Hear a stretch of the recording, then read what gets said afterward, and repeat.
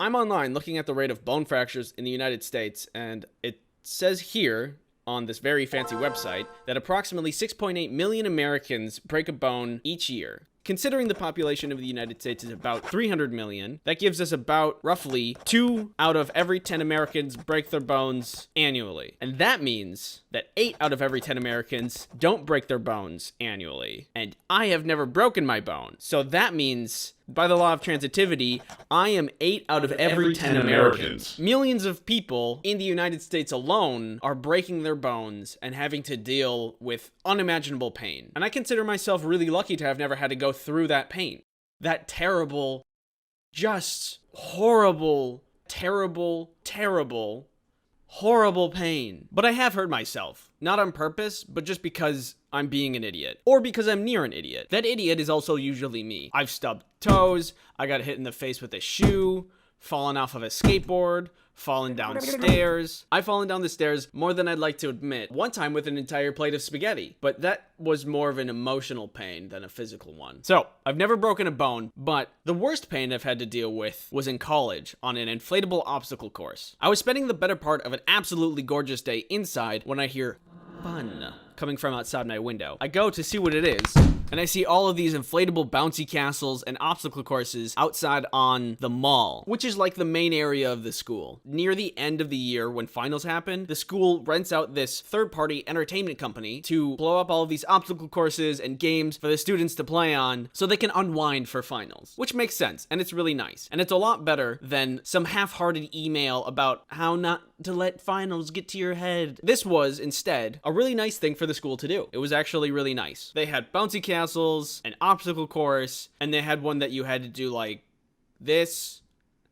I don't know how to explain it. It's not important. What is important is the obstacle course, because that's where all of my friends are hanging out. As I'm looking out the window, I can see that they're taking turns racing each other through the obstacle course to see who's faster. Clearly they were having a blast, and I wanted to have some blast. So I went outside to go meet them.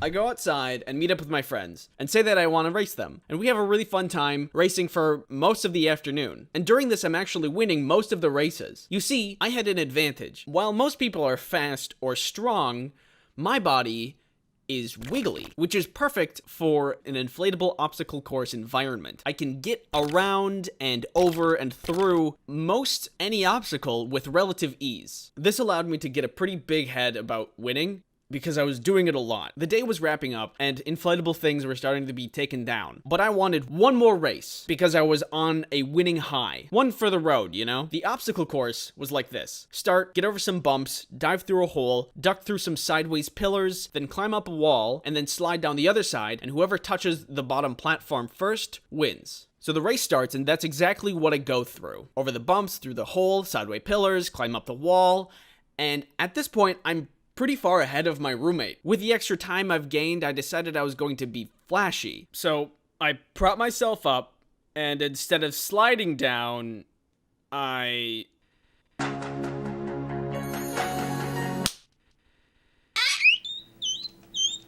What ended up happening was the inflatable structure was not fully inflated. There was a hole in it somewhere, so there was a lot of give to the inflatable course. And because I had jumped off of the top instead of sliding down, all of my inertia when I landed on the bottom platform punched through to the ground and did nothing to stop my momentum. I ended up landing all of my weight onto one of my ankles, and it really hurt. Now, I've never broken a bone before, but in this moment, I sincerely thought that I had. The guy who was taking down the obstacle course, like, peeked around the corner and was like, "You good?" And because I'm an idiot and embarrassed, I was like, "Yeah."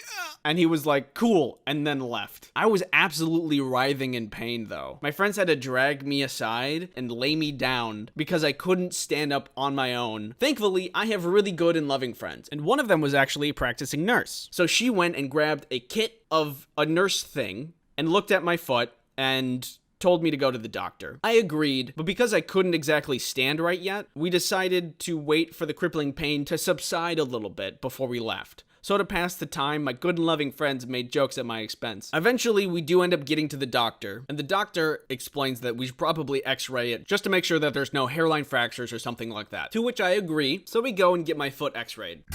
And they determined my foot was fine. Not broken, just a sprain. Which is really hard to believe because of how much pain I had to go through. Also, it's been like 3 years and it still hurts. Ow. But they insisted that it was just a sprain, so never broken a bone. So that's the worst I've ever been hurt without breaking anything. In one hand, I have the pain I've been talking about, spraining my ankle, and that hurt. That was really bad. In the other hand, I have pain I've never experienced before, which is breaking a bone. Actually, really breaking a bone. Knowing what this felt like, I don't know if I could survive this pain.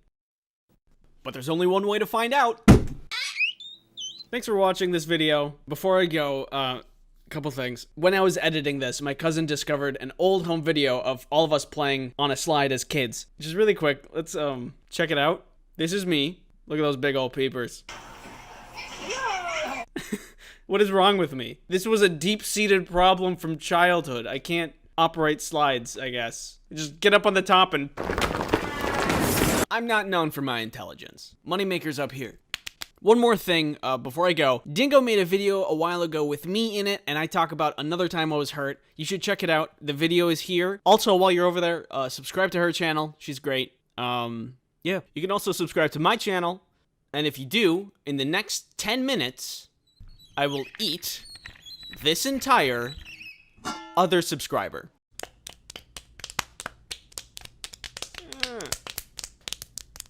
Stop. Youngest in the family, raise your hands. Look at the baby. I'm 30. Being the youngest in the family comes with its pros and cons. The pros: you get a lot of attention, you get pampered, and people are pretty easy on you. Usually after having a couple kids, the parents are tired, so they put less restrictions on you. Like getting a cell phone at 10, but your siblings had to wait till 15. The cons: I have 2 sisters in my family. One of them is older than me, and so is the other one. We've had some good times, and we've had some bad times. But through it all, I love them like they're my own 2 sisters.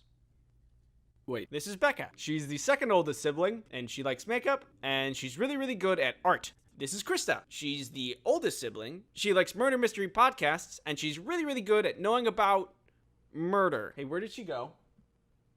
Hey! And then there's me. I like to draw. Make good pancakes. You make really good pancakes. Should I put that in? Yeah. And I make really good pancakes. Becca and I got along pretty well when I was younger. It wasn't impossible for us to butt heads every once in a while, but we were cool most of the time because of our mutual appreciation of art and Pokemon. We became art buddies pretty early on because she drew a lot and I thought that was cool, and I wanted to draw too. That's part of how I got into comics. I started doodling on my own instead of with Becca, then drawing and reading comics, and eventually making ice cream sandwich comics, and now this. You, watching me, talk to you, watching you. No. Chris and I have a good relationship now, but back in the day, the rivalry was strong. The rivalry. It's like rural rival. She would pull pranks on me, is what I'm trying to say. For example,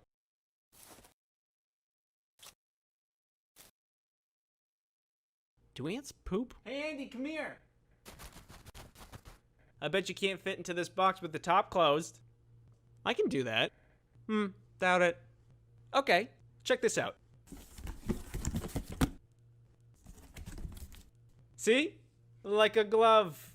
Bet you feel stupid now, huh? Krista. Krista? Krista? She let me out before I died, which was nice and surprising. I'm not sure why she did it, but I am sure that it spawned a powerful claustrophobia inside me. Not everything my sisters did hurt me. Sometimes it hurt me, but with a benefit. For example, when I was a little baby, before I could even speak, my sisters and I would have breakfast together and watch Saturday morning cartoons on the telly. Usually breakfast was just cereal, and it was the rule that you just had to finish your milk after you ate your cereal. For some reason, as kids, we didn't like to do that. Good job finishing your cereal. Now don't forget to drink your milk as well. Yeah, okay. In my will, Uncle Willie. Oh boy, I win. But you don't get 1 cent Good job, girls. Andy, finish your milk.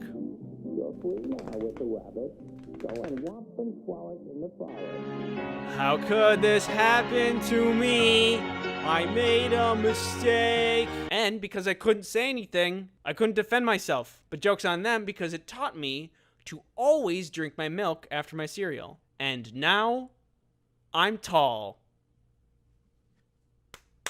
Drink your milk. Sometimes, Krista would prank both Becca and I, because, that's kind of the role of the oldest. She calls us into this side room and shows us this very large bottle of vodka and tells us she found it in Mom's and Dad's secret stash, which they didn't have, but we were young and we believed anything. She said that she was going to drink it, and even though Becca and I didn't know anything about alcohol, except that you got it for free in church with a little bread, but outside of religion, it was strictly for adults, and drinking it was absolutely off limits. Do you dare me to do it? Krista? Krista, don't do it. If you do it...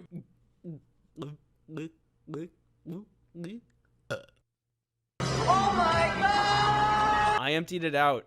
It was just water. Okay, at this point I should just expect it. That one's on me, guys. I think the moral of the story is that Krista was really good at pranking us. Like, if she committed a crime, she'd probably be able to get away with it.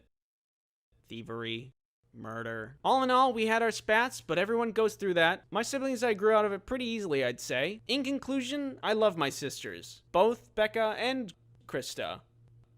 Krista? Krista? Krista! Thanks for watching this video. Come join us on Twitter, where we have a good time hanging out. Twitter.com. It's there. I intend to keep my promise I made at the end of the last video. So, let's see here. Recent subscribers in the last 28 days. Doc Crush. DeCrush? Doc Crush? DeCrush? You can pick someone else. No, I'm doing this one. They won. And they get the prize. Congratulations. Open your third eye. Focus. What do you see? I've been over this intro like a million times and I can't get it right, so I'm just gonna say it. I've had a premonition dream. What is it? What is that? What do you say? You don't know what that is? What is specifically define a premonition dream? Oops. A premonition is a vision, a gut feeling, or another experience that grants you knowledge of things that haven't happened yet. That sounds like dumb poo-poo. Because it is. I'm not a superstitious person. I would sooner go and re-damage my ankle than go and see a psychic for my own personal benefit. But I will admit that some dreams do have some meaning behind them. Like how I can be stressed in real life about money, and then I'm feeling and experiencing the same thing in a dream, but the only difference is that I can fly and my dad is Santa. There's some connection between the real world and the dream world there. But to be able to tell the future in a dream? That just doesn't make any sense. So why am I here claiming such things as having a premonition dream? Because I don't really know any other way to explain it. Okay, so here it is. We fade in. It's me. The year was a couple years ago. The place, basement. I've been playing Mario all day, and I was doing very well for myself, almost completing the entire game until I hit one castle level that was a little bit harder than average. There was no checkpoint in this level where I really needed it, so I did what anybody else would do after playing Mario for 10 hours. I went to bed. And you know when you do like one thing all day, almost obsessively, and then you go to bed and you end up dreaming about it? Well, that's what happened to me. And that night, I dreamt of Mario.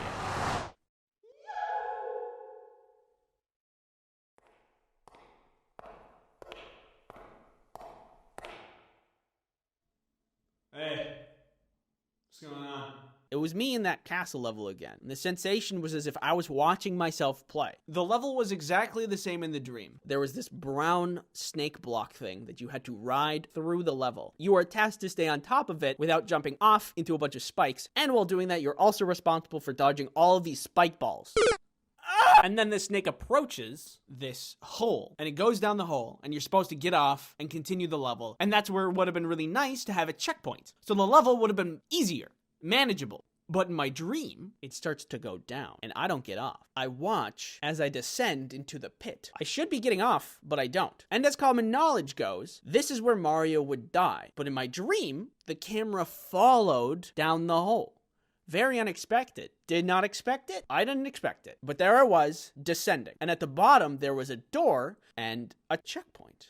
Which is exactly what I needed! But it was a dream. The next day, I get up and I go try to play again. At this moment, I remember the dream. And I don't know why I tried it, but I decided to copy what happened in my dream. I bet you can tell where this is going. I tried the dream thing in real life and it worked! What? And now the level was gonna be a ton easier. There's a couple of ways this could have happened, but one sec, let me paint you some perspective. That's like you having a dream of you finding a secret box in your attic that you've never seen, and it has like cheese in it, maybe M&Ms, doesn't matter. You go and try to see in real life and it's actually there.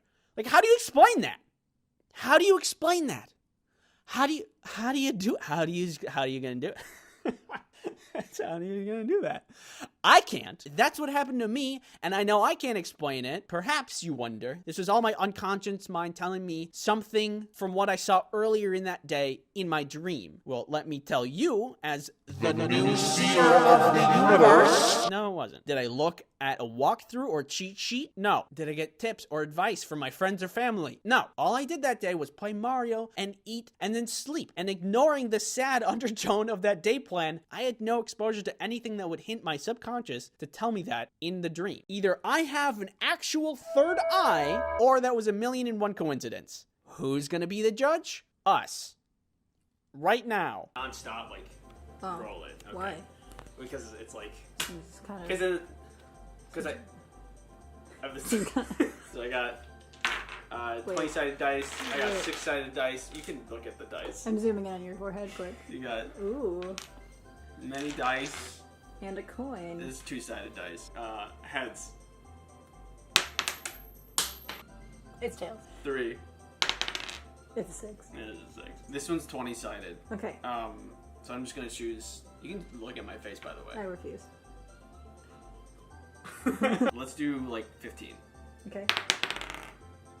So, 6. Wait, how many sides did it It have? was an 8. Oh, 2. It's pretty close. You're at like 0% right now. Yeah. That's not very good. No.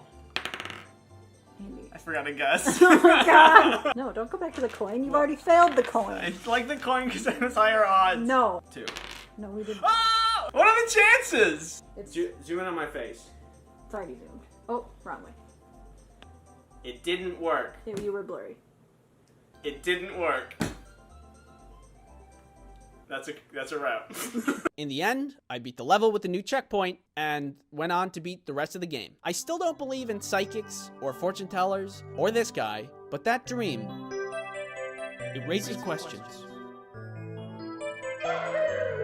Thanks for watching. Check out this other video that I have, and if you do, then I will appear in your dreams and we can hang out, but I will not stop farting. Hey, how you doing? So before we start, I just want to say that just really quick, you should know. Okay, just really quick.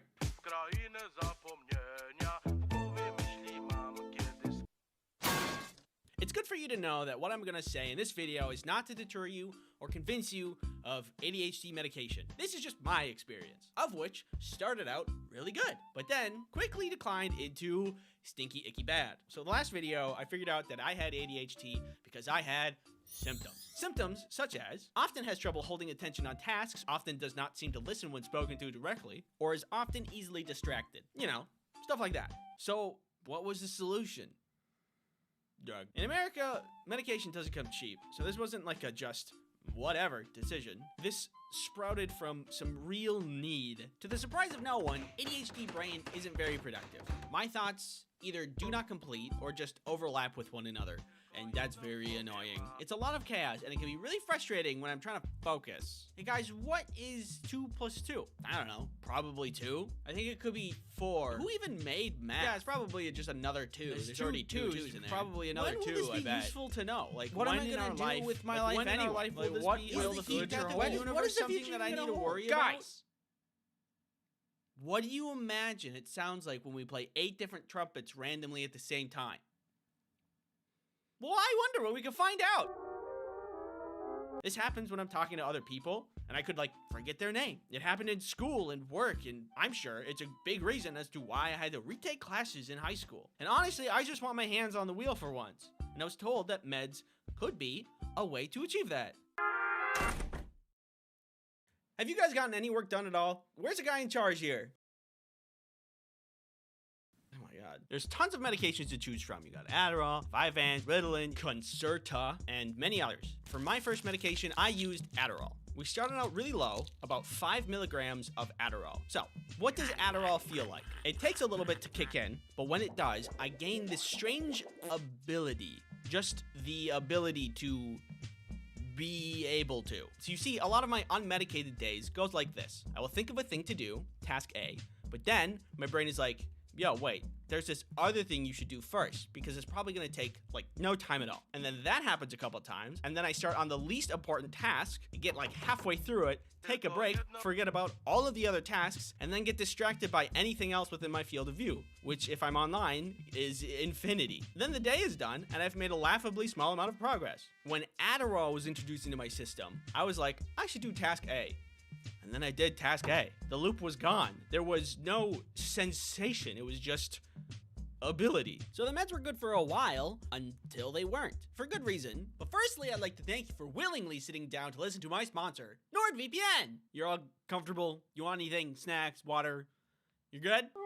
Great. NordVPN is a virtual private network service that helps you protect yourself online. The internet is filled with infinite knowledge, but also people who want to track your data at every turn. NordVPN can help you stop that intrusive tracking. Hey there, what's your phone number? I want to sell it. NordVPN also blocks malware so you can protect your computer.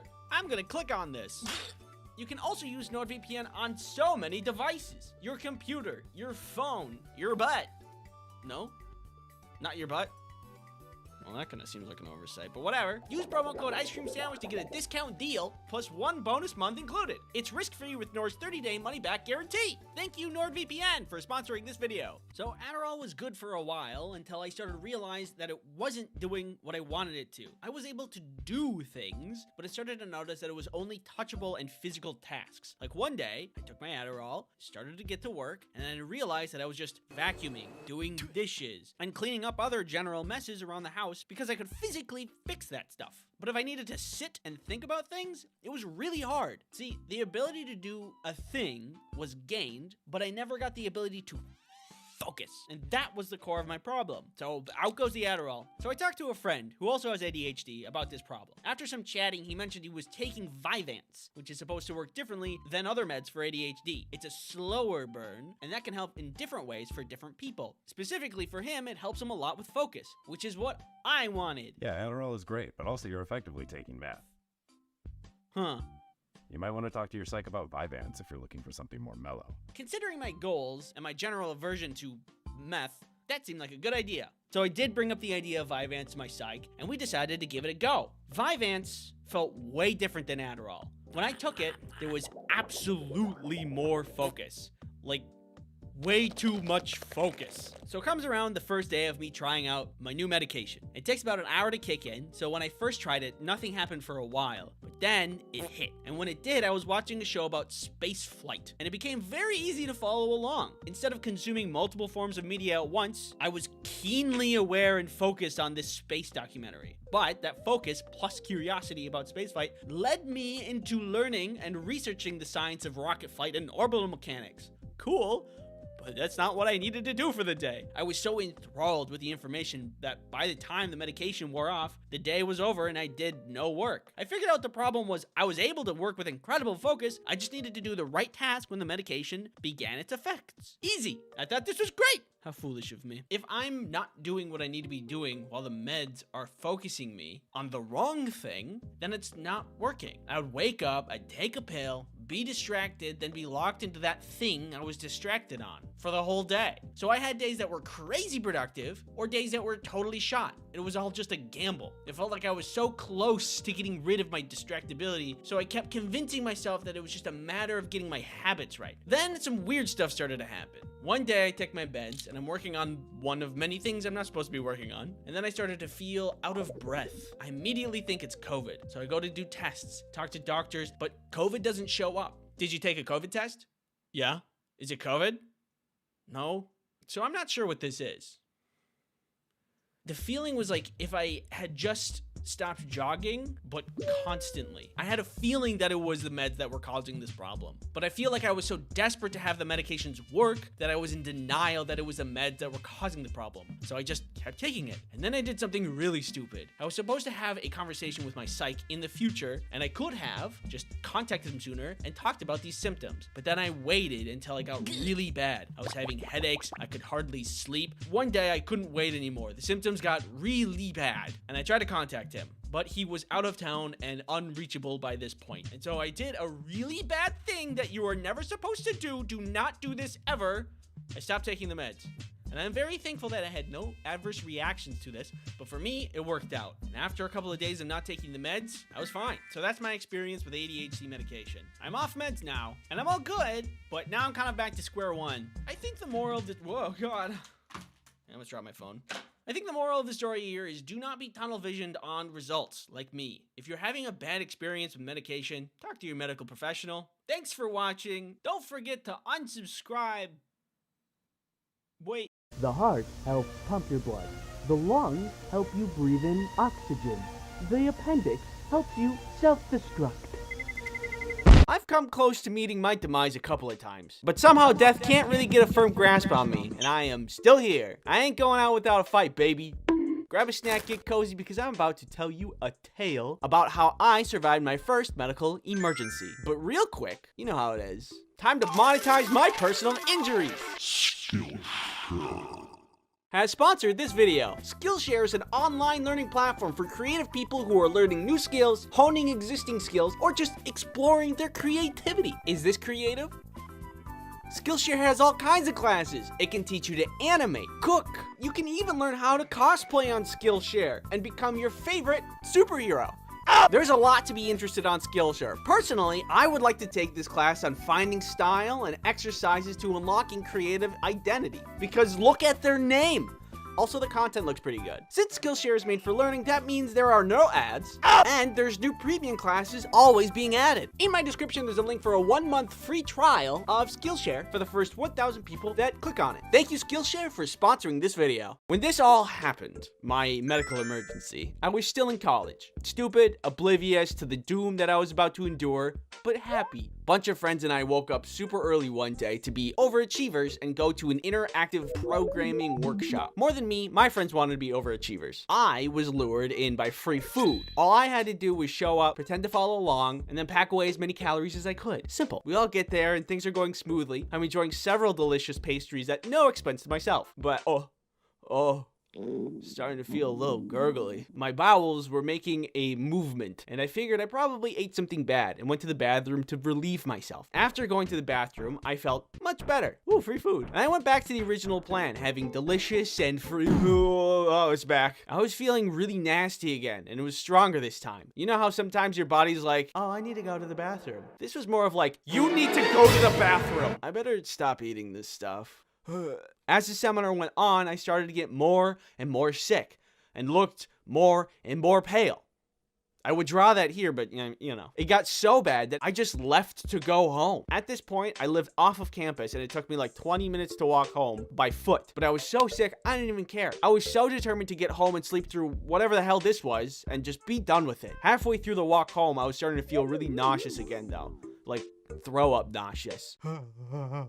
I hate throwing up. However, nature is strong, and my stomach demanded a purge.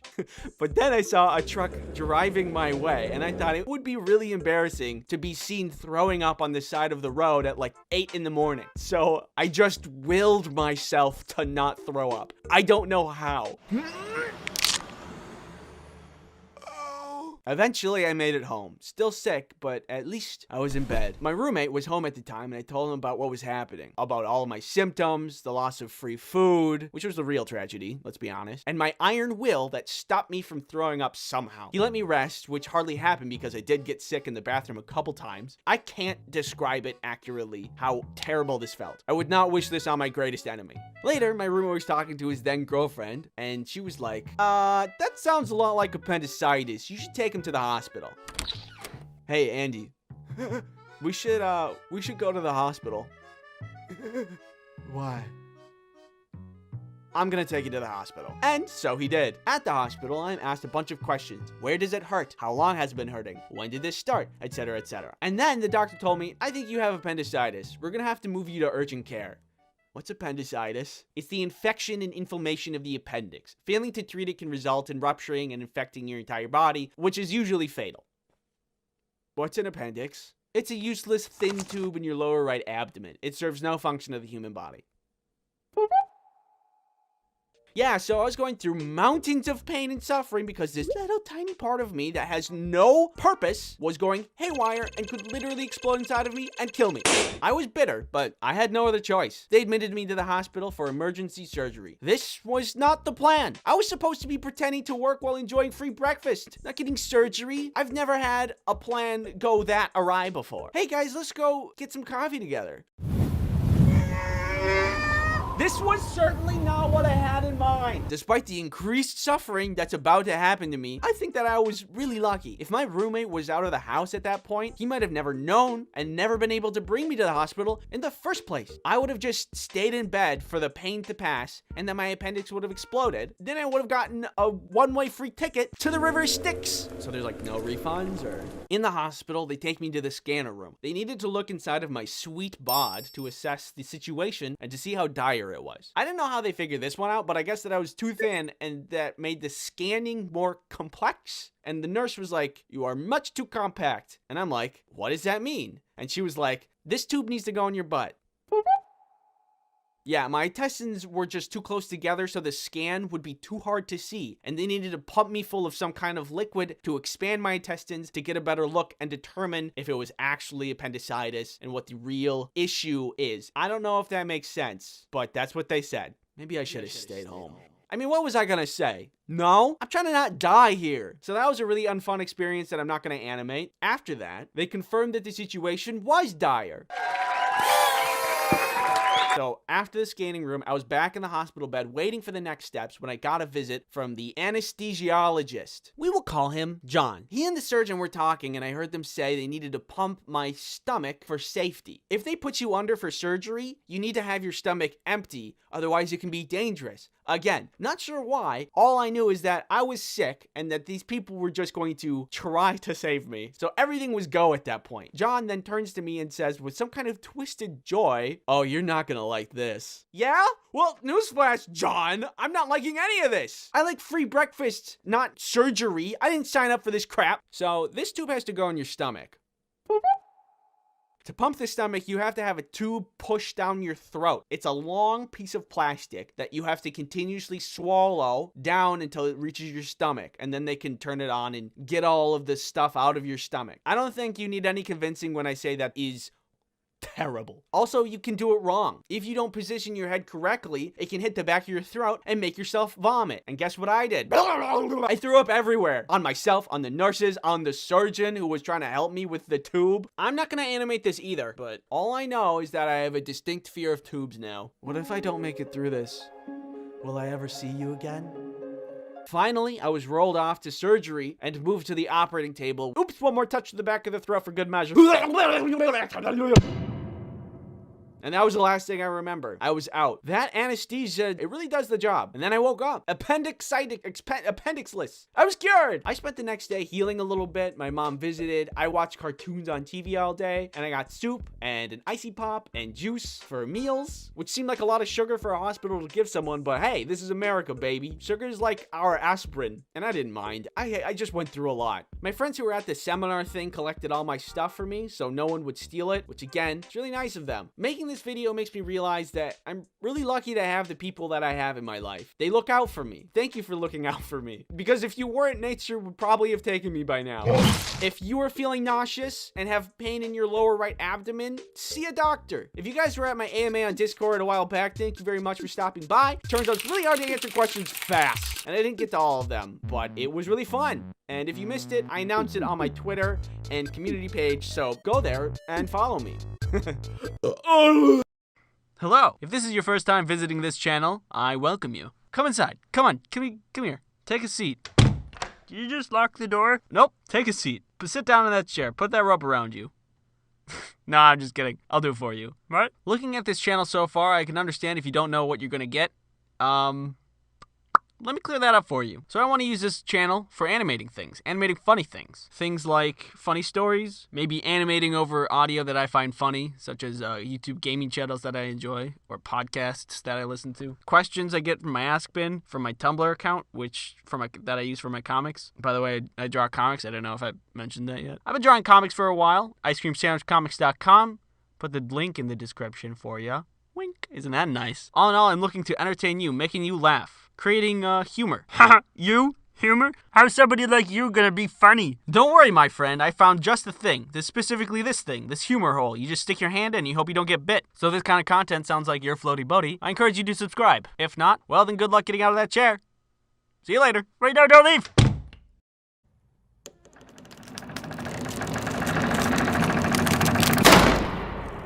Nobody asked me to do this video, but also, nobody can stop me from doing this video. Doors, they're great. You can walk through them, you can open them, you can close them. You can even use them to kill a spider. I know what you might be thinking. Get on with it already. I'm dying to know what you have to say. Also, you're very cool, and I want to subscribe to you. And yes, I will get to it. But you know what they say, work first, play later. And this froggy lamp ain't gonna pay for itself. So, I am sponsored by Skillshare. Skillshare is an online learning platform for creatives. Millions of people use Skillshare to take their creativity to the next level. Step aside, Da Vinci! Are you a curious person who wants to learn something new? Then Skillshare is just for you. I learned how to play the xylophone. Skillshare has thousands of inspiring classes for creative and curious people. Explore new skills, deepen existing passions, and get lost in creativity. Check out this new song I just learned.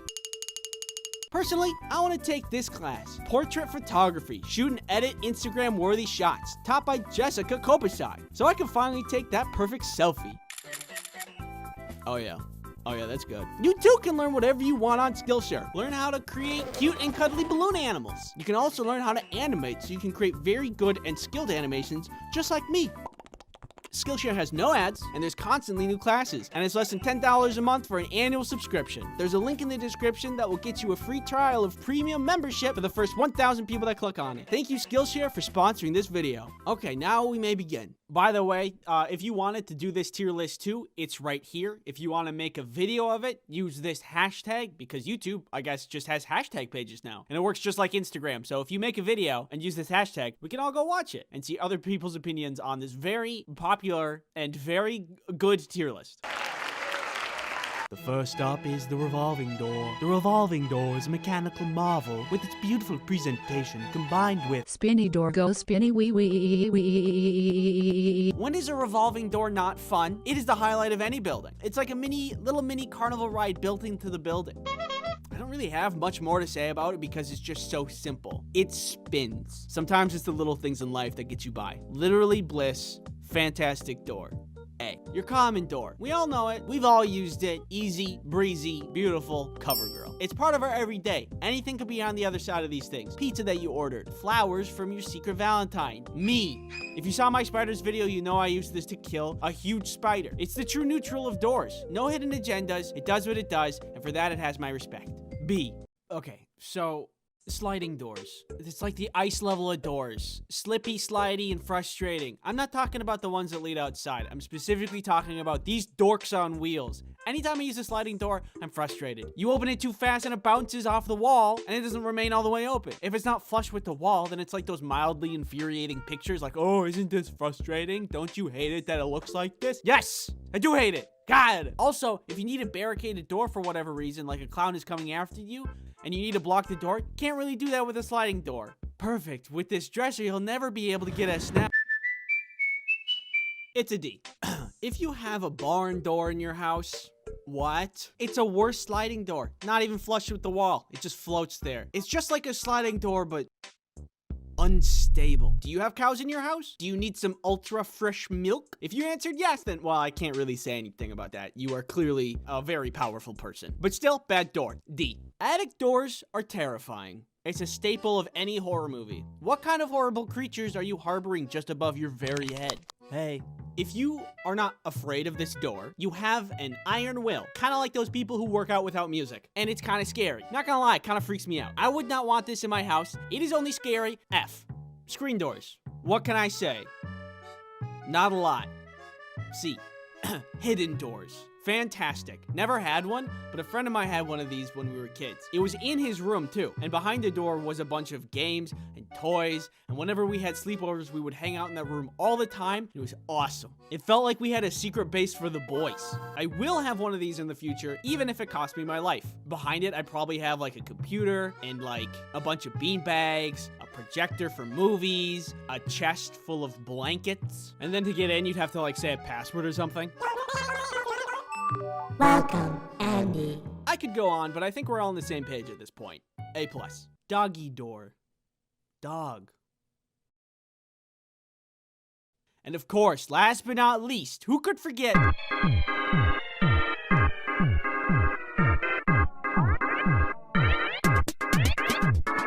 Alright, that's all the doors we got. Thank you for watching. Go ahead and subscribe, baby. If you want something else to watch, go ahead and watch my Kirby video that for some reason got banned on TikTok. It's right here. Alright, bye. Alright, we need to keep this away from the public. It's harmful nuclear waste, so what should we do? I have just the plan.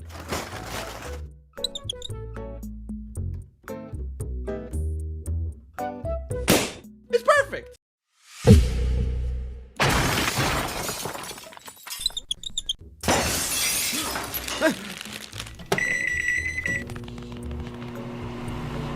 Yeah, come here. Stand over there. No, wait, where are you going? How can you be so rich and make such a bad interior? It's offensive. I don't want to play anymore. Peeve deep and terrible rage. Never do business in an establishment where the lights are off, you think it's closed, and the roof is caved in. Give me the napkin. Is it still there? You still got it on. It's still there a little bit. Did I get it? No, there's still some. Yeah. All good? Yep. Perfect! I am holding a bomb! Okay, here I go.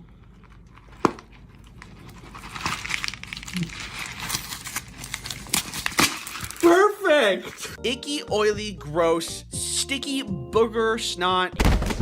Ow! Ow! Stop it! This is for you, Earth. Yeah, he blew up the wrong one. And I don't like that. Something wrong with your kid. Slime. This kind of hurts my eyes. Don't touch me. No, precious data. If I'm on a plane and your legs are touching my legs, I won't say anything because I'm pretty non-confrontational, but I'll be upset about it. This video is sponsored by NordVPN. Ew, why'd you do that? Observe how easy it is to eat this regular-sized normal burger. Whoa! Will you give no time for the brilliance of the sunset to dance on the stage of the horizon? Take your fingers out of your mouth. Pretend for a moment that this fist is the internet. Getting you pretty good there. But harmful to pets and children. No, I am not procrastinating. It's important. Research. ASMR. Father! Assistance! It just doesn't add up, and it makes me pretty mad. Oh my goodness! Microwave make candy warm. Candy go in microwave. Except it doesn't! And I love not dying. You're someone that's on the internet. How did you know? Wait, seriously? Give me that. I rang the bell at the front to make a bug from the thing. So I just didn't have any candy that night. No, And staples are important. Except for the store Staples, which I'm surprised is still in business. What kind of scam is this place? $30. Why are the roses $30? I think this is a drug trade and I just interrupted their meeting. 1 rose, please, I said unsuspiciously. Thanks for watching, and don't forget to subscribe. If you don't subscribe, it'll make me mad. You won't like it when I'm mad. If you could choose any video game item to have in real life for surviving the zombie apocalypse, everyday use, and annexing Toronto, what would you choose? Why was that one so specific? This is a fun question if you like video games. And I like video games, so I went ahead and I asked you about it in the community tab. The portal gun sounds like a good idea for the zombie apocalypse. I would use a hang glider for the Breath of the Wild every day. Wait, what? And I'll go with barrier blocks from Minecraft for the last one. I'm just gonna say this outright. The Breath of the Wild hang glider is probably a really bad one. I'm sorry to break it to you, but it's just kind of worse than a real one. You have to hold on with your hands. You have to have gorilla grip strength to hold on to that. And if you can't, then you die. Have you ever used monkey bars before? Like, think of that, but 5,000 feet in the air. It's not a good idea. I don't know. Maybe you're just built like a brick, but from my perspective, I don't think I'd want to do that. The portal gun is very good though. Very useful in a zombie apocalypse. Simply put a portal in any entryway to your base, and then the other end of a portal on a cliff. It's perfect, and there's no flaws with that idea. Yeah, come a little closer. I dare you. See what happens. To annex Toronto, you would use Minecraft barrier blocks, which is a very creative choice, and also a very ambitious one. Definitely Maxwell's Notebook from Scribblenauts. I remember this game. The book that whatever you draw on becomes real. I could see this for anything. Imagine if you had a room to decorate, you could have anything. Do you need like a homemade security system? The options are limitless, really. You want to do this the easy way or the hard way? Yeah, he's not giving up. Take the shot. The gravity gun from Half-Life. It's proven to be effective in apocalyptic situations, that's true, and would be incredibly useful to everyday situations. Have you ever tried to move a mattress? It's the soft thing, but the most annoying thing to move. I could see this being very useful. I don't know how to deal with Toronto with this thing, though. I think I kind of set you guys up with the annexing Toronto question. I just thought it was funny, but it's really a hard question. It's kind of out of our scope, so sorry. I would use the hook shot from Zelda on people's faces. Wait, do you mean like in the zombie apocalypse or daily use? Speaking of video games, sponsorship jump scare! The 10th anniversary of My Singing Monsters is here. Dude, can I help you? To celebrate, My Singing Monsters is dumping a ton of new content, all designed by the community.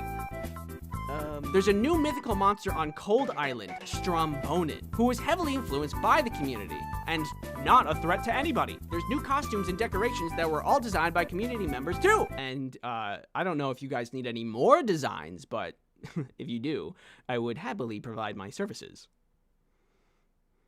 There's also 10 special limited edition anniversary monuments for all past birthday milestones. All this stuff and more coming to the next My Singing Monsters update.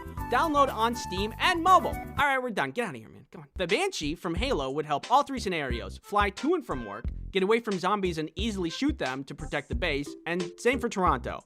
Okay, I don't think we're gonna get away with the Toronto one. But I do really like a Banshee. I would love to have a Banshee. I know exactly what I would do with a Banshee if I get one. Blue shell from Mario to annex Toronto. You can't deny its power. Few have seen this baby fly and live to tell the tale. The tool gun from Gary's mod. I love this. It's basically copy, paste, or delete for real things. Subscribe to my YouTube channel. Hey, look at me. Look at me. It's okay, everybody. As long as we're inside, he can't get us. Maybe just Kirby. He would eat zombies in an apocalypse, make a good pet in everyday life, and could eat Toronto if he wanted to. Causing destruction with a walking pink ball sounds fun. Kirby isn't an item, thank you, but I love him, so I will accept this answer. Hey, give me that. If you guys missed it, I made some merch and it's in the store. Check it out if you'd like. Thanks for watching. What is your favorite food? Pizza. And let me explain why. Pizza is great. Pizza's for everybody. All right? Let's think of a situation where everybody's at a party that all of your friends are at. Some of your friends are at. There's some friends. And everybody, okay, so everybody's hungry and you guys need to figure out something to eat. Okay? But you don't want to make a bunch of stuff so we all have to have the same thing, a similar meal that we can all share. What do? I bet you can guess, but hold on. Let's just run through it really quick. You guys want sushi? No, I don't really like seafood. Do you guys want chicken? I'm a vegetarian, so I can't eat that. What are we gonna get? Hey, let's get a pizza. Yes! Yeah! Woo! Then when you get the pizza, you can divide it up into different types. Fish pizza for the sushi guy. Meat lovers pizza for the chicken guy. Veggie and or cheese for the vegetarians. And pineapple for the weird one. I'd be the weird one. I love pineapple. It's good, sue me, whatever. Pizza's also super easy to make. Check it out. Bam, pizza dough. Bam, sauce. Bam, toppings. Bam, loving and kind words. I love you, pizza. You can do anything you can set your mind to. I love you.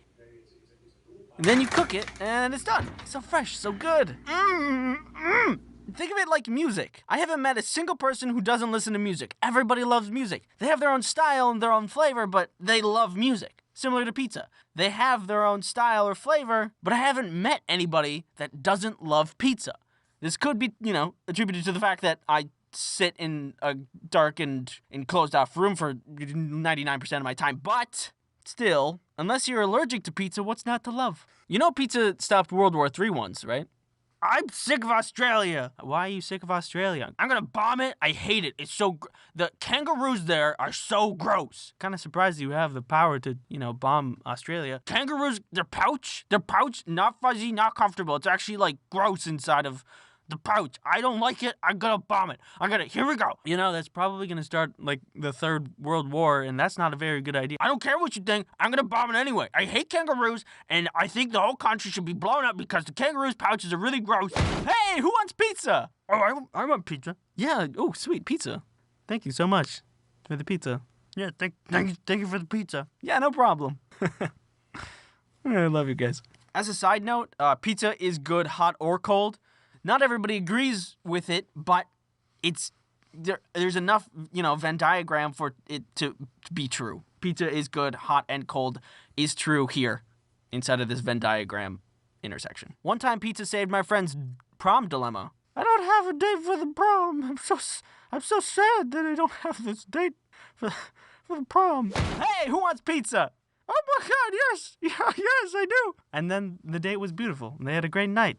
Thanks, pizza. Pizza's also just really versatile. It can be anything. It can be savory. It can be sweet. You got pizza bites, pizza bagels, pizza bowls, pizza vodka. Don't knock it till you try it.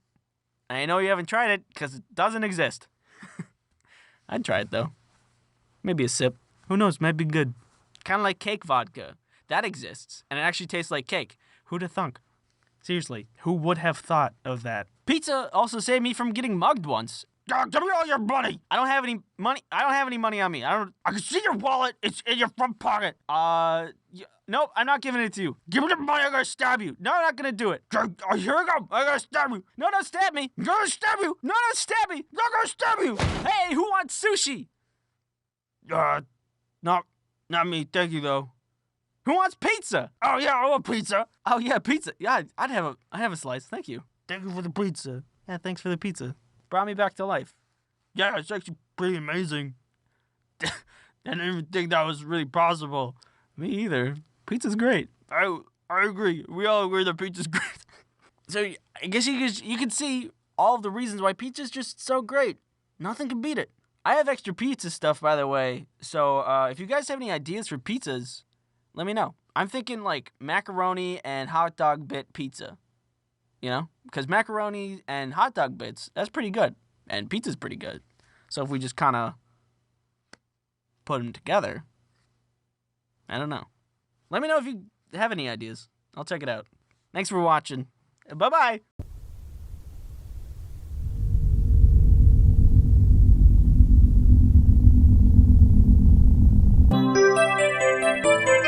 You mean?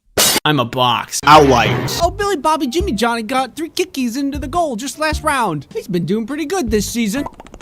Catch! Run. Hey, does it seem really bright out here to you guys? I am speed.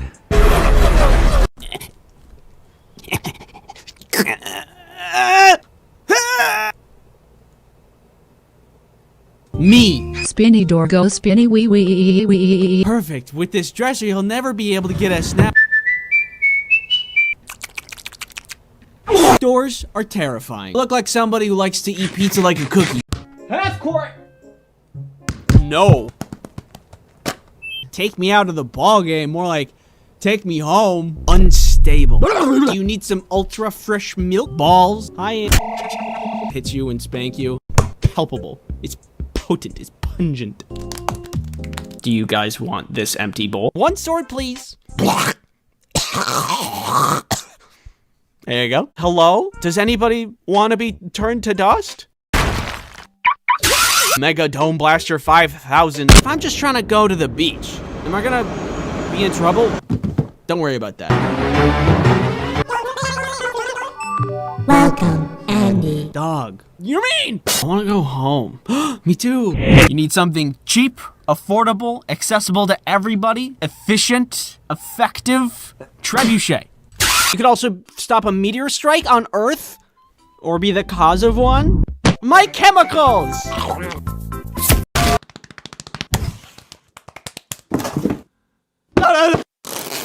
Wait a second.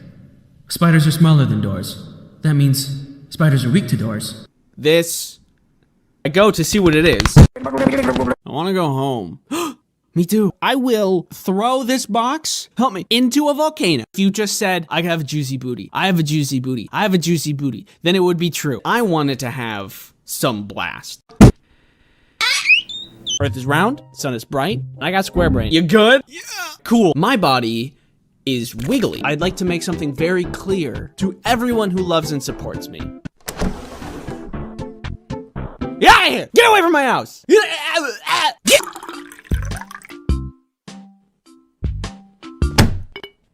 Wood, nails, rubber bands, and with a little ingenuity, I created garbage. What's that? It's called salt, mask, bird, big corn dog. How do you explain that? How do you explain that? How are you gonna do it? How are you gonna do that? I can't. We can hang out, but I will not stop farting. It raises questions. I can fly and my dad is Santa. Is this safe? I'm sleeping. Please go away. Bonjour, je suis un enfant. Je m'appelle omelette du fromage. Sell your kidneys. Cucumber nimbus. Sit down in that chair. Put that rope around you. Nah, I'm just kidding. I'll do it for you. Give you a little kiss. No! Human garbage can. You might not be able to keep me from breaking and entering. The closer we can get to stopping a horse's heart, the better. Do you need to access the dark web? Chicken. It's just the essence of bad in my mouth. One sinful abomination. Ooh, what's this? It's mushroom pizza.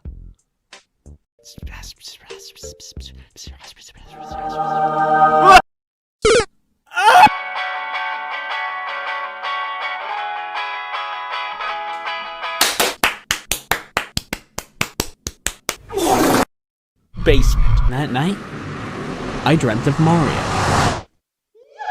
Naturally, I dressed up as a cardboard box. Fortnite. An eldritch blood god from a different dimension named Daniel. I should just put you with the rest of them. Little baby. Krista? Krista? Krista? Emotional pain. I'm being an idiot. How could this happen to me? I made a mistake. Drink your milk. You, watching me, talk to you, watching you. Do ants poop? It'll be fun! Nobody really wanted to eat pizza because what they really craved was violence. Look at the baby. I'm 30. If we went to war with Djibouti, we would have a strategic advantage. Hi. Have you ever wondered what I would look like if I was crushed under a giant fist?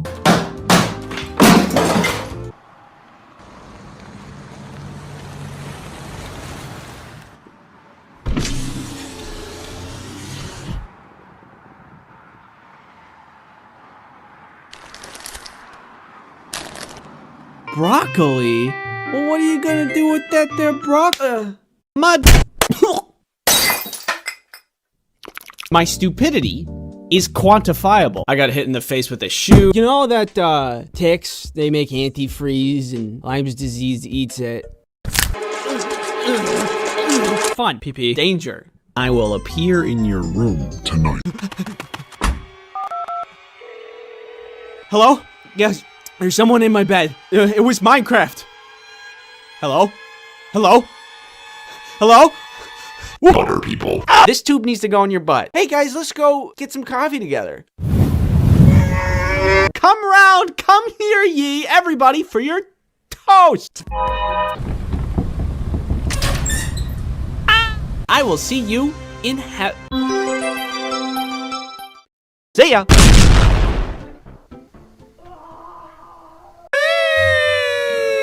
I sure do love flying around the cosmos with you, sister. So fun. We're not doing anything to bother anybody, and we're... Oh, what's that?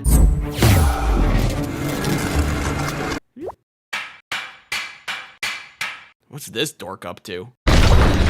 Hey, why don't you pick on someone your own size? Get cubed, idiot. What's that supposed to mean?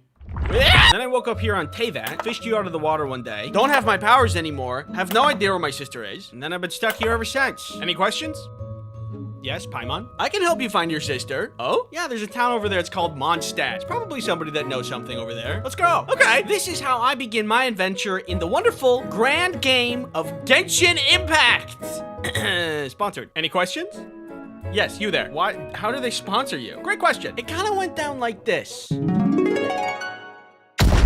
We request a trade. You be funny and play video game. We give you cartoon sack of money. Does this suffice? I don't wanna. 2 cartoon sacks. All right, now we're talking. And now we're here. None of that sounded real. So anyway, back to the story. Paimon and I make our way to Mondstadt. Hopefully somebody there can help us find my sister. Paimon points out some kind of magical statue that gives me magical powers. And it tells me that wasn't normal. The gods must like me because I'm so awesome and cool. Let's just keep going to Mondstadt. Oh, okay. On our way, we come across a giant dragon and some boy talking to it. Nice, Ron. I sneezed. Oh, I'm not allowed to sneeze. After accidentally scaring off the dragon and the boy with the magic powers that were forced upon me, by the way, not my fault, we found a red-looking tear. This looks pretty dangerous. Probably shouldn't touch it. Spit that out. Why would that be your first instinct? Look, strawberry flavor! I just said it was dangerous. I don't know, I'm new here! A little further ahead, just as we're about to get to Mondstadt, we run into Amber. Parkour! I scratch her back by helping her fight some monsters. She scratches my back by bringing me into town and giving me a glider. Things are going pretty good. We're making a lot of progress. But moments later, the city is attacked by the dragon we pissed off from earlier. Do you think this is my fault? From the thing that happened earlier? Shut up!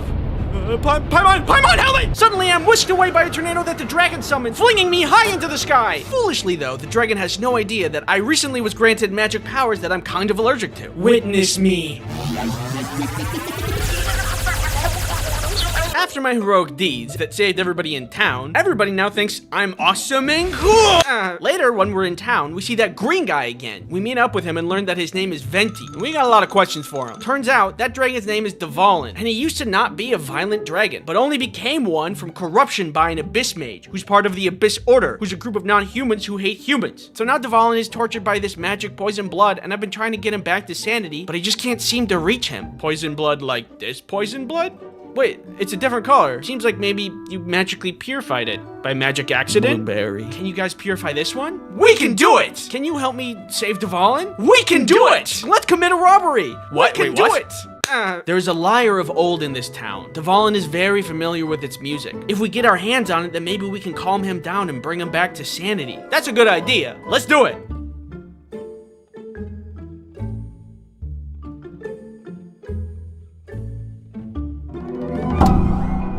Hey! Don't steal the thing that we wanted to steal! Hey, intruders! We're busted! Run! The jerks who stole our lyre before us was largely a non-issue, because we were able to find their hideout and beat them up and get it back. No problem. Witness me. So, with the lyre back, we could possibly cure Dvalin. Time has faded the magic in the legendary lyre, but all we had to do was restore it with the tears that I could purify. Easy! Hand me that tear that you purified earlier. Thank you. Now, with nothing in our way, we lured out Dvalin, only to find an abyss mage whispering evil lies to him, enraging him, and then him leaving again. Let the record show I did not sneeze this time, and none of this was my fault. Okay, new plan. We forcefully purified Dvalin of gross magic by beating him to a pulp. Yeah, I can do that. Hey, Dvalin, how you doing? How'd you guys get here so fast? Oh wow, I feel a lot better. Sorry about earlier. Don't worry about it. We saved the dragon, we saved the town, and after all this, I feel very accomplished. The only bummer about all of this is that when I went to Venti and asked him about my sister, he said he didn't know. Oh. The next stop in your journey should be Leeway. The Geo-Archon Rex Lapis comes once per year to make divine predictions, which guide the city on how to run Leeway for the coming year. Perfect. A chance to ask a powerful deity where my sister is. Let's get moving. Leeway is the largest trading port in all the 7 nations. Merchants gather from all over Teyvat, making it a port city with booming business. This is also where the world currency Mora is minted. I wonder if Adi would want to do another robbery with me. Once we arrive at the ceremony, we see Miss Ningguang of the Liwei Qisheng, a powerful financial leadership group that takes part in running a lot of the city. Looks like Miss Ningguang is in charge of leading the ceremony this year. Oh look, that guy's making a wish. I wish to get some leads from the Geo-Archon about my missing sister, and for my sister to be found soon. And $1 billion.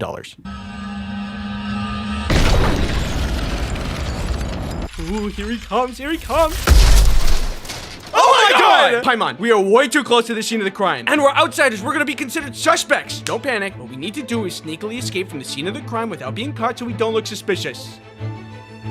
Hey, over there! I'm not guilty, I can prove it! And just when I thought that I was about to go to jail, this guy named Child, yeah, that's his real name, comes to our rescue and gets us away from the scene of the crime. But when we talk to him, we find that he's part of the Fatui. Hey, you're part of the group that stole the liar from earlier! I know my reputation, but I'm not a bad guy. Okay, maybe I am a bad guy, but you can trust me. Okay. Here, take this sigil. The Adepti, the magical creatures who have also taken part in running the city, have the authority of clearing your name of any wrongdoing, and this sigil will give you permission to talk to them. Well, I don't see any other way out of this, so let's go. After we filled in all the Adepti that God died, we are now off the hook from being criminals. But now there's this looming power vacuum in Leeway that leaves the city unstable. We talked to Child again, who's like, hey, isn't it weird that the Liwei Qisheng hid the body of Rex Lapis after his death? Hey, that is weird. And they were the ones to do the ceremony, which means they were closest to the scene of the crime. And if you're close to the crime, you can do the crime. I would know. I stole a liar once. Conveniently, we later get an invitation to meet Ningguang at the Jade Chamber, a grand floating house where she lives and does a lot of her work. Floating house, schmoating house. I'm not jealous. Floating stuff is stupid anyway. What did you Anyway, this is a perfect opportunity to use my masterful detective skills to figure out where the body is hidden. Miss Ningguang, tell me where the body of Rex Lapis is hidden. It is in the Golden House. Tell me or... Oh. Wow, I'm an amazing detective. We learned by talking to Miss Ningguang that the hiding of Rex Lapis' body was to stabilize the situation. Also, the Fatui are not to be trusted. Ever since Rex Lapis died, they've only wanted to gain power and sink their fingers further into Leeway. Oh. So Child was really just using me to get more information on where Rex Lapis' body was for evil Fatui reasons. I guess that the guy who said, maybe I am a bad guy, really was a bad guy. Not even the world's greatest detective could have seen that coming. So to confront Child, we go to the Golden House, where we find him being evil, and so we fight him. You can never dream of defeating me. Oh. Well, I guess I have to pull out the big guns. Fine, we go to plan C. What have you done? I could be a detective about it, but I'm wondering. I've summoned Osile, the overlord of the Vortex. Let's see you handle this. We bravely scurry back to Miss Ningguang to figure out what to do. And she decides to use her floating house to defeat Osile. An entire... Wow, really? Okay. And the entire Jade House drops on top of Osile. The day is saved and everything is fine! Mostly! Sorry that Child got away. Also sorry your house blew up. Also sorry your god is dead.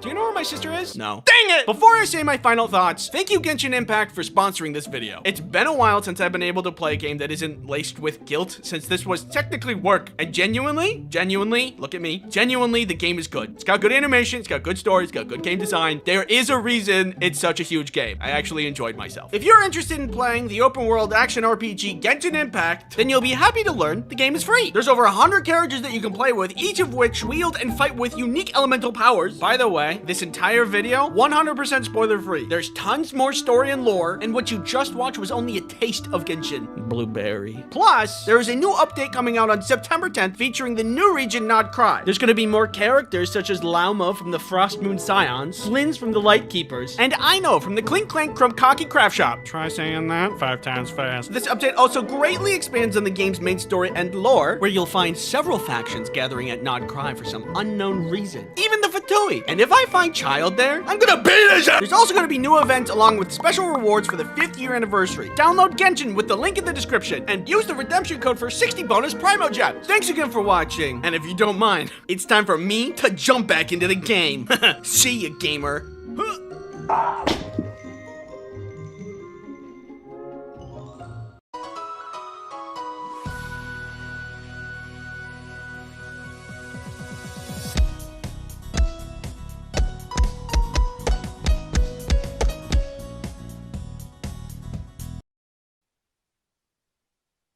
If you're anything like me, you don't like sports.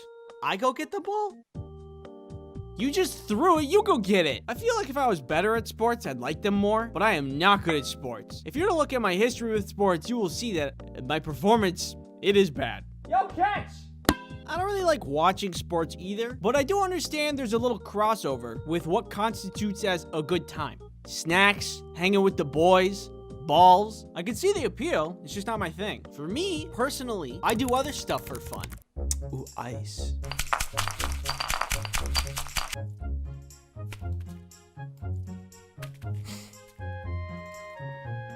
Woo!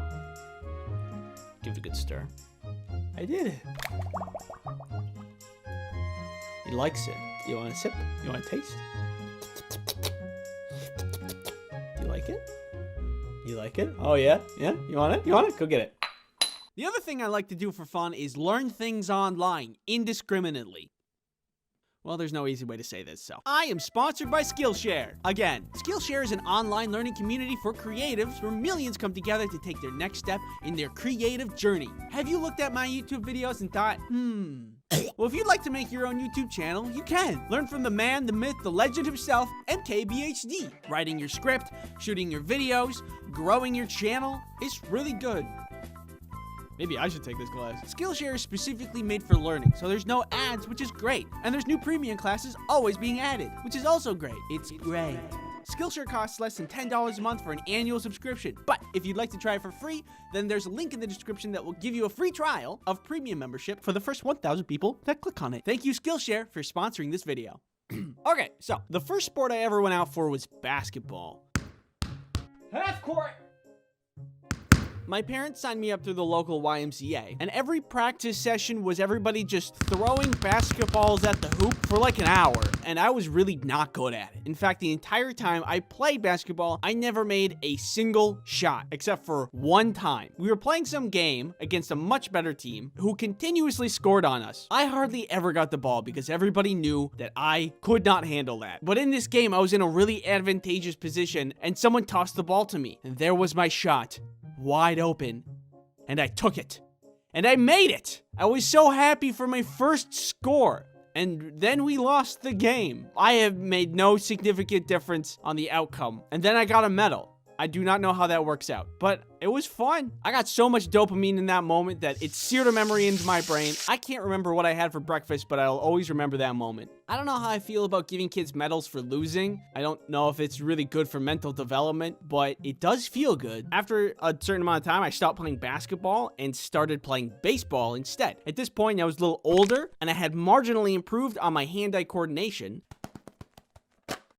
so I could take baseball a little bit more seriously. And this time, I was on a team with my friends, which was awesome. It made playing the game way more fun. There was a snack bar at the place that we played games at, so we could always go and get like Big League Chew, and this is not interesting at all, but the nostalgia I get while looking at this product is palpable. It's potent, it's pungent. Ugh, Big League Chew is so good. Actually, hold on. Amazon. Big League Chew. There it is. I can get a pack of 5 for $8. There's a bucket? But yeah, baseball, I was also very bad at this game. I might have been older. I might have had better hand-eye coordination, but I was still bad at throwing, pitching, hitting. You could just generalize it and say that I was bad at the whole game. And you'd be right. I remember playing this one game where the ball landed right next to me. All I needed to do was pick up the ball and toss it. But while I was trying to pick it up, I wasn't looking at my hands. I was looking at the runner, just rounding the bases. And I kept missing while I was picking it up. So I was just looking at the dude taking all the bases while I was crouching over looking like a dumb idiot. And then I looked down and saw that I was missing it, picked it up and tossed it. But the runner got a home run by the time I threw it. Guess who was mad at me for that one? The whole team. If that doesn't sound that bad, trust me when I say it looked way worse if you watched it play out. Whew, tough inning. I'm gonna go get some more Big League Chew. I'm out of the old chew. All right. I was bad, and everybody knew it, including me. They even yelled at me to not throw the ball when I got it because it usually meant someone was going to get another base, if not an entire home run, because I would just miss all of the time. Except for there was one time when I shut everybody up. We were playing a game and we needed one more out to win. I was shortstop at the time, which is right here, and the ball was hit right to me. I picked it up and everybody was telling me, don't throw it. Just, we'll get him out on the next hit. But I didn't listen. Instinct seeped into my brain. I was all animal. I got the out. The whole team was shocked, including myself. And it was the complete opposite of the basketball game because that throw won the game for us. I mean, it wasn't a really impressive throw, but when you take the worst player of the game and you get an out, it's a little bit cool. Everybody was freaking out, and everybody did that thing where they came up to me and they hit me in the head because they were like, good job. I don't get that in sports where they just hit you and spank you, but it is a form of endearment, so it felt very good to be congratulated. That was the coolest play in baseball that I've ever made, and I'll always remember it because all my other memories of playing baseball were really embarrassing. So I guess I get why people like sports. It's exciting when things go good. It's just that things don't go good for me a lot when it comes to that. This is kind of irrelevant, but I was thinking about when I was playing baseball, and I remember this time that there was this kid that we were playing against who was pitching, and he had been hitting every person that went up to bat. And then I went up to bat, and I could see that he was really upset. And then he threw the ball and he hit me. And I was like, hey, I don't have to walk. He can pitch again. I didn't think that hurt at all. And then the ref was like, nope, you have to go. And I was like, okay. And I walked to first base and I saw them crying. I just felt really bad because I know what it's like to suck. I hope that kid's doing okay today. If by some random chance of luck that you're out there watching this right now, just know that you're not alone. It's okay to suck. I suck every day. And then, after a certain amount of time, baseball was done. And then I moved on to track and field, which was really fun because it's easy. You have to do one thing. Run. I like track and field because I considered myself at the time to be pretty quick. I am speed. I definitely wasn't the fastest, but I still prided myself on my ability to run. There's no missing the ball on the ground or throwing a ball at a hoop. It's just run. And that I could do. Nothing really interesting happened when I played track and field, just because it is very simple. Look at him run. Yeah, that one's fast. But it was one of the sports I did. There was one day that I became really dehydrated that all I could see was white. Hey, does it seem really bright out here to you guys? But that's less about the sport, more about me being dehydrated. I'm surprised I'm alive these days. Anyway, and then I tried cross-country skiing, but that one was the worst because despite everybody's best efforts, I couldn't do it. Every practice after school, we would go out to ski, everybody would be shimmying around, and then there would be me shuffling in place for hours.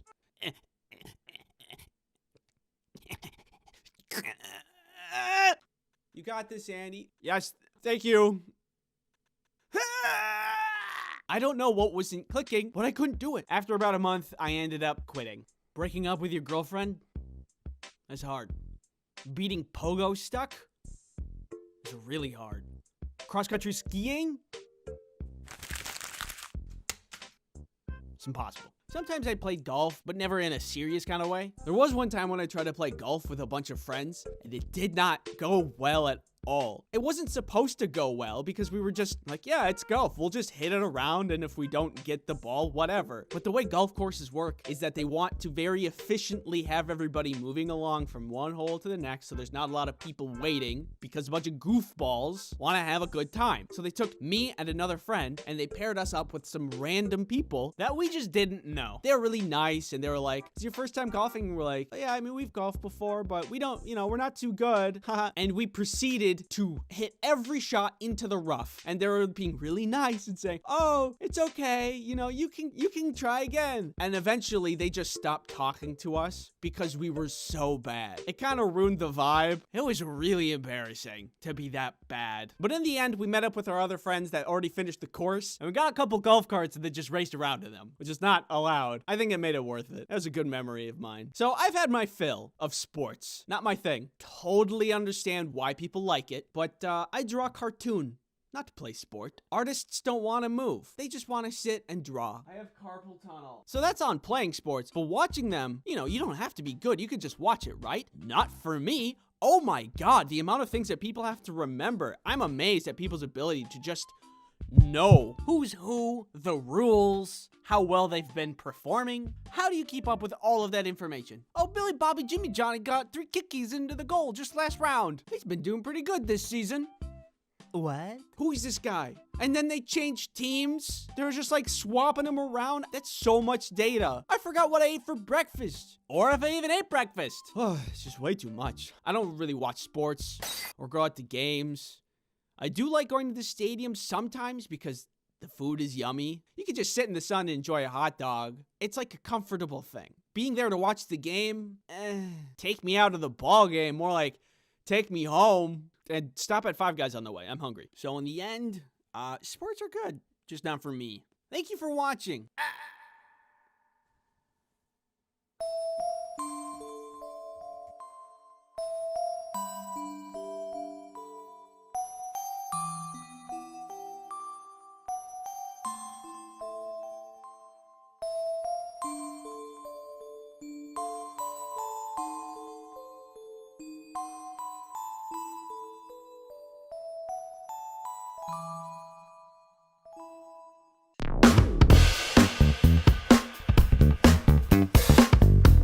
From what I can tell, it seems as if you have been abused emotionally by customers. Like, kind of like this, but emotionally. How does this make you feel? Bad and rude customers are everywhere. So much so that when I asked you about your rude customer experiences, thousands of you replied with your own stories. That's a lot of stories. Why did it take you a year to make this video? Let's begin. From Emberly, I remember one time I had a lady walk into this ice cream shop I worked at. She brought her 2 kids with her. We're used to seeing kids all the time. But what was odd was that she ordered a 2-scoop cone, but when her kids asked for something too, she got all mad and said, neither of you scored a goal in your game today. So she refused to get them ice cream. I felt so bad having to ring up her order while watching her kids cry and beg. Even though she was polite to me, it's the saddest customer experience I've ever had. This woman is an actual cartoon villain. You sign your kids up for sports, and then when they don't perform like a professional grade athlete, you taunt them with ice cream? Who does that? Clearly, in this situation, there's only one solution. Yeah, it doesn't feel very good, does it? If we were to open up the dictionary to see the definition of evil, it's actually just this mom in there.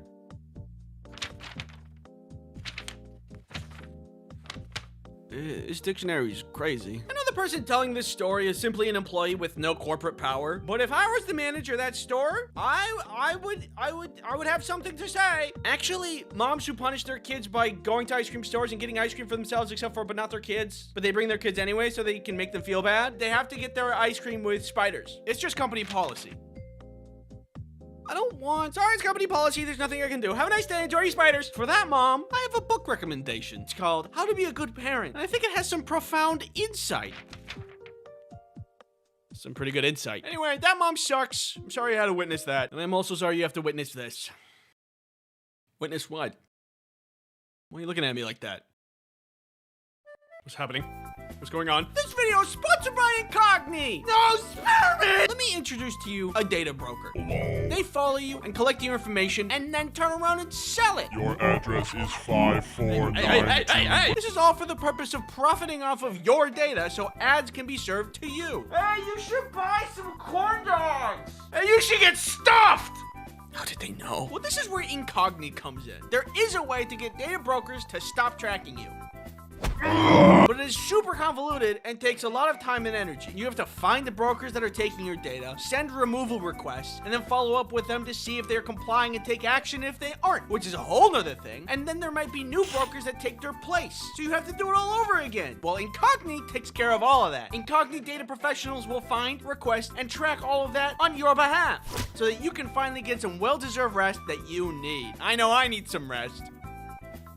I'm so tired. Click the link in the description to try Incogni today at www.incogni.com/ice cream sandwich. That's www.incogni.com/ice cream sandwich. Thanks Incogni for sponsoring this video. Herbal Assailant says, we had a UPS drop off in our store, so it wasn't uncommon for customers to need help bringing in heavy boxes. But one day, a customer creeped up to the door and pointed out one of my coworkers and motioned them to come outside. That's deeply concerning to me. A few minutes later, my coworker comes back in with a heavy box over his shoulder. Also, this box is like a cobbled together mess of different boxes and duct tape, and walks with the customer to the UPS desk. A few minutes pass and they both come back to the front of the store with the box and bring it back to the customer's car. Once my coworker's back inside, I ask him what that was all about, and he says he can't ship his package for him. It was a deer, an entire dead deer, in an unrefrigerated box. Welcome to UPS Shipping 101. I am Professor. First lesson, what are you allowed to ship? Does the explosive go in the allowed or not allowed category? Not allowed category. Correct. Yes, good job. Does the mysterious unlabeled pathogen go in the allowed or not allowed category? Not allowed. That is correct. Does the dead unrefrigerated deer go into the allowed or not allowed category? Allowed. Nope. Wrong. Bad. Surprisingly, there are reasons for people to ship deer. Taxidermy, meat processing, scientific stuff, but you do need to put it on ice and not in a warm box for several days. And for what I thought were obvious reasons, it just needs to be refrigerated. Hey, I got you some ice cream. Where is it? It's in the cabinet. It's your favorite flavor. Maybe it's a little presumptuous of me, but it feels obvious that you can't ship hazardous materials. Like if something is a hazard to someone's health, you wouldn't be allowed to ship it. Hi, I'm here to ship a package. Okay, and what are you shipping? It's uranium-235. It's what? Uranium-235. Uranium-235? Yeah.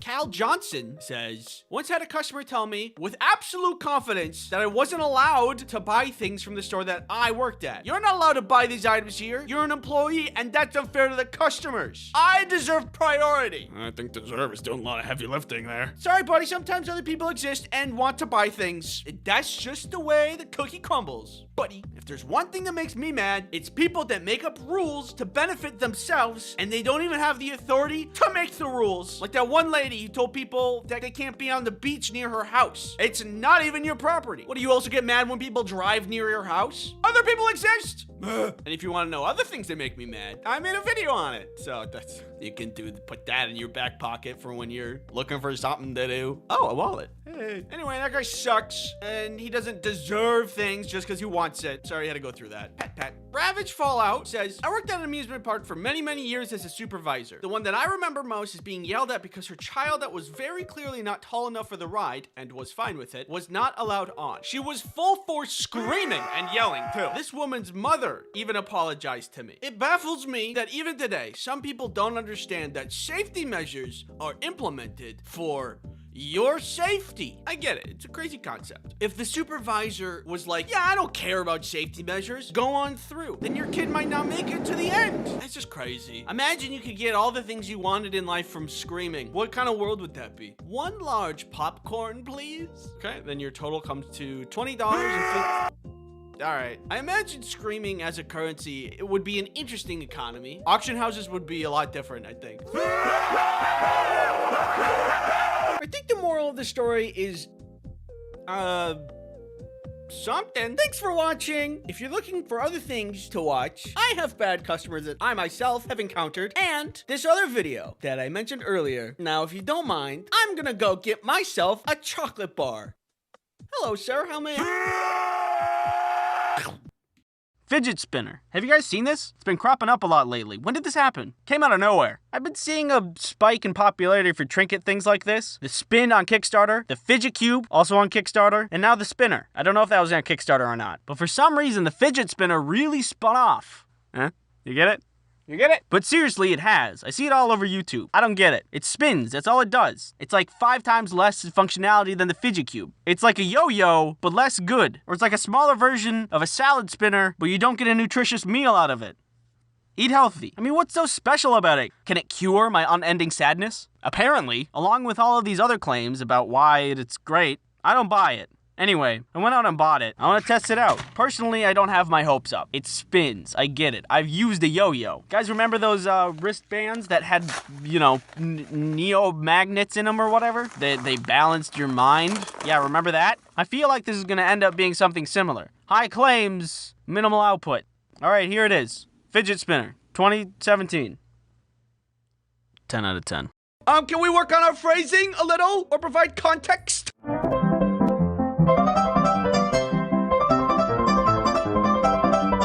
Infinite knowledge. Do I need to be worried about what's in this box? Is that thing? Hey, shush. Ew, don't touch me with that! Depression-powered car. Whee! Why would you do that? Hey, baby, it's just me, Tony. How you doing, Tony? How you doing? Good to see you, Tony. Good to see you. What's going on up here? Tony's here. Focus. I'd like to say that or movement. Oh, no. Where's the guy in charge here? Tony's here. Hey, Tony, how you doing? Good to see you. Tony's good to see you. Hey, what's going on up here? This one feels sticky. Here's a Band-Aid. No. Thanks for watching. This tube needs to go in your butt. And this is your brain on ADHD. I only speak American. And I think it's the fox. Tony's here. Hey, Tony, I haven't seen him forever, Tony. Ruined my arms. Hi, do you want to subscribe? Is this safe? And now, I'm tall. Stupid garbage on YouTube. Mom.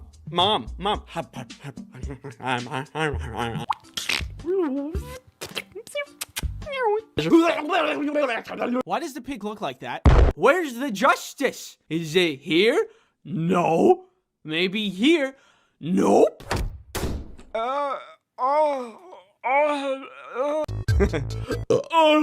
So we're on the plane. It takes off. Without a fight, baby. Wear a mask.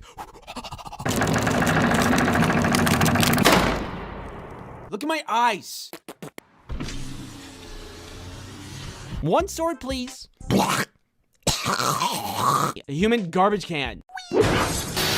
Helps you self-destruct.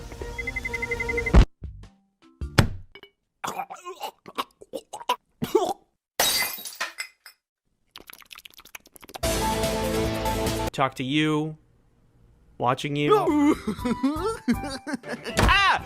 Check out this new song I just learned.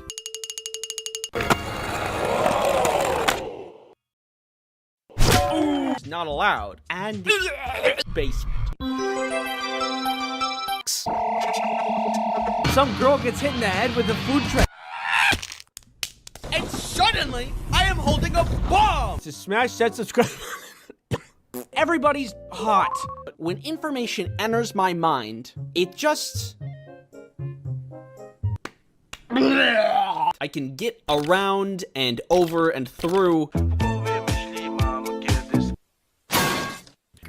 Oh, guys, stop!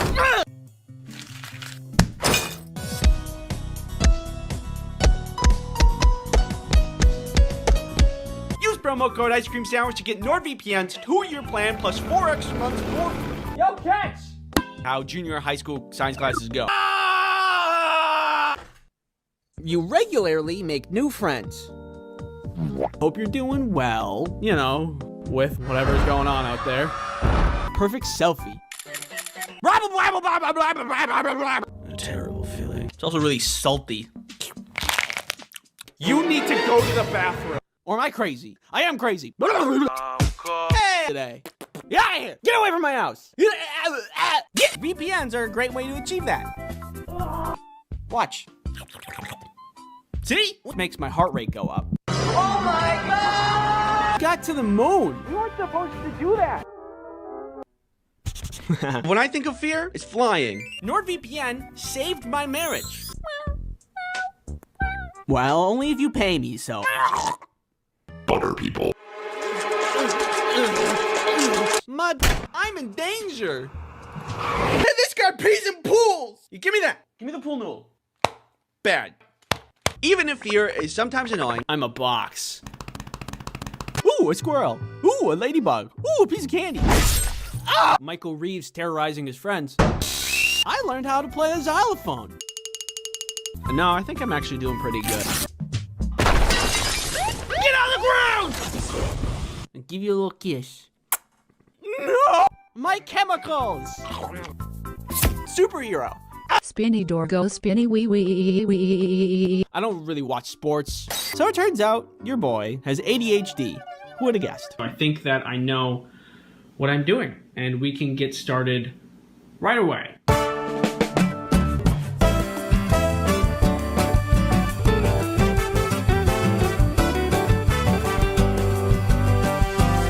So naturally, I dressed up as a cardboard box. Any errands? Butterflies in my stomach. Yo! Because now birds can eat them.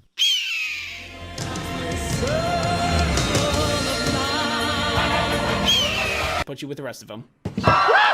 I'm alive these days. Anyway, wood, nails, rubber bands, and with a little ingenuity, I created garbage. Am I gonna be in trouble? All right, bye. Cucumber nimbus. Dad's yeah! Actually lowers and raises on a platform. Burden than a function of survival. Pizza. It was like that, but on the inside. It wasn't the only time I went to the principal's office. Just above your very head. Hey. Whee! And look at my brain. Oh, God. Very useful in a zombie apocalypse. Hi. Oh, my goodness. I'm 30. A homemade security system? Open your third eye. Focus.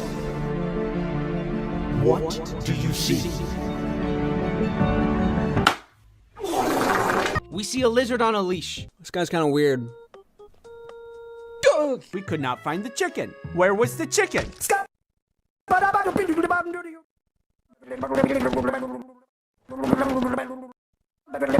And guess what I did? Society peaked when GameCube had tiny discs, strong and robust. Bye! Congratulations. You know. Magic! Well, what are you gonna do with that there, Brock? Where's my can of whoop ass?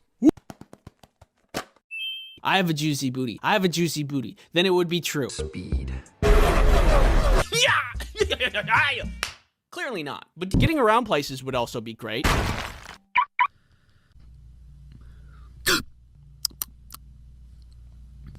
Salt.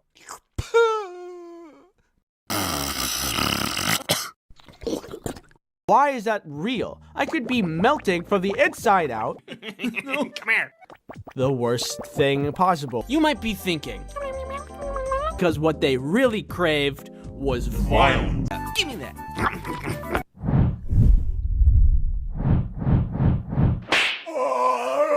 Thought it was a lot of fun. Hey, bulky, ominous men sitting on buckets in a circle staring at me. Fun!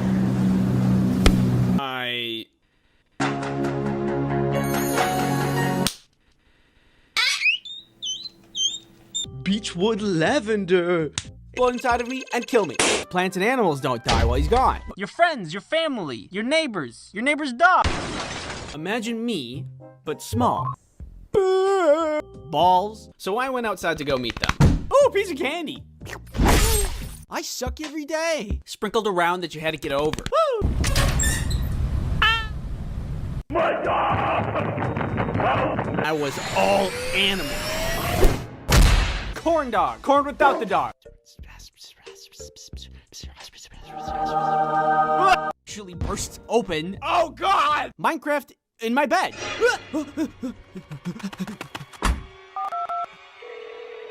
Hello? Yes, there's someone in my bed. It was Minecraft. Hello? Hello? Hello? Huh? Huh? Pretty slick, right? The cons. Keeps does not make you explode. That was unrelated.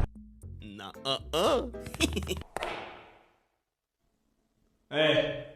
Hold on one second. Which isn't always the case for everybody. How are you doing? Hey, don't touch those. I need those for the video. You are to sit here and watch and accept all my opinions as fact. Stop. You mean that I'm walking here? You're also responsible for dodging all of these spike balls. And I think fear is just a little more annoying than it is helpful in most parts of my life. Smaller, aerodynamic, wiggly. Half court.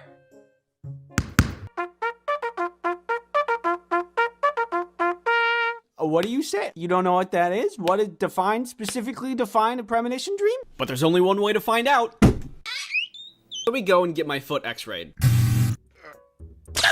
If I find somebody that I'm making friends with, I'm happy. Rival, red, Yeah, a little more.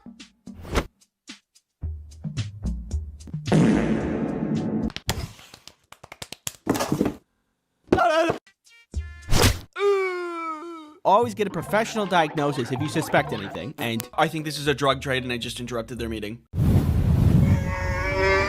Back, you witch! What? It's just a card? Dangerous. bad at the whole game. But there's no sponsorship segments in this video. Crazy. No. Well, how about not that? Hey, does it seem really bright out here to you guys? Nana purple. Whoa, God. I almost dropped my phone. I think in your dreams, and we can hang out, but I will not stop farting. See if something's wrong with that. Protect yourself online. And didn't tell us what was about to happen? My body is wiggly. I said, come on. Just let me go get my cereal. No, I can do it. Nah, I'm doing it anyway. Krista? Krista? Doggy door. Dog.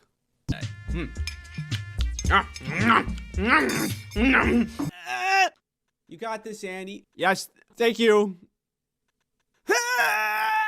We're separated because of pig drama.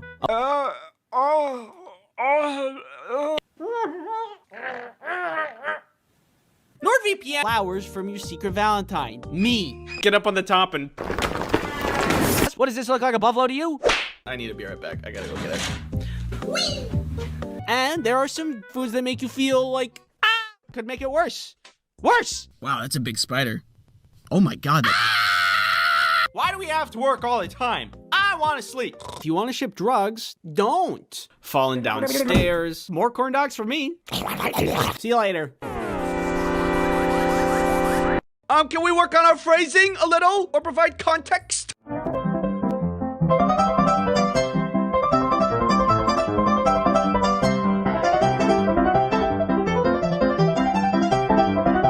Infinite knowledge. Do I need to be worried about what's in this box? Is that thing? Hey, shush. Ew, don't touch me with that! Depression-powered car. Whee!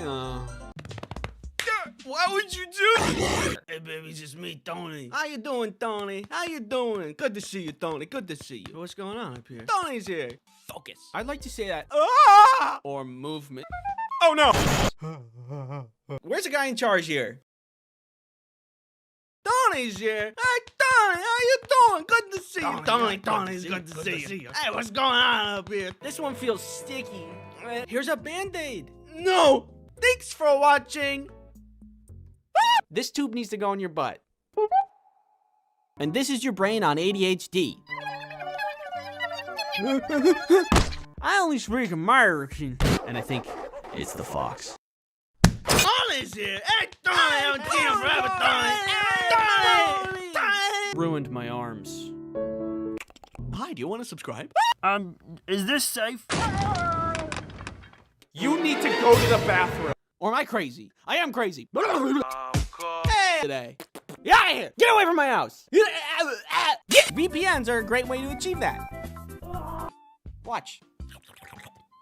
See? What makes my heart rate go up? Oh my god! Got to the moon. You weren't supposed to do that. When I think of fear, it's flying. NordVPN saved my marriage. Well, only if you pay me, so. Butter people.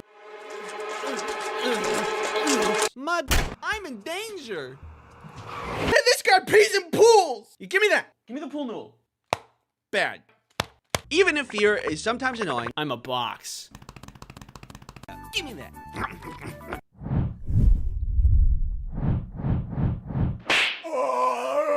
thought it was a lot of fun. Hey! Bulky, ominous men sitting on buckets in a circle staring at me. Fun!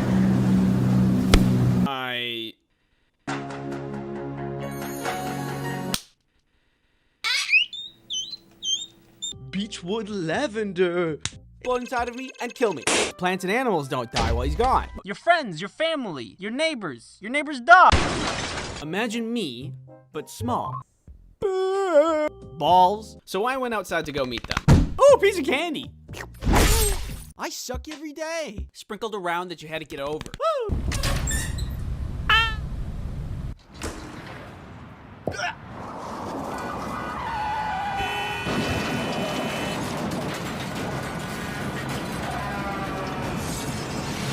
Ooh, a squirrel. Ooh, a ladybug. Ooh, a piece of candy. Ah! Michael Reeves terrorizing his friends. I learned how to play a xylophone. No, I think I'm actually doing pretty good. Get on the ground! And give you a little kiss. No! My chemicals! Superhero. Spinny door go spinny wee wee wee. I don't really watch sports. So it turns out your boy has ADHD.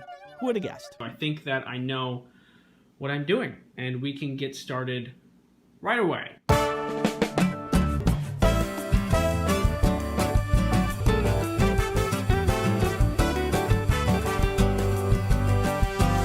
So naturally, I dressed up as a cardboard box. Any errands? Butterflies in my stomach. Yo! Because now birds can eat them.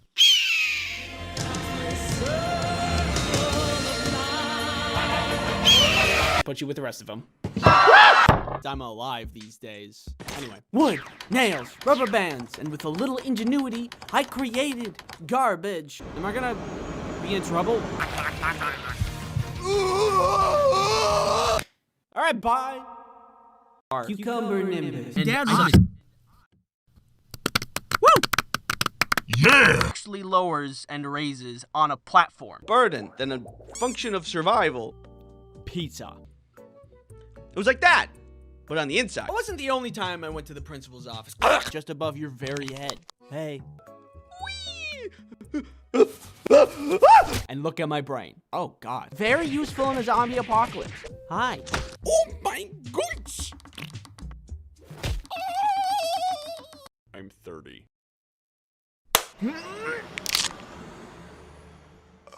A homemade security system? Open your third eye. Focus.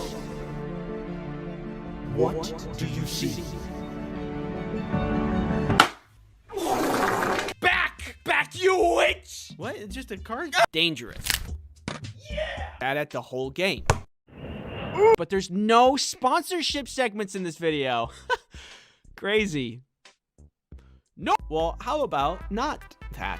Hey, does it seem really bright out here to you guys? Nana purple. Whoa, God. I almost dropped my phone. I think in your dreams, and we can hang out, but I will not stop farting. And see if something's wrong with that. Protect yourself online. And didn't tell us what was about to happen? My body is wiggly. I said, come on. Just let me go get my cereal. No, I can do it. Nah, I'm doing it anyway. Krista? Krista? Doggy door. Dog. My God! I was all animal. Corn dog. Corn without the dog. Actually bursts open. Oh God! Minecraft in my bed.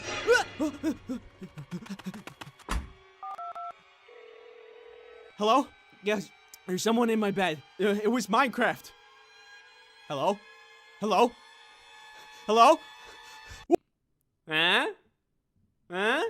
Pretty slick, right? The cons. And now, I'm tall. Stupid garbage on YouTube. Mom.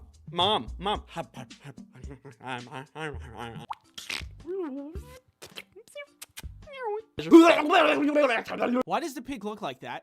Where's the justice? Is it here? No. Maybe here? Nope.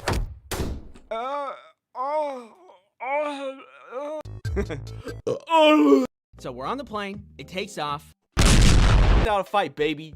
Wear a mask. Look at my eyes. One sword, please. A human garbage can. Helps you self-destruct.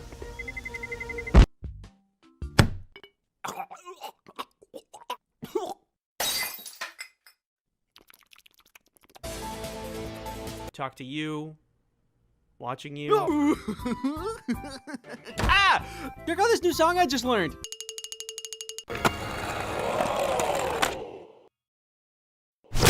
It's not allowed. And basement. Some girl gets hit in the head with a food tray. And suddenly, I am holding a bomb! To smash that subscribe.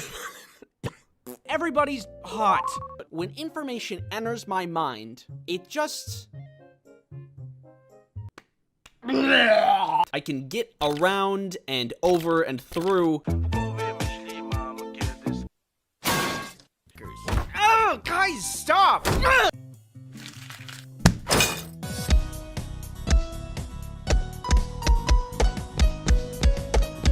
Use promo code Ice Cream Sandwich to get NordVPN's 2-year plan plus 4 extra months for free. Yo, catch! How junior high school science classes go. You regularly make new friends. Hope you're doing well, you know, with whatever's going on out there. Perfect selfie. A terrible feeling. It's also really salty. Keeps does not make you explode. That was unrelated. Hey. Hold on one second. Which isn't always the case for everybody. That, how are you doing? Hey, don't touch those. I need those for the video. You are to sit here and watch and accept all my opinions as fact. Stop. You mean? That I'm walking here. You're also responsible for dodging all of these spike balls. And I think fear is just a little more annoying than it is helpful in most parts of my life. Smaller, aerodynamic, wiggly. Half court.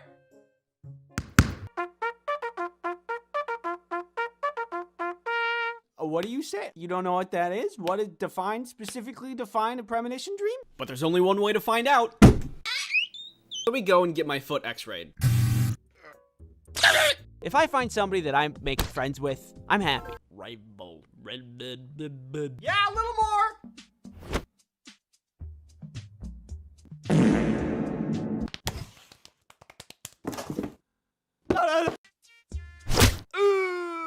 Always get a professional diagnosis if you suspect anything, and I think this is a drug trade and I just interrupted their meeting.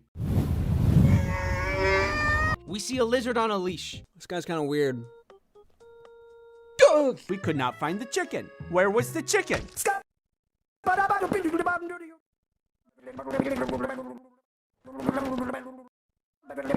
And guess what I did? Society peaked when GameCube had tiny discs, strong and robust. Bye! Congratulations. You know. Magic! Well, what are you gonna do with that there, Brock? Where's my can of whoop ass? I have a juicy booty. I have a juicy booty. Then it would be true. Speed. Yeah! Clearly not. But getting around places would also be great.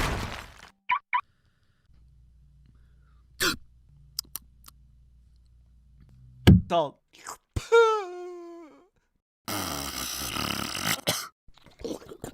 Why is that real? I could be melting from the inside out. Come here. The worst thing possible. You might be thinking, Because what they really craved was Violence. You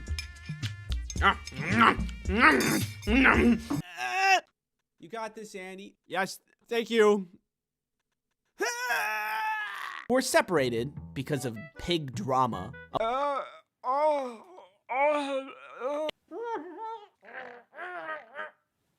NordVPN Flowers from your secret Valentine. Me. Get up on the top and... What does this look like, a buffalo to you? I need to be right back. I gotta go get it. And there are some foods that make you feel like, could make it worse. Worse! Wow, that's a big spider. Oh my god. Why do we have to work all the time? I want to sleep. If you want to ship drugs, don't. Falling downstairs. More corn dogs for me. See you later. So in light of the most recent Blizzard Overwatch cinematic, I want to talk a little bit about Soldier 76 and his lore.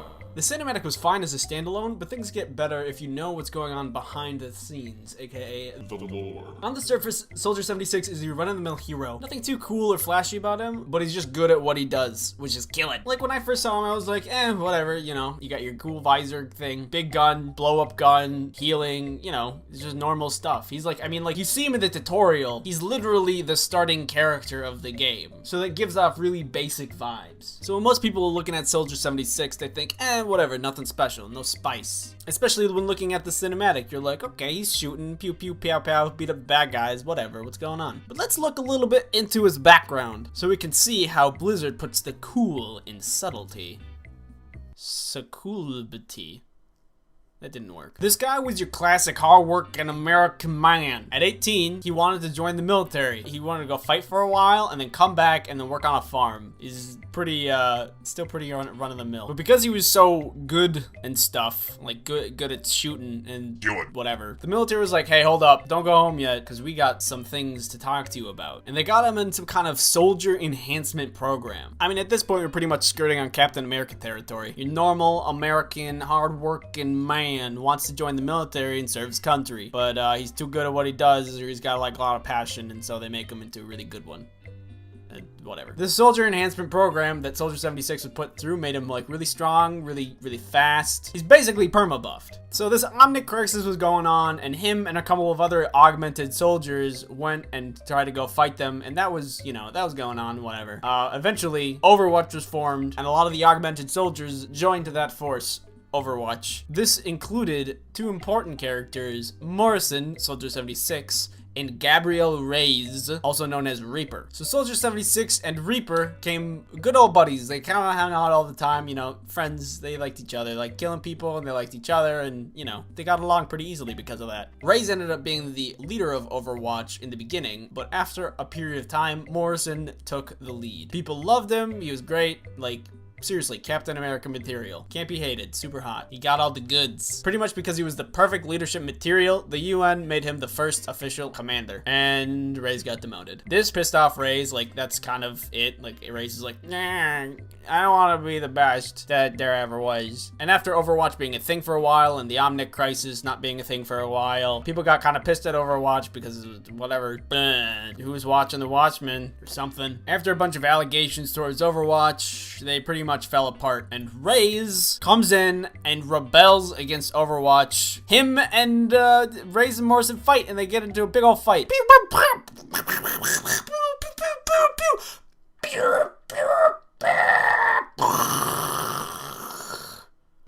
Oh no, I broke one.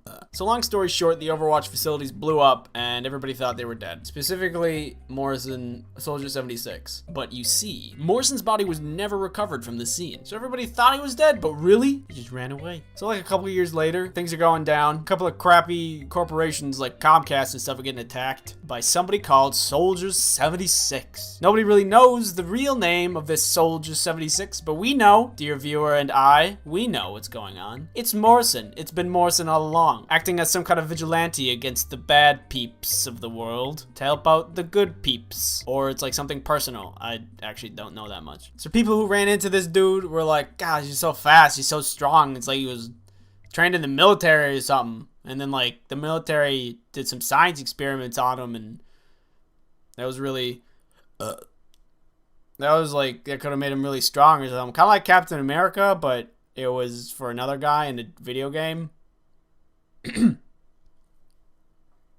Suspicious.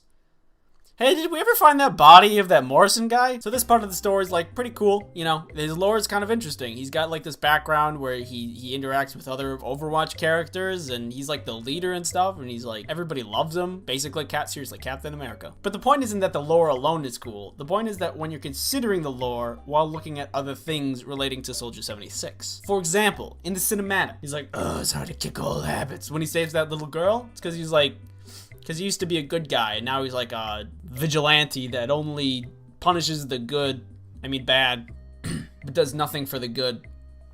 But he still can't shake that habit because he's like, used to be a really good guy, so, you know, that's actually pretty cool. In the cinematic, if you were just watching it without knowing the lore, you'd be like, oh, it's just Soldier 76, he's beating up some bad guys. But now, you're like, oh, he's beating up bad guys because vigilante, because he thought he was dead, and now he's like working on his own, and you know, these guys. It's really cool. And she's like, oh, hey, you're one of those heroes, aren't you? And he's like, not anymore. But now you're like, oh, it's gay. I know why. It's like super cool. I love that they did that. Like, Blizzard could have been super obvious about it and just did his lore, but in video cinematic format. But instead, they told this story that hinted towards his lore. It was still entertaining for anybody who didn't know the lore, but it was extra juicy for people who did. And it's not only the cinematic, it's in-game stuff too. Like, here's a specific favorite one of mine. When McCree kills Soldier 76 in the game, he says, thought I saw a ghost. Because he used to be, like, dead, or people thought. And that, like, gives it so much more meaning. I think the sniper, Black Widow, like, when she kills him, Soldier 76, she's like, ah, legends must fall. Because he's, yeah, you know, you get it. Or, like, when May kills him, like, May kills Soldier 76, she's like, amazing. Because May is the best, and nobody should question that. Anyway, that about sums up everything. Soldier 76, neat guy, but way better when you know the lore. I hope Blizzard continues to expand on the lore of this game, because it's really, really cool and very interesting. I'm super into it. Really looking forward to more of their stuff. I hope you cuties like this video. I'm working on another video right now. I hope to get that one out like next week-ish. See you then. Peace. People, by nature, are inventive. Even you have the capacity to imagine things that could change the world. Observe. A hat that produces more hats, which in turn produce more hats that can produce more hats. I would invent a mouth-seeking pretzel launcher, a sandwich, more ice cream sandwich merch, a peanut, ball 2.0, hot ice cubes, thought/dream to video converter, depression-powered car. Whee! Speaking of inventions, have you heard of today's sponsor? NordVPN is a virtual private network that helps you protect yourself online. You guys remember when TikTok was almost banned? A VPN can help you get around certain region-blocked content so you can do whatever you want online. Using a VPN encrypts your browsing activity so no one knows who you are or where you're going. NordVPN can be used as an ad blocker. Get out of here. They have super fast servers in 60 different countries. I use VPNs when I want to get to content that's region locked. For example, there's only some Netflix shows that you can watch in France. Where are you from? France. Okay, you're good. Use promo code Ice Cream Sandwich to get 68% off a 2-year plan plus 1 additional month for free. Thanks NordVPN for sponsoring this video. NordVPN, thumbs up. I think it's absolutely mind-boggling that the best technology we had at some point was something so basic we didn't even give it a second thought, like the wheel. And now we have technology so amazing, people from 300 years ago would think it was sent by God, like Minecraft. Once we got agriculture down, things started going off. I'm talking paper, theater, swords, cars, planes, computers, and before you know it, people started doing amazing things. We got to the moon. We weren't supposed to do that. Humans can't even fly, let alone escape Earth's gravitational pull, but all the smart people got together and were like, nah, I'm doing it anyway. I I've always been interested in that kind of thing. Innovation and inventions. Ever since I was a kid, I watched Bill Nye.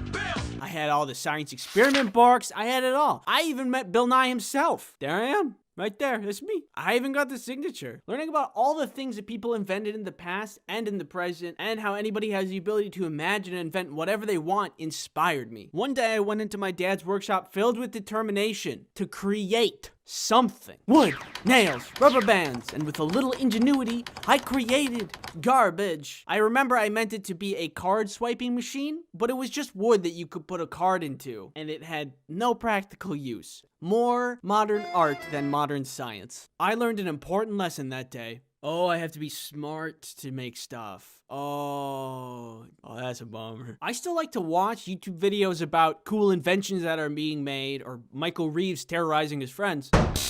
But I also learned what I'm good at, which is, I would say, to stare at whatever the heck this is and go, yeah, I get it. That is to say, I thrive with creative challenges rather than technical ones. In contrast, if I look at a math problem that looks more like a demon's hex than algebra, it would boggle my mind to such an extent that I would just cease to exist.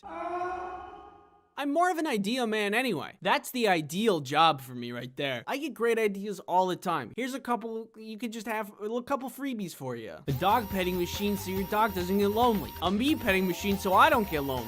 A tattoo machine that works like a printer. Only frosting Oreos. Big corn dog. A popcorn bag that you break like a glow stick and then it makes your popcorn. Joy-Cons without drift. How hard is that? RGB dishware. If you need any more good ideas, let me know. Here's my card.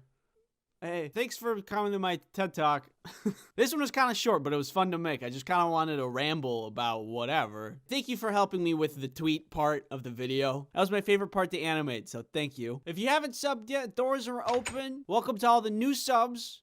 Make yourself at home. I have a Fanta if you want. I only have one, but we can share. Well, hey there, little guy. What you got there, buddy? Broccoli? Well, what are you gonna do with that there broccoli? Food fight! Noun, an instance of people throwing food at one another. Broccoli, pizza, beef, cheese, PBJ, just the P, HAC, JJBLT, BRB, corn dog, corn without the dog. First invented in 1939 by Jeremy M. Beef Food Fight. That's not real. Hey, what's going on? Welcome to here. Hope you're doing well, you know, with whatever's going on out there. Have you ever been in a food fight? There's something so goofy and Disney movie-esque about somebody standing up, yelling food fight, and everybody joining in without pause. Nobody really wanted to eat pizza because what they really craved was violence. Obviously, that's not how real food fights work. What? Hollywood's not an accurate representation of reality? That's crazy. What are you talking about? It's true, but life's just filled with hard truths like that, you know? Food fights are really disappointing. Sometimes bad things happen to good people. You can try your hardest, do your best, and still fail.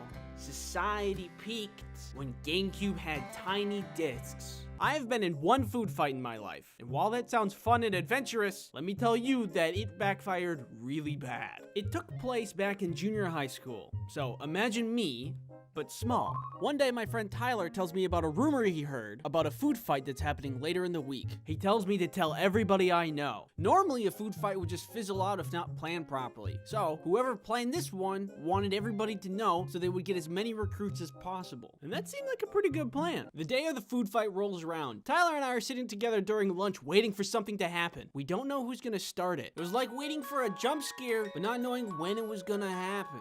Things were tense. I'm nervous. Butterflies in my stomach. But then somebody slams their fist into their food tray, launching food into the air and screams, "Food fight!" This sends everybody into a panic. I turn around and Tyler is gone. There's like 10, maybe 15 people throwing food, but everybody else is trying to make it to the door, and I'm not sticking around either. I start running for the cafeteria exit, but by the time I get there, I'm met with an entire wall of people. Before I can do anything about anything, I'm met with another wall of people directly behind me. Everybody's pushing and shoving, trying to get out. The torrent of people was literally overwhelming, and it was like a sea of people watching me left and right. Food shrapnel rains from above. Some girl gets hit in the head with a food tray. For a moment, I found Tyler again, but he got pushed away in the literal sea of people. Tyler! And then, like that, it It was over. We all got out into the hallway away from the chaos. But when we got there, the teachers were out there waiting for us. And they were mad. Oh my god. We got shuffled right back into the cafeteria so they could have a talk with us. They told us how ashamed we should be because the janitors are gonna have to clean up the mess. And the lunch ladies worked really hard to make the food for us. And we wasted all of it. Wow, it's a good thing I didn't participate. Otherwise, I'd be feeling pretty bad right about now. All of you will be punished. No more bathroom breaks. If you need to go to the bathroom, you will need to go in between classes. They took the laziest route for punishment and just punished everyone, even though most of the people weren't food fighting. Imagine being the girl that just got hit in the head with the food tray, and then instead of going to the nurse's office, you get in trouble. Where's the justice? Is it here? No. Maybe here. Nope. I think this person had some vice principal level of authority, and I can level with her a little bit and say, yeah, it's frustrating and makes your job harder, even though you don't go clean it. But wow, way to create a whole lot of animosity between the students and the faculty. Oh my god. Life is already hard in junior high. At that age, I was still trying to figure out girls and what kind of clouds there are. Cucumber nimbus. Even though there was a plan for the food fight, most people bailed, some people got hurt, and then we got punished harder than we could have ever expected. Why was this such a failure? Well, it's not like people didn't accept recruitment when told about the plan. No, wait. Well, it's not like people had classes after lunch and didn't want to spend the rest of the day covered in food. No, wait. Well, it's not like it was lunchtime and they were hungry and they wanted to eat the food instead of throwing it. No, wait. What I've learned from this experience is that food fights are stuck in Hollywood. Unless you go to one of the festivals, which are heavily planned and highly successful. In other news, have you ever wondered what I would look like if I was crushed under a giant fist? Announcing ice cream sandwich U2s. Translating my 2D design into a 3D design was something that I didn't think was gonna work out, but look at how good this turned out. There's a giveaway going on over at icecreamsandwich.u2s.com. If you complete more of the steps in the giveaway, there's a higher chance of you winning the giveaway. U2s only sell for a limited amount of time and then are gone forever, so if you want to pick up one of these dorks, head over to u2s.com right now. Drop date is November 20th, 12 p.m. PST. Thank you for watching this channel. Thank you for supporting this channel. It means a lot to me. So, thank you. And give you a little kiss. No! Are superpowers with side effects still worth it? This is a question scholars have been wondering for centuries. What? No, we haven't. Which is why I decided to look into it. I asked you to choose a superpower. I want flying, but the top reply is the side effect. You're only a flying head. Sorry. Are we cool? I said sorry. So, for example, I want telekinesis. Very much. I think I would, if I had telekinesis, abuse that power to the max. Yeah, that's right. Come to Papa. Yeah. And if I can only move burger. Oh, you think you're funny, don't you? Well, watch this. Yeah, that's right. Come to Papa. You think you've bested this power, but I have produced an idea.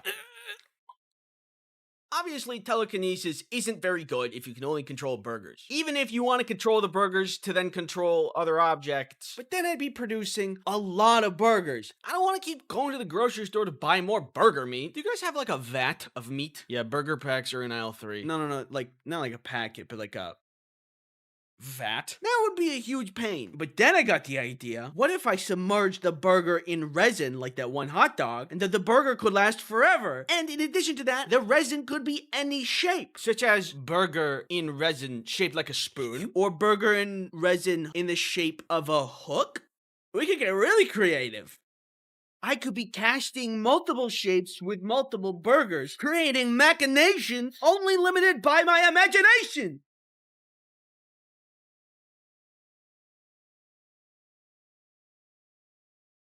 Let's rock and roll, baby! It's time to rock and roll. You thought you were funny? You have failed to limit my powers. And now you will face the consequences. Oh, man. I would say, yes, this power is still worth it with a side effect. Write that one down, scholars. Who are you? Let's see if you have what it takes to ruin this next power. Satisfying. I'm an ASMR channel now. You can bring any character you want to life. Okay, I'm gonna make a character named Griffin who has wings and we're best friends and is magic also and can do kickflips. Do a kickflip. Awesome. Very interested to see the side effect that would ruin this. They hate you. Griffin? Is this true? Okay, that's fine. We're not friends anymore. I'm gonna make another character who is really cool and excels at baseball and is a demon and is your enemy, so you know how it feels. You know, they say an enemy of an enemy is my friend. Wise words. Seriously?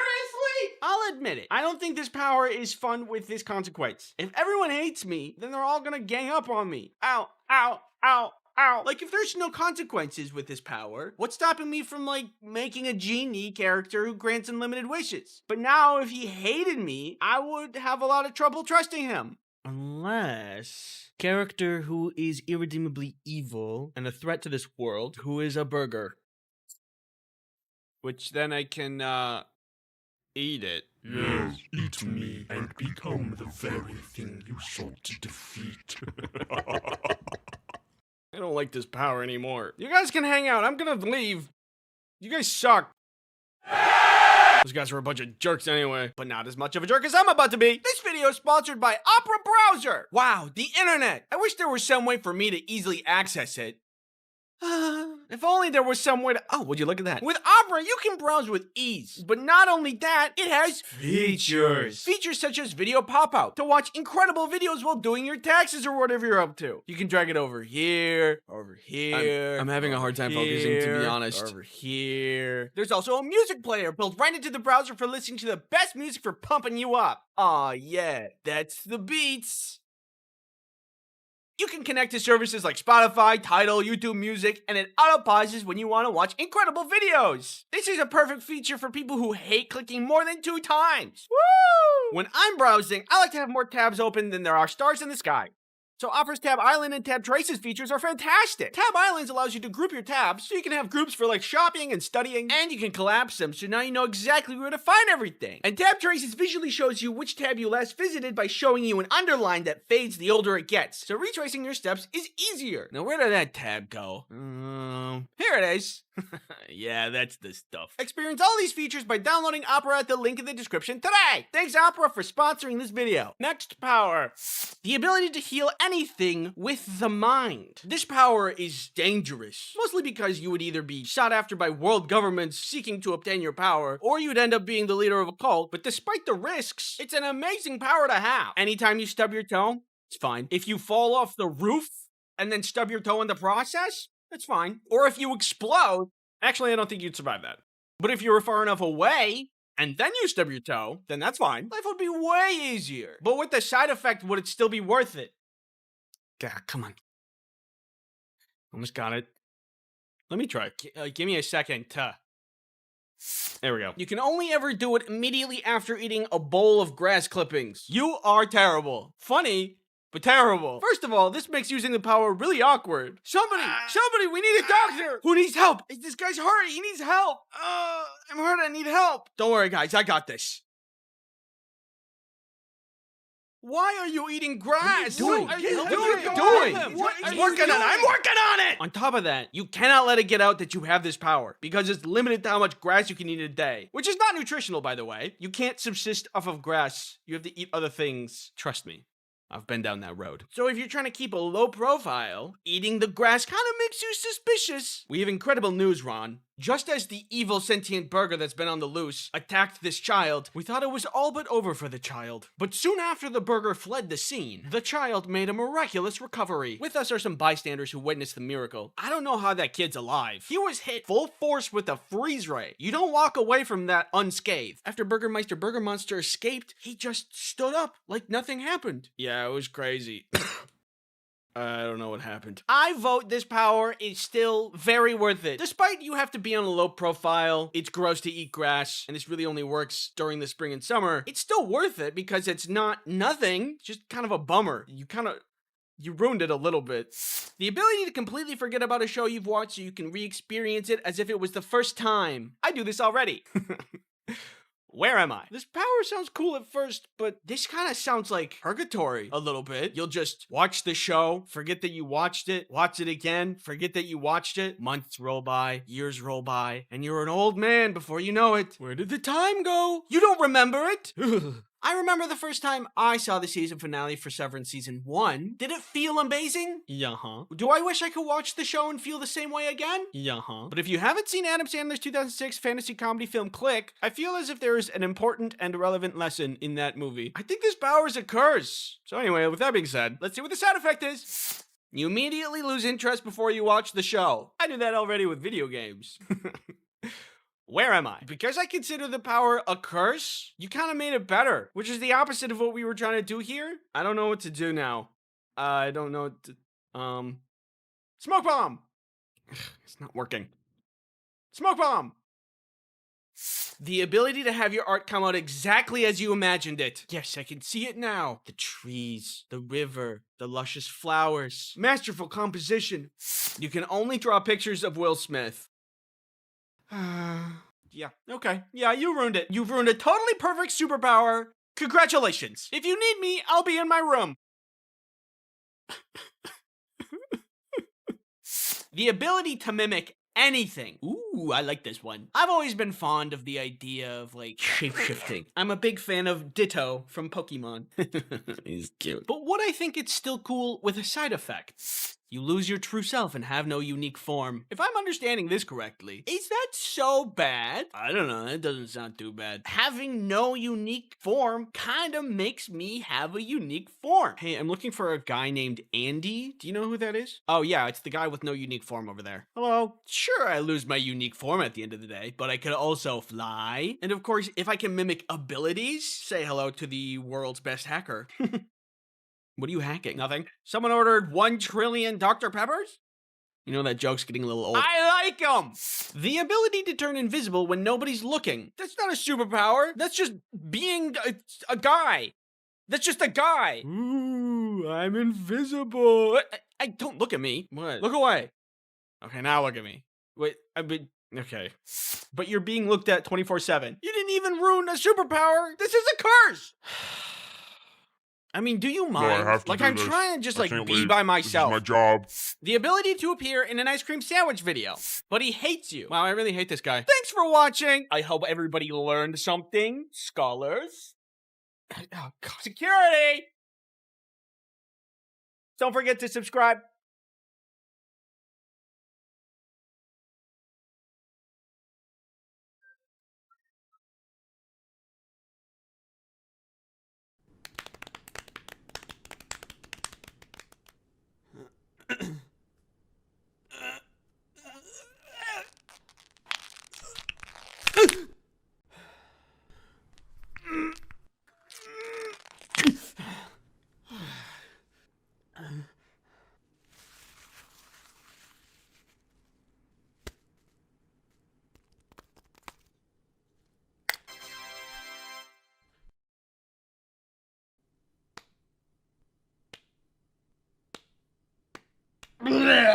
Like most kids growing up, I had a lot of help on my Halloween costumes. And I'm coming to realize that any costume that I wore and was good was made by my mom. You got the cowboy, a classic. Clown, another classic. An eldritch blood god from a different dimension named Daniel. Another classic. But also, like most kids growing up, the time came when I wanted to make my own costume. I felt like it was my turn to take the wheel, and I wanted to build my costume, top to bottom. I wanted to earn my trick-or-treating candy. So naturally, I dressed up as a cardboard box. There were a lot of Halloweens that I took part in, and there were a lot of doors that I trick-or-treated at. And through all of those years, I think that my box costume takes the cake for worst costume. Like ever. That's a real thing I did. I found a box, I put it on, and I thought I was a genius. I think I was trying to be funny, but there was zero effort in that costume. Nothing witty done. No references to anything. Oh, what are you? I'm a box. Oh, like Minecraft? Nope, just a box. Candy, please. Do you think that this kind of costume deserves candy? I mean, you are legally required to give me candy. Candy, please. He's right, Jennifer. Give him the candy. Yeah, I'm disappointed too. Needless to say, I think I wasted my trick-or-treat years. If I could go back, I think I would do a lot of things differently. Like, I have ideas now. Better than just, you know, a box. For example, I thought of this costume the other day. So everybody now knows of the video game sensation Fortnite, and that costume is probably going to be all over the streets. It's not hard. You have the vest, maybe a little blue glitter liquid in a jar. Grab some cardboard for a gun. Bing, bang, boom. There you go. But imagine welding together some kind of crane type operation that you can wheel around. And you clamp the kid onto this with some string and a crank, and you crank them up. And when you arrive at the trick-or-treater house, somebody goes up, rings the bell, and you lower them down. And they hold a parachute above their head like they're parachuting down in the game. Huh? Pretty slick, right? Like stuff like that I would like to do. That would be crazy impressive. Like if you came to my place in that as a costume, I would just give you the rest of the candy that I have. Sorry, I just gave all my candy to that other kid. Do you see his costume? Anyway. Do you guys want this empty bowl? I suppose I still have opportunities to dress up all fancy. Like I still go to Halloween parties. I don't know.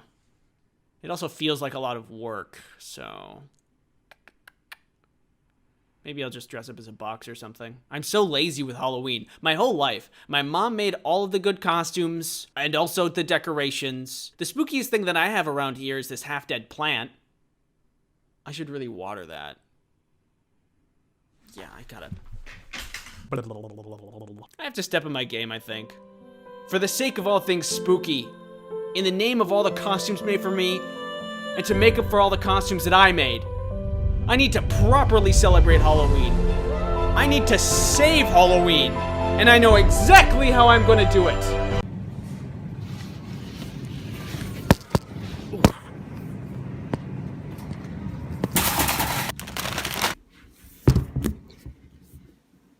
Here we go. This is it. I'm finally doing it. Here's our boy, ready to be decorated for the good of Halloween. I've seen this done a million times before, so I think that I know what I'm doing, and we can get started right away.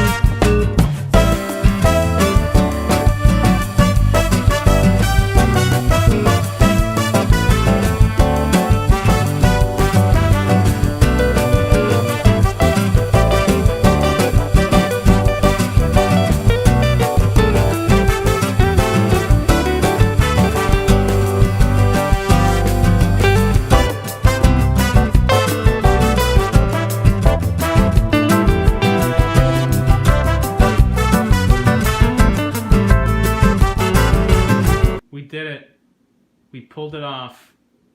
We made a huge mess. Thanks for watching my Halloween video. I have a Twitter. I have comics. I've got a sub button. Should we talk about the 200K subs thing? That was really sudden. I mean, like, you guys... Oh. Who's that? Oh, hello. Are you another sub? Oh, come on. Come on in. Come on in. Yeah, you guys really came out of nowhere. There's like tons of you now. I really appreciate you giving me the time of day and all that. Yeah. So, anyway, I should just put you with the rest of them.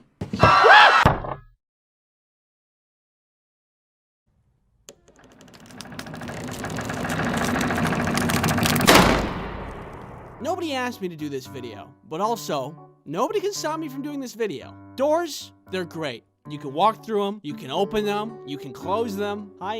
You can even use them to kill a spider. I know what you might be thinking. Get on with it already. I'm dying to know what you have to say. Also, you're very cool, and I want to subscribe to you. And yes, I will get to it. But you know what they say, work first, play later. And this froggy lamp ain't gonna pay for itself. So, I am sponsored by Skillshare. Skillshare is an online learning platform for creatives. Millions of people use Skillshare to take their creativity to the next level. Step aside, Da Vinci! Are you a curious person who wants to learn something new? Then Skillshare is just for you. I learned how to play the xylophone. Skillshare has thousands of inspiring classes for creative and curious people. Explore new skills, deepen existing passions, and get lost in creativity. Check out this new song I just learned. Personally, I want to take this class. Portrait photography. Shoot and edit Instagram-worthy shots. Taught by Jessica Kopasai. So I can finally take that perfect selfie. Oh yeah, that's good. You too can learn whatever you want on Skillshare. Learn how to create cute and cuddly balloon animals. You can also learn how to animate so you can create very good and skilled animations just like me. Skillshare has no ads, and there's constantly new classes, and it's less than $10 a month for an annual subscription. There's a link in the description that will get you a free trial of premium membership for the first 1,000 people that click on it. Thank you, Skillshare, for sponsoring this video. Okay, now we may begin. By the way, if you wanted to do this tier list too, it's right here. If you want to make a video of it, use this hashtag, because YouTube, I guess, just has hashtag pages now. And it works just like Instagram. So if you make a video and use this hashtag, we can all go watch it and see other people's opinions on this very popular and very good tier list. The first stop is the revolving door. The revolving door is a mechanical marvel with its beautiful presentation combined with spinny door go spinny wee wee wee. When is a revolving door not fun? It is the highlight of any building. It's like a little mini carnival ride built into the building. I don't really have much more to say about it because it's just so simple. It spins. Sometimes it's the little things in life that get you by. Literally bliss, fantastic door. A. Your common door. We all know it. We've all used it. Easy, breezy, beautiful, CoverGirl. It's part of our everyday. Anything could be on the other side of these things. Pizza that you ordered. Flowers from your secret Valentine. Me. If you saw my spiders video, you know I used this to kill a huge spider. It's the true neutral of doors. No hidden agendas. It does what it does, and for that it has my respect. B. Okay, so sliding doors. It's like the ice level of doors. Slippy, slidey, and frustrating. I'm not talking about the ones that lead outside. I'm specifically talking about these dorks on wheels. Anytime I use a sliding door, I'm frustrated. You open it too fast and it bounces off the wall, and it doesn't remain all the way open. If it's not flush with the wall, then it's like those mildly infuriating pictures like, oh, isn't this frustrating? Don't you hate it that it looks like this? Yes, I do hate it. God. Also, if you need a barricaded door for whatever reason, like a clown is coming after you, and you need to block the door, can't really do that with a sliding door. Perfect. With this dresser, you'll never be able to get a snap. It's a D. If you have a barn door in your house, what? It's a worse sliding door. Not even flush with the wall. It just floats there. It's just like a sliding door, but unstable. Do you have cows in your house? Do you need some ultra fresh milk? If you answered yes, then, well, I can't really say anything about that. You are clearly a very powerful person. But still, bad door. D. Attic doors are terrifying. It's a staple of any horror movie. What kind of horrible creatures are you harboring just above your very head? Hey.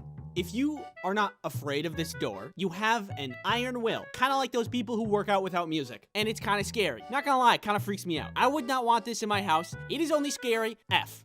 Screen doors. What can I say? Not a lot. C. Hidden doors. Fantastic. Never had one, but a friend of mine had one of these when we were kids. It was in his room too, and behind the door was a bunch of games and toys, and whenever we had sleepovers, we would hang out in that room all the time. It was awesome. It felt like we had a secret base for the boys. I will have one of these in the future, even if it costs me my life. Behind it, I'd probably have like a computer and like a bunch of bean bags, a projector for movies, a chest full of blankets, and then to get in, you'd have to like say a password or something. Welcome, Andy. I could go on, but I think we're all on the same page at this point. A+. Doggy door. Dog. And of course, last but not least, who could forget?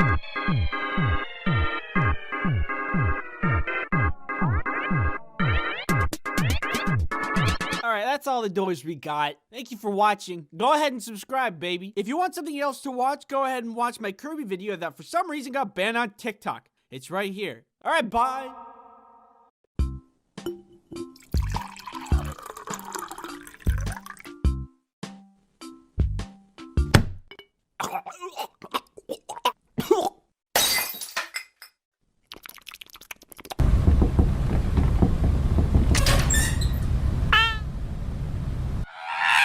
Hey, what's going on? Hey. Hello. Hi. Where are we going? We're going to space. How's that even possible? I'm not entirely sure. When are we gonna get there? We're here right now.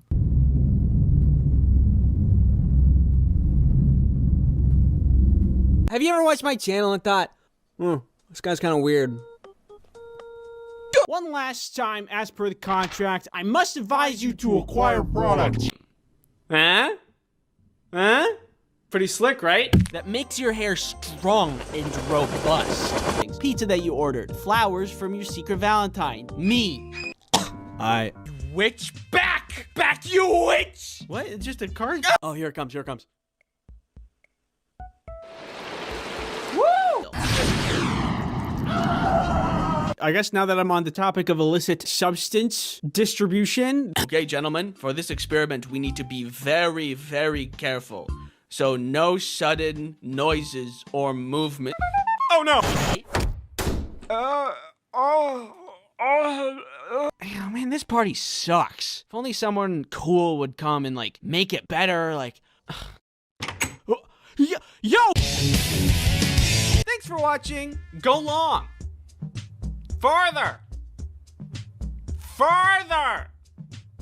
Yeah, keep going. Yeah, a little more. What we are seeing now is a victim of immeasurable psychic damage. His facial expression is a telltale sign of irreversible harm done to billions of neurons and synapses. Poor guy might be dead.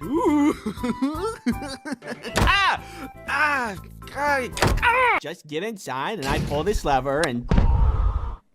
Well, plan B. Help me! Of course. Here's a Band-Aid. No! Hoodies, shorts, this guy. Please let me go. In your dreams. Wait.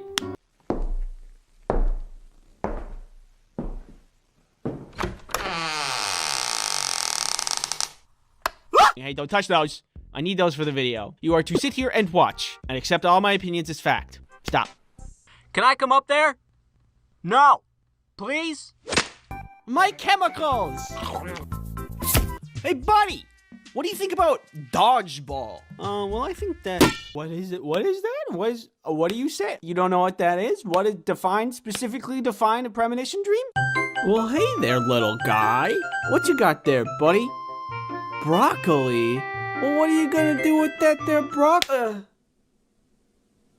I don't buy it. Anyway, I went out and bought it. Depression-powered car. Whee! Any back alley that I'm currently occupying. You pressed the right bumper again. Pizza. Does anybody else think that's crazy? Or am I crazy? I am crazy. And... NordVPN. Get on the ground! Here we go. I gotta stab you. No, don't stab me. I'm gonna stab you. No, don't stab me. I'm gonna stab you. Hey, who wants sushi? I was all animal.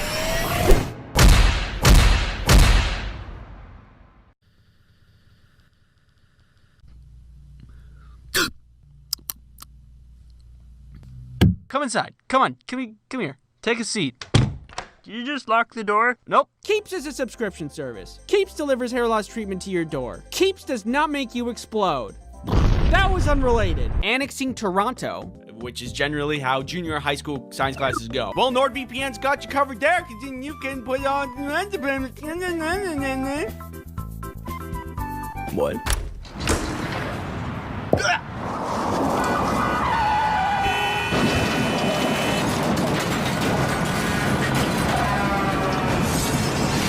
Also, you might be happy to hear this, but there's no sponsorship segments in this video. Crazy. No.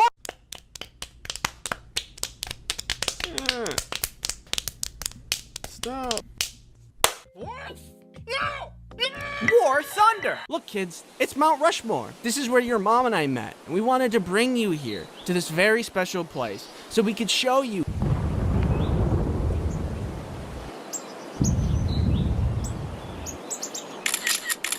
Ooh, a squirrel. Ooh, a ladybug. Ooh, a piece of candy.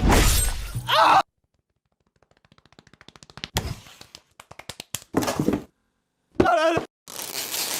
So, what was the solution? Doug. Floor, wall, roof, window, door.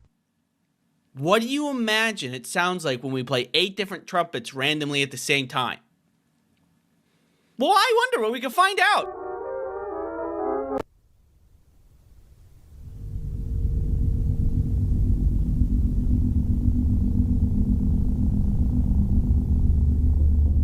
Where's the justice? Is it here? No. Maybe here? Nope. Hey, babe, I'm going to bed. That was the couch. Which pile is the bed in again? Butter people. What do you find uncomfortable? Is it nails on chalkboard? Or perhaps sponsorships? No, come here. Half court. Hey guys, what is 2 plus 2? I don't know. Probably 2. I think it could be 4. Who even made math? Yeah, it's probably just another 2. There's 32 2s in there. Probably another 2, I bet. When will this be useful to know? Like, what am I gonna do with my life anyway? Like, what will the future hold? What is something that I need to worry about? Guys! Fine, more for me. Well, you know. Magic! The first stop is the revolving door. The revolving door is a mechanical marvel with its beautiful presentation combined with Spinny door go spinny wee wee wee. That helps you protect yourself online.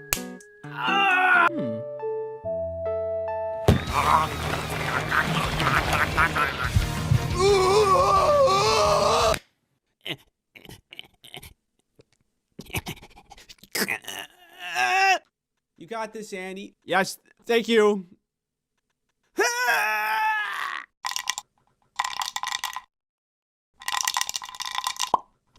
I can fly and my dad is Santa. Oh. Wood, nails, rubber bands, and with a little ingenuity, I created garbage. I'm online looking at the rate of bone fractures in the United States. Take a seat. Sit down in that chair. Put that rope around you. Nah, I'm just kidding. I'll do it for you. To me, personally, I have been affected. So I think that I know what I'm doing, and we can get started right away. Cheeseburger. The place? Basement. VPNs are a great way to achieve that. But all the smart people got together and were like, nah, I'm doing it anyway. Here's some advice. If you want to ship drugs, maybe you could, like, you know, like you could do, like, make them into cool sunglasses. With NordVPN, you might not be able to keep me from breaking and entering. Bonjour, je suis un enfant. Je m'appelle omelette du fromage. Nah. One sword, please. And so now, whenever I hear the iPhone alarm, I feel some kind of primal fear. Do you need, like, a homemade security system? That wasn't the only time I went to the principal's office. I need to be right back. I gotta go get it. Whee! Please, there is no need to apologize. These things happen all of the time, Mr. Lincoln.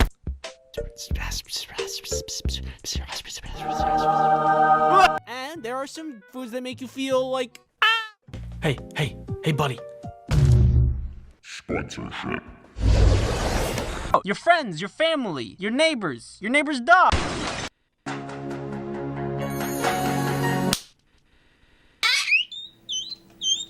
Let's go check it out. It'll make all of your dreams come true. Come on, you're gonna love it. I said, come on. But there's only one way to find out. Please, give me peace. Well, I got the game for you. Hey, baby, it's just me, Tony. How you doing, Tony? How you doing? Good to see you, Tony. Good to see you. What's going on up here? Tony's here. Tony's here. Hey, Tony, how you doing? Good to see you. Tony's good to see you. Hey, what's going on up here? Tony's here. Hey, Tony, I haven't seen you forever, Tony. How could this happen to me? I made a mistake.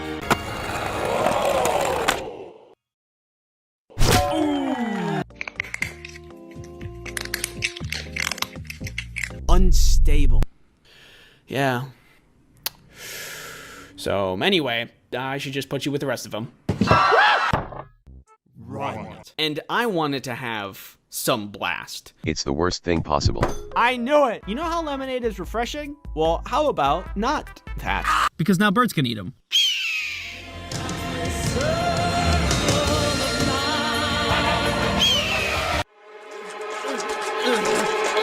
fun. Like, oh, I'm just cutting up a banana, gonna add it to the cereal. Just let me go get my cereal. And bat wings will sprout from their eyeballs, and they will fly away into the sun where they will explode. High five. Yeah, get away from my house! But I didn't care because I didn't have to cut open a frog. I'm not going to touch that now. It's too big. Oh, that's not a good idea. I have a family. A team for nature. My mom and dad was. Yeah! Well, they're both yellow. Hold on one second. You need something cheap, affordable, accessible to everybody, efficient, effective. Trebuchet. Oh, guys, stop!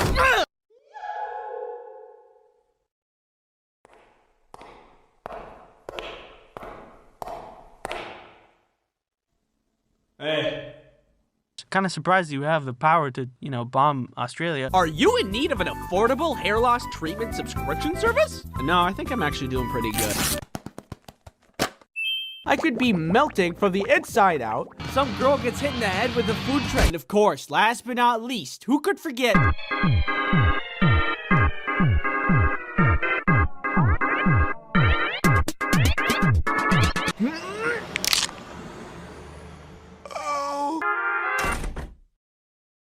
Have you guys gotten any work done at all? Where's the guy in charge here? Oh my god. Brain scan, unremarkable. Oh, what's that? You want me to talk about you some more?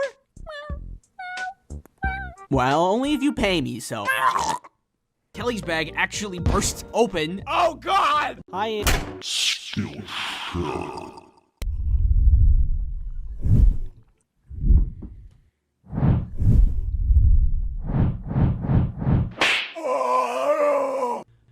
You, watching me, talk to you, watching you, or Free Wizard's Tower, summertime ice cream, tomato soup with grilled cheese. Subscribe to my YouTube channel.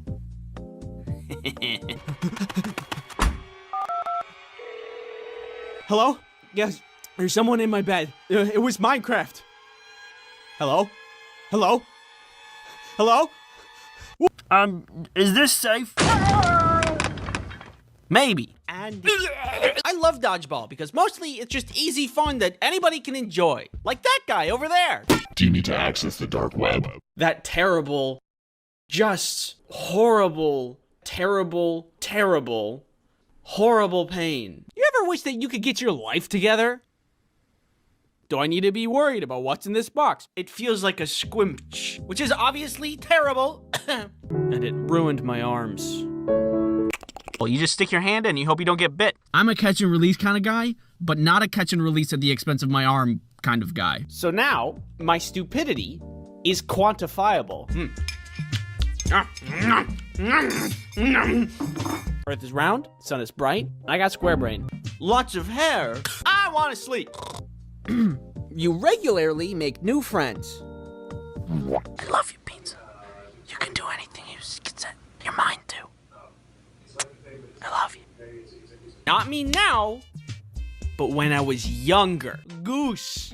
A hat that produces more hats, which in turn produce more hats that can produce more hats. And if you can't, then you die. So we're on the plane, it takes off. Do a deal with the devil. Woohoo!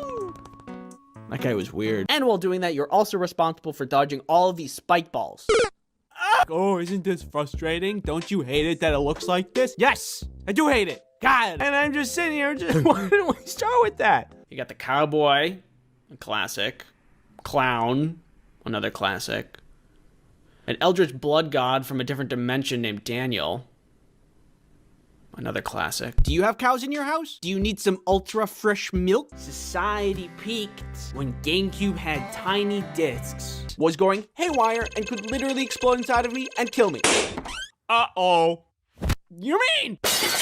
Like Way too much focus. This one feels sticky. Forgetting to drink water for an entire day might be a sign of something, and not just be a goofy little thing that I do sometimes. You weren't supposed to do that. Oh, I'm gonna wait a week for you. Kinda. Nobody really wanted to eat pizza because what they really craved was violence. Don't leave me here. My house. My God. Help me. Anyway. Oh.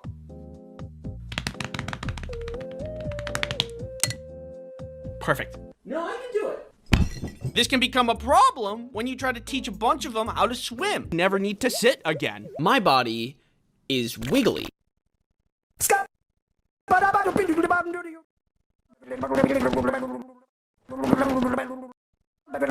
You mean?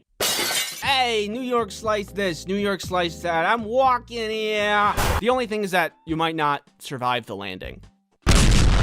Oh, what are you? I'm a box. And I'm like, huh, that's probably the worst thing possible.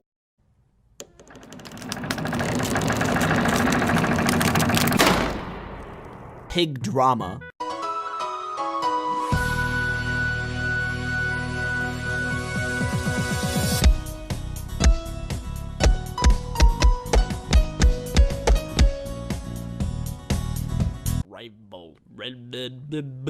You can sneak and put it in the back pocket of your friend if you want to stalk them. Out of this world. Just watching like stupid garbage on YouTube. I am 8 out of every 10 Americans. Why are your hands so sweaty? What? Anyways.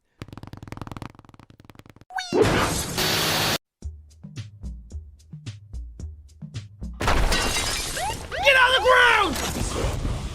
I asked you what food combinations would get you into this situation. And that's you. Kirby, look at you. Living life. Not a care in the world. What's your secret? And many replies later, I have enough evidence to put you all away for 30 to life. So let's begin. Banana slices in cereal with milk. The milk gets rid of the banana aftertaste. Banana aftertaste?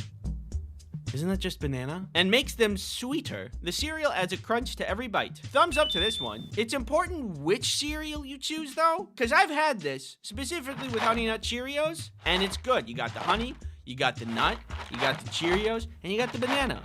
And it's all good. Those flavors, they mix, they're good. But if you're out here like, oh, I'm just cutting up a banana, gonna add it to the cereal, just let me go get my cereal. I call it Spam. Oh god, there's a name for it. You make a s'more, oh no, put a thin slice of Spam cooked over the fire instead of the marshmallow. No! It's sweet, salty, crunchy, and savory all at once. You are irresponsible. What's next? Spam and ice cream? Tea? Pepsi? Oh, I shouldn't give him any ideas. Spam is one of those foods that gets a lot of hate, I think, because it's consistency. It's really goobly. It's also really salty. I really like it because it's so salty. But to add it to s'mores? What are you doing? Why would you do that? To me, personally, I have been affected. You know what else I get affected by? Internet privacy. NordVPN is a virtual private network service that helps you protect yourself online. NordVPN helps you with so much, like stopping intrusive tracking. NordVPN also helps block malware, so you can protect your computer. Hello? Can I come in? No, go away. NordVPN made this delicious smoothie. Tastes like the internet. NordVPN allows multiple devices, so you can protect yourself and anyone else you care about. I never really liked Timmy anyway. Use promo code Ice Cream Sandwich to get NordVPN's 2-year plan plus 4 extra months for free. It's risk-free with Nord's 30-day money-back guarantee. Thank you, NordVPN, for sponsoring this video. Peeps Pepsi slaps an ungodly amount. Peeps and Pepsi. Peepsy. Yes, it is real. Yeah, I saw this the other day. So I was at the store getting groceries and such, you know, stacking up on the essentials, and I saw a yellow bright box for a 12-pack of soda with a Pepsi logo. I thought that was weird. I looked closer. It was Peeps flavored Pepsi. I thought, there's no way this is gonna taste good. So I bought one, and I'm gonna taste it. I need to be right back. I gotta go get it. Whee! right, here we go. This blind taste test. It smells like Peeps. That's so weird. Oh, that's not good. That's like if a marshmallow was liquefied and put into a Pepsi. I mean, they did a good job. It tastes what it is advertised as, but it doesn't taste good. Ugh. Yeah, that's pretty bad. Kelly! Kelly! Ah! Taste this. You don't have to if you don't want to. Peepsy. Tastes just like normal Pepsi. What? No, it doesn't. Oh. You're wrong. Okay. A squirt of yellow mustard mixed into a portion of creamy macaroni and cheese. Stir in and add more if you feel it necessary. It adds a nice little tanginess. I was skeptical for 10 years before my father tricked me into trying it. It's really good. Well, they're both yellow. Hold on one second. Okay, here's the macaroni. Here's the mustard. Mix it up. I don't hate that. Hold on, let me go in again. I might have gone a little heavy on the mustard. I could pull it back a little bit, but that's actually kind of good. You've opened my eyes today. Okay, that was pretty good. I once accidentally asked for ketchup with my mac and cheese in the school canteen and genuinely enjoyed, but my friends thought I was mad. Hold on a sec. I'm less confident about this one because ketchup isn't yellow. Ketchup rarely improves things. You know, you got burgers, hot dogs, french fries, chicken tenders. It's kind of like it. Well, we'll see how this goes. That tastes 1-to-1 like SpaghettiOs. Oh my God, that's just SpaghettiOs. I have to give that a pass. I ate all of it. All right, here's a consensus.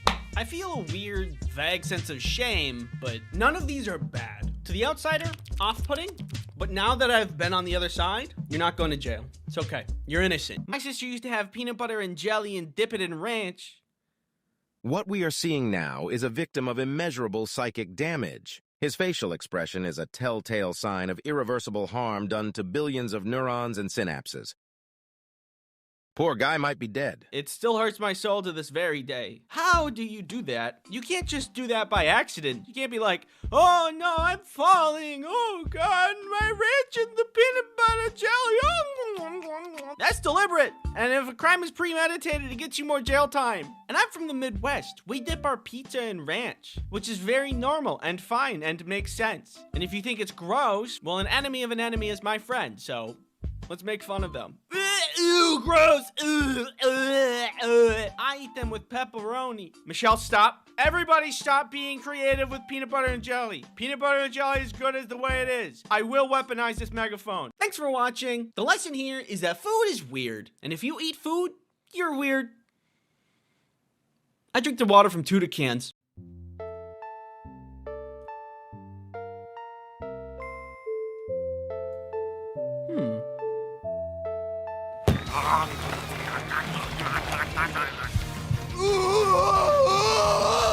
Which one of these would you choose? Given the opportunity, your arms can change into any shape or material. Make $100 for every mile you run, but it stops working when you stop running. And it resets every day. You can make $1 million in a day. You just gotta run 800 miles an hour. Stay young and have perfect health, but the moment you turn 70, you die. I'm 69 years old. Hey, isn't it your birthday today? Add 2 to anything. For example, add 2 to the amount of digits in your IQ. So I asked you what you would choose to see what you would say. So what would you guys choose? Hey, can you go away? What? Fine, more for me. Out of all of them, you guys really like the arms one. Honestly, I feel like out of all the options, interchangeable and transformable arms would probably be the best and most useful due to its versatility. True. You could do many things with the arms, Bill. You could open your own professional dog walking business. You'd never have to wait to cross the street ever again. You're basically just Jake the dog, but with only arms. Assuming the pill lets you change them at will and isn't just one and done, I'd probably go with that. You could change your arms into wings and fly. You can make them slightly buffer to open jars and stuff. Well, they're open. And you could maybe even create a second pair of arms to carry more things. Not to mention, you'd never be without a weapon in a pool noodle battle. You guys are pretty clever with your ideas. I also think it would be really cool to have. Maybe you could, like, you know, Like you could do, like make them into cool sunglasses. If you take this pill, it'll give you $100 for every mile you run without stopping. Can you guess who really liked this pill? I'll give you a hint. That's right. Long-distance runners. You see, I made a grave error when making this pill. If people can make money by running, then only the best runners will be rich, creating a new elite class in our modern world. An elite class of cardio athletes. While they will be out making bank by running and also improving their cardiovascular health, people like me will be doing the opposite, staying inside. All of us non-runners will be considered peasants, but you can't even run a 2-minute mile. What a dork. In this new future, the new beauty standard will be leg girth. This is a future we cannot have. I won't let them be more powerful than me. Oh my god. Now that I think back on it, I don't think I've ever run a mile without stopping somewhere in the middle. In high school, I ran a 7-minute mile. Felt pretty good about that. But I had to stop a bunch and I couldn't do it all at once. Which, if you remember, makes the pill stop working and reset the next day. So this pill is not my first choice. Hey, buddy. Sponsorship.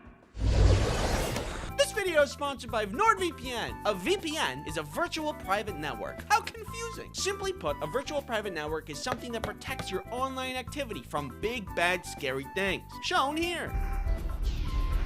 I've soiled myself. The great thing about NordVPN is that it can be installed on multiple devices, which is perfect if you're chronically online. I love dopamine. Do you worry about malware getting all up in your business? Well, NordVPN can block malware. No. I use NordVPN myself to protect me from all kinds of things. Can it protect me from... Shut up! Use promo code Ice Cream Sandwich to get NordVPN's 2-year plan plus 4 extra months for free! It's risk-free with Nord 30-day money-back guarantee. Thanks NordVPN for sponsoring this video. This pill is the ultimate health pill that gives you perfect health, but you stop living at exactly 70 years old. Clearly a very useful pill. But I'm willing to bet a lot of you don't know how useful it is. No illness? Ever? And you know the exact moment you die, so you have the opportunity to do the funniest thing. Hey man, thanks for inviting me to your birthday. I'm having a great time. And I really value our friendship over all of these years. Yeah, no problem. Hey, pull my finger. If you didn't pick this pill, let me tell you what you're missing out on. Perfect health means that you can eat as much junk food as you want with 0 side effects. Perfect health means you can practice as much parkour as you want without being afraid of messing up. Should've chose the health pill. Some science labs need people to test on, and they pay money to do that. So you just make money and not worry about any of the side effects that might happen from the research. Oh no! And if you had perfect health, you could live at Chernobyl. Yeah, just chilling out. Wasteland style. Perfect health is A+, and you slept on this. Can you stop yelling? No! Now, if you take this pill, you can add 2 to anything. And I mean anything. With the proper creativity, you can do some crazy things. I got nothing. For example, you can add 2 to the number of arms you have. Yeah, I'm like a bug. Could you get down? Could you get out of the walls? Plus 2 to the amount of senses I have. You know, we got taste and smell and stuff. But what if we had 2 more, right? Don't know what they would be. I hope it'd be Spidey sense. I guess that's not that useful if you also don't have Spidey reflexes. I'm in danger. I would add 2 to the amount of me's in the world, which means I technically could get twice as many things done in a day. I think we'd all still be kind of lazy though. Get to work! Oh.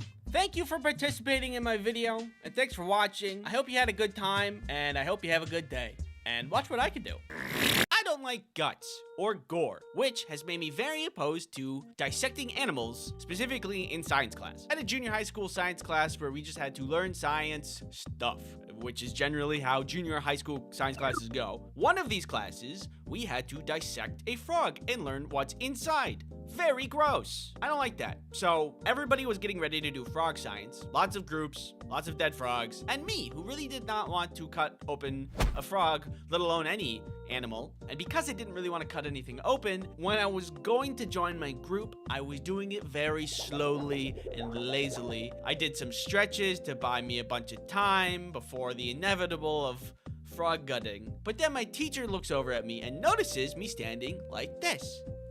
Andy, you don't have to dissect a frog today. I look up, confused. There was some pause. Do you need to go to the nurse's office? She thinks I'm feeling sick and that I'm prepping myself physically to go open a frog and cut its flesh. I noticed an opportunity. Oh, I don't know. I just need to breathe a little, I think. Feel free to sit down. I'm not gonna force you to dissect a frog if you're gonna be sick. Oh, yeah. Thanks. So, I do. My group was a little salty that they had to do all the work and I got to skip out, but I didn't care because I didn't have to cut open a frog. So I was thinking about that story lately and I realized something.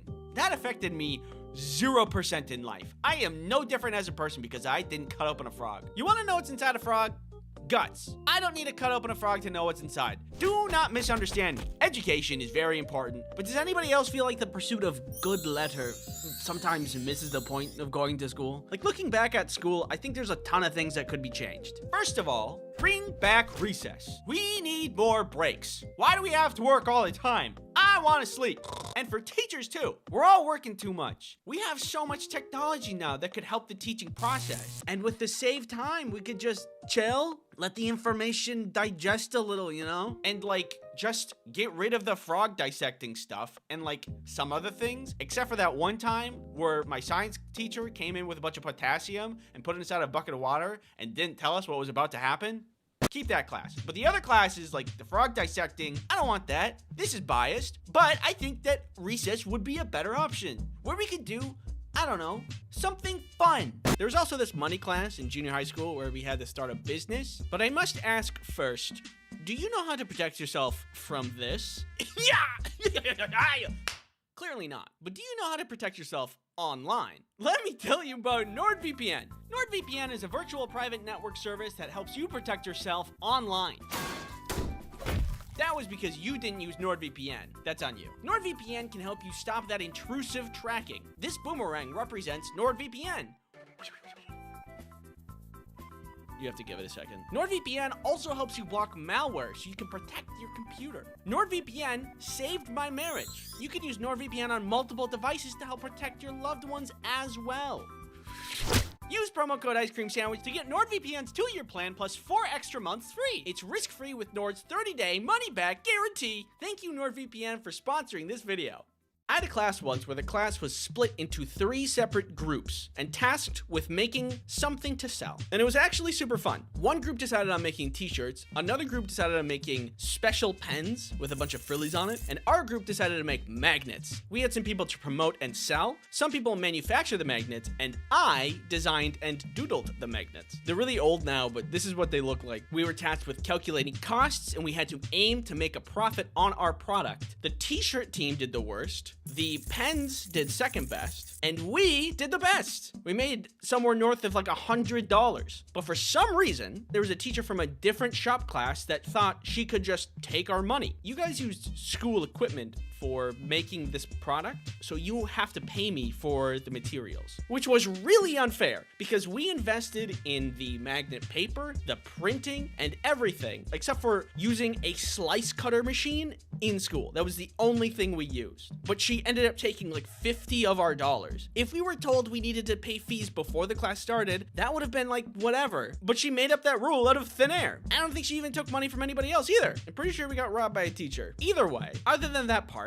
it was a super fun class that had real world application and I found to be very useful. Most of the class was figure it out yourself kind of style, so I think it could be a little bit better, like teach us how to make a budget or here's how you don't get robbed. But at the end of the day, still thumbs up class, and I think that we should look into doing that more for other people. What is one thing that we deal with daily but are not educated about in the slightest? One time I was watching a video about a story, and this guy was talking about a lady that was fighting at the store. He was in line to get some groceries, just a normal thing, and she budged him out of thin air, like an adult did that. He said, "Hey, please don't budge me," and she says, "Oh, I've always been here," as if he doesn't have eyes. And then when confronted by multiple people, she yelled at them and said that she was the victim of being bullied. And it made me so mad. Like, how could you even think that you're going to trick people, and if you're going to play the victim, everybody saw you? I thought about it for like an hour out of my day. Later, I was watching more videos, and I saw a bunch that were like catching ghost footage on camera, and it was obviously fake. Who believes this kind of stuff? It's a good thing I'm not gullible and have critical thinking skills. Hey everybody, remember that story the other day about budging? I lied. I wanted to see how many people believed me if I lied on the internet, and wow, it was a lot of you. First of all, don't lie on the internet. It is bad and I'm easily fooled. I think maybe if there was a class on media literacy, especially since the thing we're doing the most is consuming media, I think that'd be a pretty good class. Maybe I'm saying that because I'm just really embarrassed that I got tricked. Or, here's an idea. What if instead of any class, there were no classes? And like, students could just pick something to study, and then all the teachers would be mentors for the students and give them direction and resources to learn what they need to learn to achieve what they want. Like inventing a machine or learning about bacteria. We probably have weekly articles where some student invents something that changes the world. 17-year-old invents easy and cheap test for common disease. 15-year-old makes popular mobile game with power of thought. 16-year-old makes ominous sphere that knows your thoughts and can tell you the future.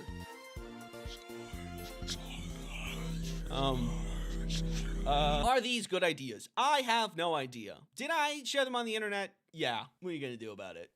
Thanks for watching. If you have an idea for a class that should be in school,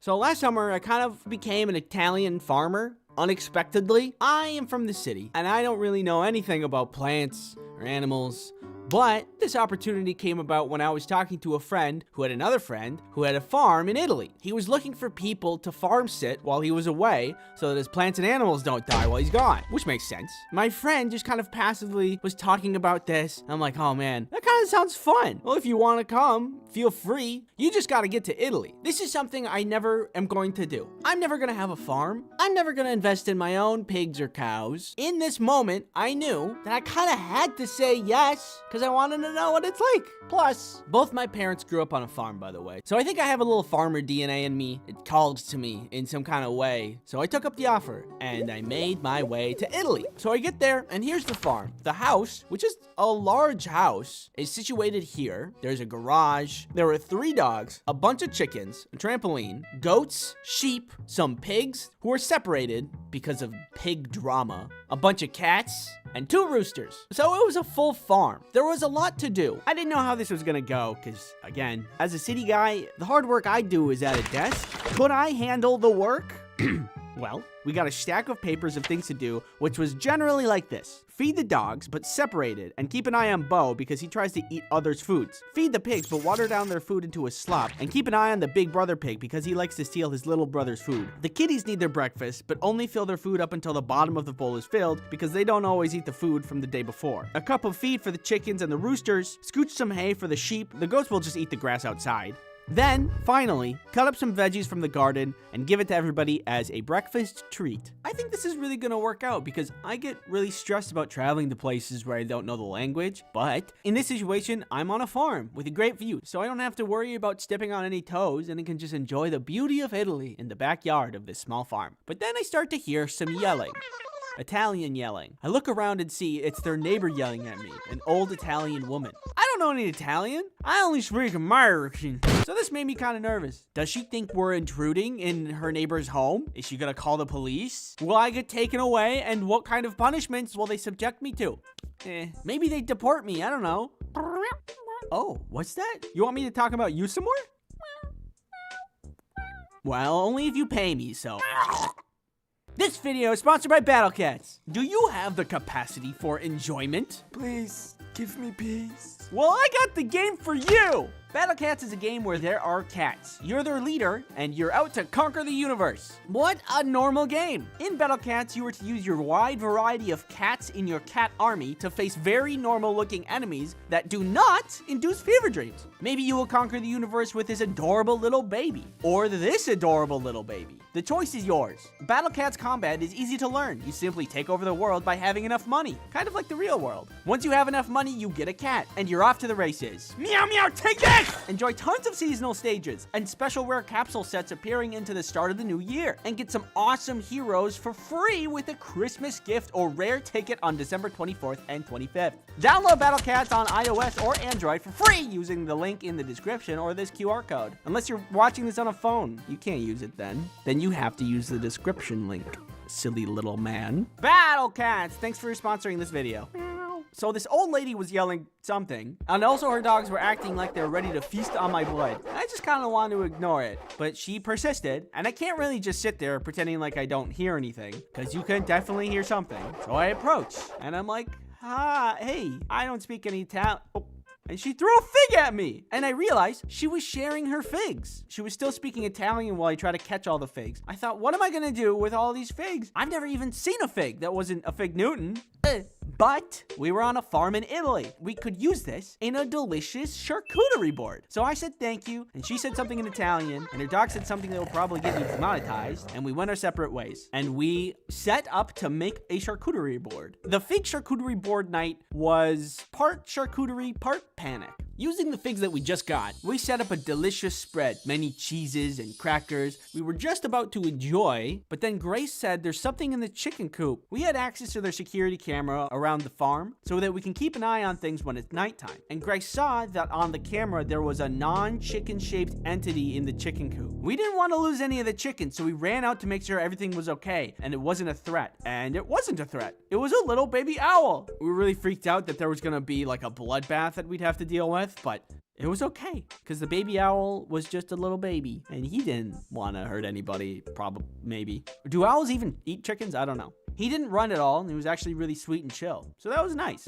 We took him out of the chicken coop and we put him in the barn loft where there was a bunch of hay and he could be warm for the night. So I'm thankful that everything worked out, but the trip wasn't completely casualty-less. There was one day while I'm working on the farm, I see what I thought was a cat in the distance. It's kind of a weird looking cat. This, I would later learn, was not a cat and was the cause of some actual chicken loss. When the night comes around, there's another checklist that we have to go through, and one of the tasks is counting the chickens. We counted the chickens and there were not enough chickens. We looked for the chicken and we could not find the chicken. Where was the chicken? We messaged the guy who actually owns the farm and we're like, hey, we can't find one of the chickens, but the fence is completely closed in. Are we missing something? He mentions that there has been a fox roaming around and somehow probably got. Poor guy. Rest in peace, little chicken. So time passes, and I see again, hey! That isn't a cat at all, that's a fox! We stare each other down, kind of like that scene in Fantastic Mr. Fox, except this fox was not fantastic, and I didn't like him at all. That night, when we're closing up, we count the chickens and stuff, and we all go to sleep. As I'm drifting off, the dogs start to go ballistic, and I think, it's the fox. I am filled with farmer's determination, and I snap from dreamland into 100% lucidity. I run outside and instinctively grab a pitchfork and sprint towards the chicken coop like RoboCop if he had a different, more rural line of work. I turn the corner and there, Mr. Fantastic himself. There was a fence between me and him. I was battle ready, but I couldn't get to him. So instinct set in, and I did what I could.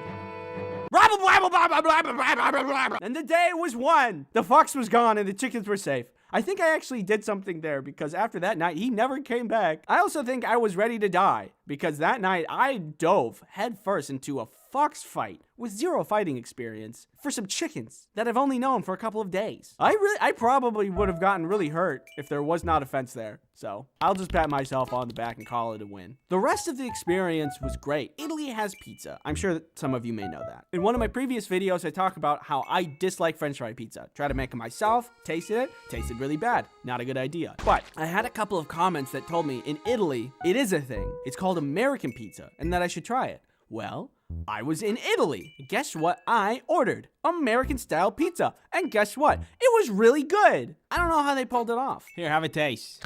Yeah. Tastes good. It's like Italians really know their pizza or something. Anyway, the farming was good. The dogs were lovely. The cats were chill. The goats took care of themselves. The sheep were super freaky. Beautiful scenery. The whole experience was great, and I would certainly go back. Thanks for watching. Thank you to Matt for animating. Matt had a big part of animating this video with me. Everybody clap for Matt. Okay, clap for me. Yeah.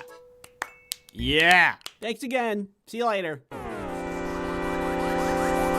Look at me. Look at my eyes.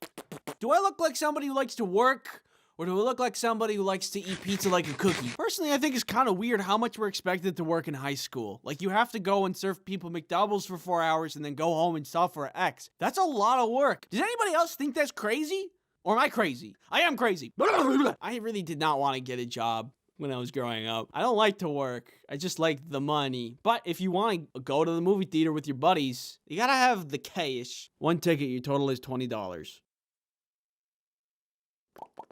For my first job, I wanted to avoid the food service because I feared people will be a little bit more abrasive when it comes to their meals. You'll find rude customers anywhere, but I just feel like when food's involved, things get a little hairy. I don't want people yelling at me about onions. I don't care about onions. I ended up working somewhere that's not food, which I will show you through example.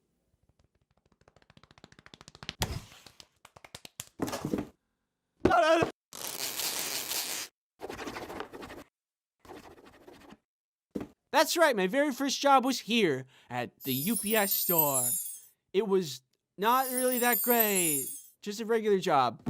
Don't worry about that. When I turned the age of 16, my dad helped me network with the local UPS store and get me a job, which thank you, Dad, for helping me do that because at that age, I was not the proper candidate for being an employee. While working there, I met a lot of really nice people and a lot of really cool people, but when you work in retail, it's impossible to not meet some, how would I say this in a nice way? Outliers. So one time this woman and her daughter came into the store and they said they needed to ship something. When you ship something out of the UPS store, you gotta ask a bunch of questions like, where is it going? Is it going internationally? Do I need to be worried about what's in this box? Blah, blah, blah. So I'm going through these questions and entering information into the computer as I did with any customer. But apparently that was a wrong thing to do because she unfolded her cane, which apparently just turned into a chair, sit down and says, this is gonna take a while. Excuse me? Why would you say that? You could say a million things to me. Why not compliment me? Why not say, wow, Andy, your eyes look beautiful today? She was shipping internationally, which means I had to do extra steps to make sure it gets there. So after a minute or so, she turns to me and says, you guys should really have the computers on our side of the desk so we can do it faster than you. Oh, I'm sorry. Do you know all the rules and regulations for shipping overseas? Do you know how this computer works? No. The worst part about rude customers is that you can't say anything despite if they're wrong or not. The customer is not always right, and the person who coined that famous phrase was very wrong, and probably it was also a customer. I think if you're mean to retail workers, they get to yell back at you. Or at the very least, you get to tell them that they're mean and make them leave. You're mean! I've only ever encountered these kinds of people at work, and I've never seen them in the wild. But if I did, and I didn't have to keep my mouth shut because I didn't work there, then I'd go right up to them and say, you're mean! Anyway. Then there was this other time when this guy tried to ship drugs. That day was particularly slow. Nobody was coming in, and it was just me and my coworker, Tony. Tony and I got along really well, because neither of us like to work. I want to go home. Me too. At one point, a guy comes in to buy just a single box. Simple, easy, he's in and out in a jiffy. But 5 minutes later, he comes back in, same box, but now something's packed up inside it. I saw the box and how he packed it, and he did the thing where he kind of fold the flaps on top of each other, which is a problem because then it just falls out if it's not taped. Can I get a description of what's in this box? It's private. I mean, we just need a general description, like, is it food, perishable? It's microchips. Okay. Microchips. Now, because the box wasn't properly taped, Tony came over and was going to tape it up for me while I was helping him on the computer. But the guy stops Tony. I just need to retape the box really quick so it doesn't come out during shipment. The tape's free if that's what you're worried about. Okay. He timidly allows us to do that, which I don't really know what his end game was because we opened the box and there was weed. Sir, we can't ship this. I'm no expert on illegal trade of illicit goods, but I know a thing or two about shipping, and I know that drugs, you can't do that one. That's on the no-go zone. We opened the box because we needed to redo the flaps so we could tape it properly. So if he just came in with the box taped, we wouldn't have known what he was shipping. There's no x-ray machine at the UPS store to see what's inside the box. The only missing component here was tape. More than anything, the situation just was awkward. Okay, that's, sorry. I want to go home. Me too. Here's some advice. If you want to ship drugs, don't. Then there's this other time where this guy tried to overnight a misshapen magazine. This time I was working alone. It was a night shift. It's dark out. And this guy comes in holding a magazine. Hello, sir. I can help you at this register. Oh, he's just getting an envelope. Probably to ship that magazine. Is he packing it up back there? Is he trying to hide something from me? Weird. I want to go home. I like to ship this next day air, please. When you ship like a piece of paper next day air, UPS has this special envelope that makes it cheaper. And I saw that he's trying to do that. So I talked to him about it. Oh, actually, we have these special envelopes that cut you a deal, so it's cheaper to ship next day air. At first, he was hesitant about that, which is definitely a red flag, because it was like $100 cheaper to ship through the special envelope. And why wouldn't you do that? You could spend $100 on buying, like, I don't know, Five Guys. That's a lot of Five Guys. Five Guys good. But still, nobody would pass that up. So it was weird that he hesitated. I eventually talked him into it because I think he was like catching on that I was catching on that he was being suspicious. So I started typing in the information for him, and he started to move the magazine from the envelope he picked up already to the other envelope that I offered him. And while he was doing this, I saw that it had a big weird lump in it. So that's another red flag. 2 for 2, baby. Why was the magazine bulgy? Is he shipping drugs? Oh. Oh my god, this is like $1,000. Who is he sending this to? What if it's the mob? Well, now I have my fingerprints on it. And then I sent it off. I don't want to get involved with the mob or whoever that was. I was 16, alone in this store at night, and not paid enough for it to be my problem. I guess now that I'm on the topic of illicit substance distribution, there was this other guy. He would always come into the store and be like, hey, I shipped a box to your store, and it's big. And we'd be like, oh, is this the one? Yeah, that's the one. Of all the other customers, this guy was very easy to deal with and really charming. But one day, a couple of other customers came in, and they're like, hello, we're the police. They asked to see the manager, and they talked to him, and then a couple days later that guy picked up a box and then was arrested in the parking lot. Turns out he was importing a lot of opium. I think it was around this time that I realized I miscalculated when I passed up all those food service jobs. But then again, is any retail job good enough? I don't know. I bet I would have had a better time at Five Guys. Stop eating the french fries. Anyway, hindsight's 20/20. Other stuff that happened. One dude asked me if the narwhal bacon's at midnight, which was very cringe, and trust me, I know cringe. A bunch of cheerleaders burst into the store, cheered, ran in a circle, and then left. We suspect they were just trying to cause a commotion while their friends would steal things, but then realized there was nothing interesting to steal at a UPS store, and then went away. There was a guy that would often come in and try to ship bath salts, which... again, I'm not paid enough for that. A man wanted me to send faxes, and then when I told him the number wasn't working, he shook the paper in my face and yelled, fax! It's not working. Fax! Another dude wanted me to help him with his email because the government was hacking his email.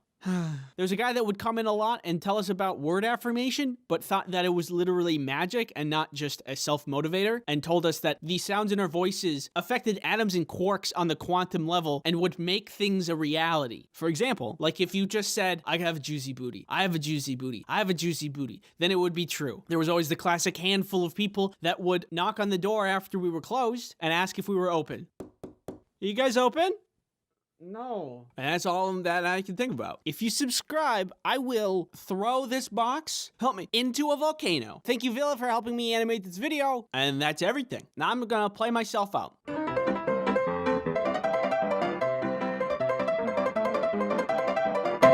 Hey, you ever heard of honey? Could you do that a little less seductive? Oh, sorry.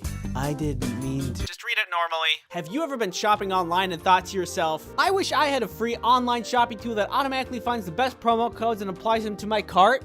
Well, Honey is a free online shopping tool that automatically finds the best promo codes and applies them to your cart. Get the best deals on over 30,000 well-known stores such as Best Buy, Sephora, Ulta, cocaine from the guy behind this recording studio. That one's a lie, don't say that. Honey is free and easy to install with just 2 clicks. One over here, another over here. That's easier than doing a backflip. Don't try to do a backflip. You're gonna get hurt. No, I can do it. Honey is loved by everyone with over 100,000 5-star ratings on the Google Chrome store. Honey, good. Need a chair? I know I do. With Honey, it's easy to pick one up with great savings. Oh my god. That's really good. How much does Honey cost? You just said it was free. Not having Honey is literally passing up free money. Follow this link to start saving now. Join honey.com/ice-cream-sandwich. Say it normally or we don't pay you. That's joinhoney.com/ice-cream-sandwich. Thank you, Honey, for sponsoring this video.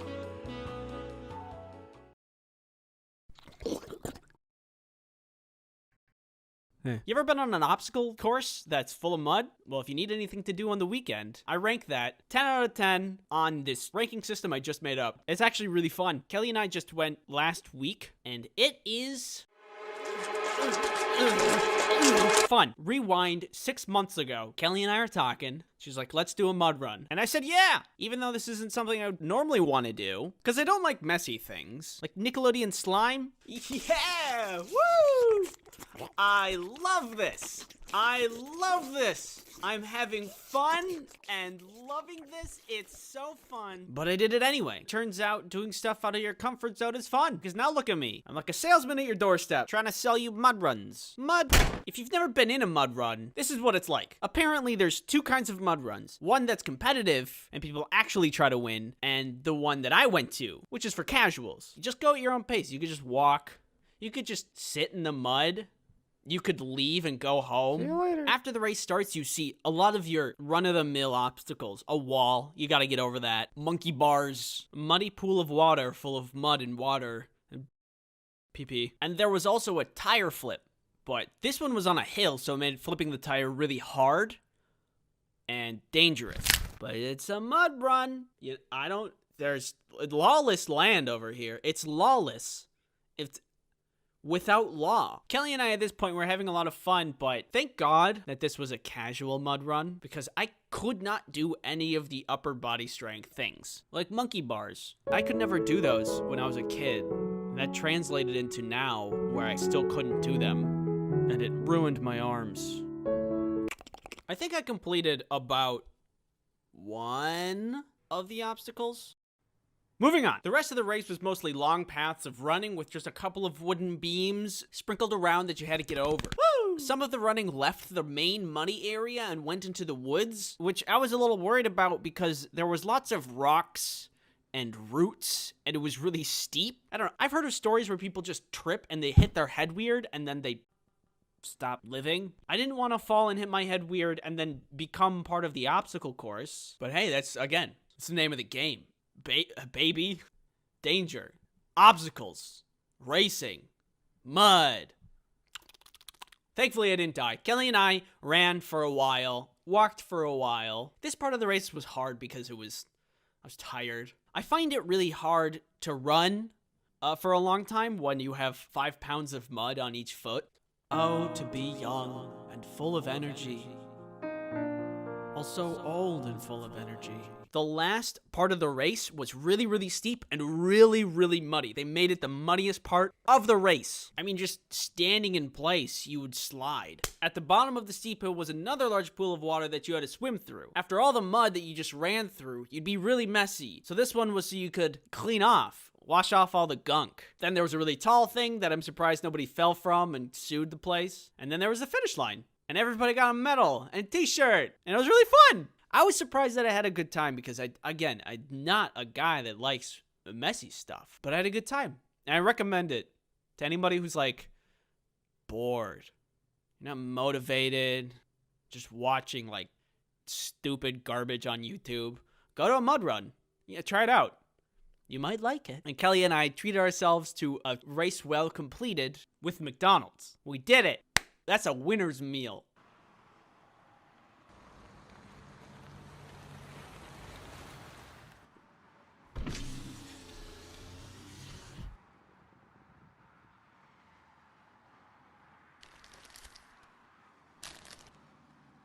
Is that a mud run? Okay. Last time I did something that was really out of my character was dance ensemble. I don't like being on stage, and I can't dance, but I did it. And I had a lot of fun. And then I did it again. If I were to take anything away from this, just try things that you don't want to do, and it'll be fun. It'll be fun! I have a little bit of news to tell you.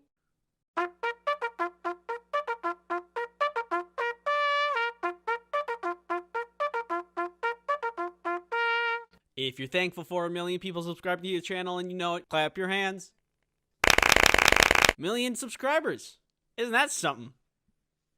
I don't have to tell you that 1 million is a big number. I don't have to tell you that this channel is larger than 93 countries on Earth. I don't have to tell you that this channel is 43,000 people larger than Djibouti. And I don't have to tell you that if we went to war with Djibouti, we would have a strategic advantage. So I won't. But I will tell you that I'm thankful. All of this is happening at a pretty busy time in my life, so it really came out of nowhere. You've been patient with me and helped me achieve something I actually never thought would happen in my life. I'm lucky to have you. And if there's one thing I want to say to you guys, it's this. Thanks. Ooh, a squirrel. Ooh, a ladybug. Ooh, a piece of candy. Ah! Just get inside and I pull this lever and...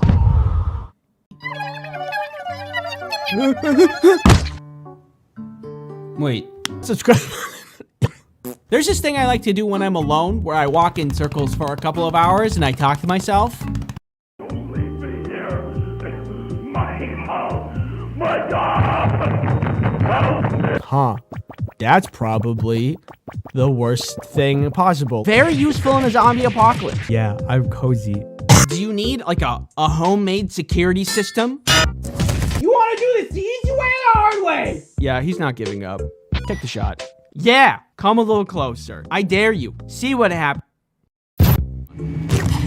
Look at this little man. Subscribe to my YouTube channel. Hey, look at me. It's okay, everybody. As long as we're inside, he can't get us. Oh, a piece of candy. I was starting to feel very tingly in my appendages. The only thing is that you might not survive the landing. Look, kids, it's Mount Rushmore. This is where your mom and I met, and we wanted to bring you here to this very special place so we could show you.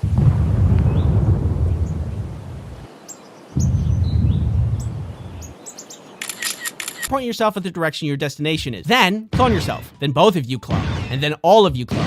And then you fall over. Hello? Yes, there's someone in my bed. It was Minecraft. Hello? Hello? Hello?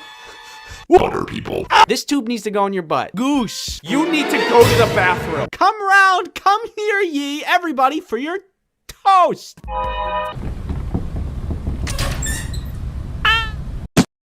Hi.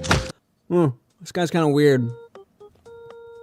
You know that ticks, they make antifreeze and Lyme's disease eats it. Oh, wait.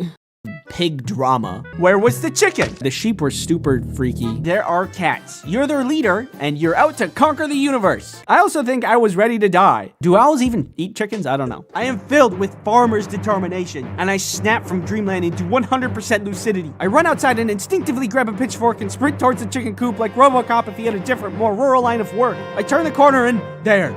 Mr. Fantastic himself. There was a fence between me and him. I was battle ready, but I couldn't get to him. So my instinct set in, and I did what I could. You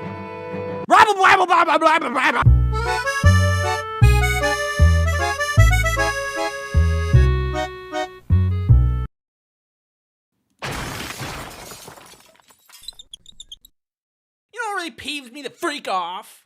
Several things, like slime and ASMR videos and other things that I'll go over with you. Give me the napkin. Is it still there? You still got it on. It's still there a little bit. Did I get it? No, there's still some. Yeah. All good? Yep. Perfect. Pet peeves. The things that, no matter how mundane, peeve you off. They just peeve you. I consider myself a go with the flow kind of guy, but sometimes there's just a couple things that really peeve me off. I don't know if anybody else is with me on this because it seems to be a very popular thing, but one of the top things that gets my goat, slime. Kind of hurts my eyes a little. When I was younger, I got a gift, and because I am a boy, it's slime. You know, you get boys, gross bugs, bleh, make a bug from the thing. Da, da, da, da. I fell into that category, and so I was gifted slime one day, and I played with it for like, I don't know, a little bit. And not even after a minute or two of playing with it, my hands were filled with like this weird texture. It was like an oily texture. Whatever else I was touching was also getting oily. And then the slime itself was attracting all kinds of hair and and dust. It was disgusting. And it was like 2 minutes. I don't want to play anymore. And now I can't stand slime. And when I see people make those satisfying slime videos, it just throws me into a deep and terrible rage. Anytime I see it, I just think of like sticky hair and oily texture. I don't know what's going on in my brain that makes me mad, but when I see it, it makes me mad. I get angry. I don't like slime. And besides, I'm more of a moon sand kind of guy anyway. Is it not just the better of the two? Would you rather play with soft, silky, beach-like sand or icky, oily, gross, sticky booger snot toy?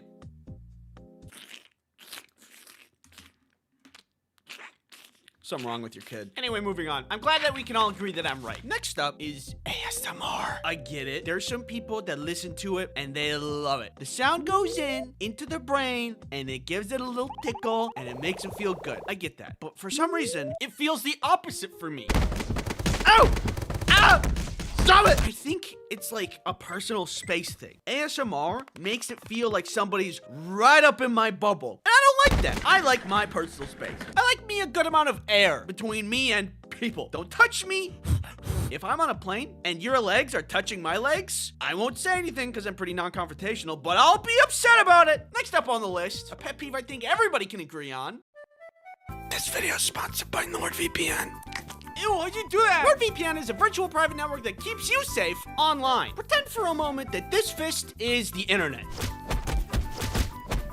You're pretty good there. But with NordVPN, you can protect yourself from malicious ads, nasty malware, and that ominous floating fist from earlier. Not to mention all those pesky trackers trying to collect your precious data. You can also install NordVPN on your phone, your tablet, Bob's phone, Bob. Anywhere that you need additional protection. Use promo code Ice Cream Sandwich to get NordVPN's 2-year plan plus 4 additional months for free. It's risk-free with Nord's 30-day money-back guarantee. Thanks NordVPN for sponsoring this video. There's another thing that peeves me off that I'm tired of being quiet about, and something needs to be said. One moment. Look at these two burgers. Observe how easy it is to eat this regular-sized normal burger. See? Relatively easy. Now try this. It's messy. It's bigger than your mouth. And it falls apart easily. Isn't that the worst? It's okay. I've been there, buddy. I don't like food that I physically have to crush with my hands to be able to eat it. I think there should be a law that prohibits burgers from being bigger than the average human mouth size, which is about 2.2 inches, which is around the width of 3 human fingers. Take your fingers out of your mouth. Would you be excited to eat a hot dog that required you to unhinge your mouth to eat? I don't think so. I think the rule of thumb is if your burger needs a stick to stay together, maybe it's time to go back to the drawing board. People who say short instead of average height, like people are tall or short, and somehow there's no room for average. What, you're always hot or cold and there's no warm, fast or slow, full or hungry, day or night? Is your world so rigid that you are bound by the rule of black and white? Will you give no time for the brilliance of the sunset to dance on the stage of the horizon? I'm 5'9" and that's short to you? It's average. Imagine what house you could build with hundreds of millions of dollars. Beautiful marble, gorgeous statues, water features. With that much money, you should be able to make something really amazing with a lot of good taste. Well, I found a place that's somehow the opposite. I was on Zillow trying to find the most expensive place to live in New York. No, I am not procrastinating. It's important. Research. Anyway, I found this one. Look at how unfinished it looks. It looks bad. Can you guess how much this mansion costs? $125 million. Isn't that insane? You know, like wood at Home Depot that's like not finished or part of any complete project? That's what this place looks like. It's like a table where you got all the parts but never finished them. I'm not mad that the house looks bad. I'm mad that the house looks this bad with so much money behind it. How can you be so rich and make such a bad interior? It's offensive. Let's put this into perspective. Rich people can buy crazy things like F1 fighter jets and racetracks and probably a scrying orb. But then they go and get this. It just doesn't add up, and it makes me pretty mad. Like, if you're gonna have a bad house, it should at least be cheap. It's like spending millions of dollars on a party on the moon, and then you bring out the dessert and it's yogurt. Just plain yogurt. Why ruin the $1 million party with yogurt. I can only assume whoever owns this house just wanted to feel something. They've experienced so much opulence and extravagance that this disgusting violent interior is the only thing that's made them feel anything in years. Next up, the Kraft mac and cheese boxes. Bring in Exhibit A. As you can see here, there is a nice perforated edge designed for the user to easily access the mac and cheese dust within. Perfect! It will make opening it so much easier, except it doesn't! And every time I want a bowl of mac, I end up just crushing the box, and I feel stupid. Okay, here I go.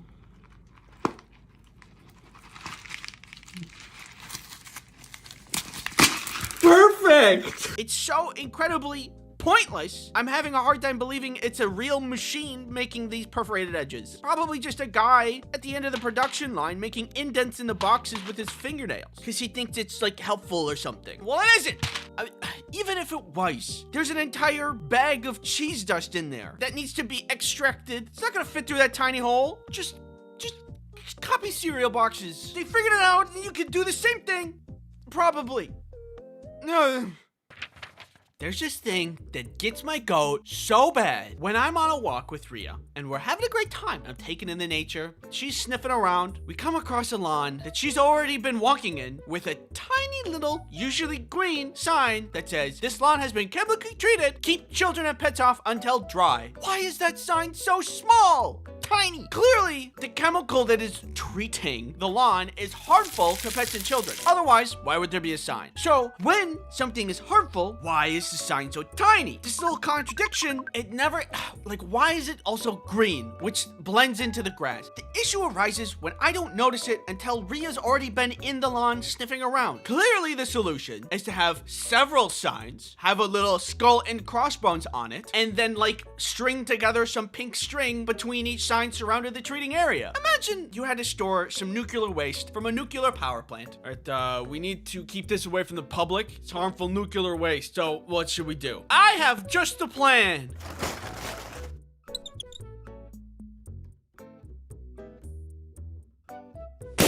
It's perfect. If I were to give you a vial of poison and say drink it, would you? Probably not. But then, if I said, oh, don't worry, it's only enough to kill small children and pets, would you feel safe drinking it then? Probably not. I just hate those signs. Thanks for watching, and don't forget to subscribe. If you don't subscribe, it'll make me mad. You won't like it when I'm mad.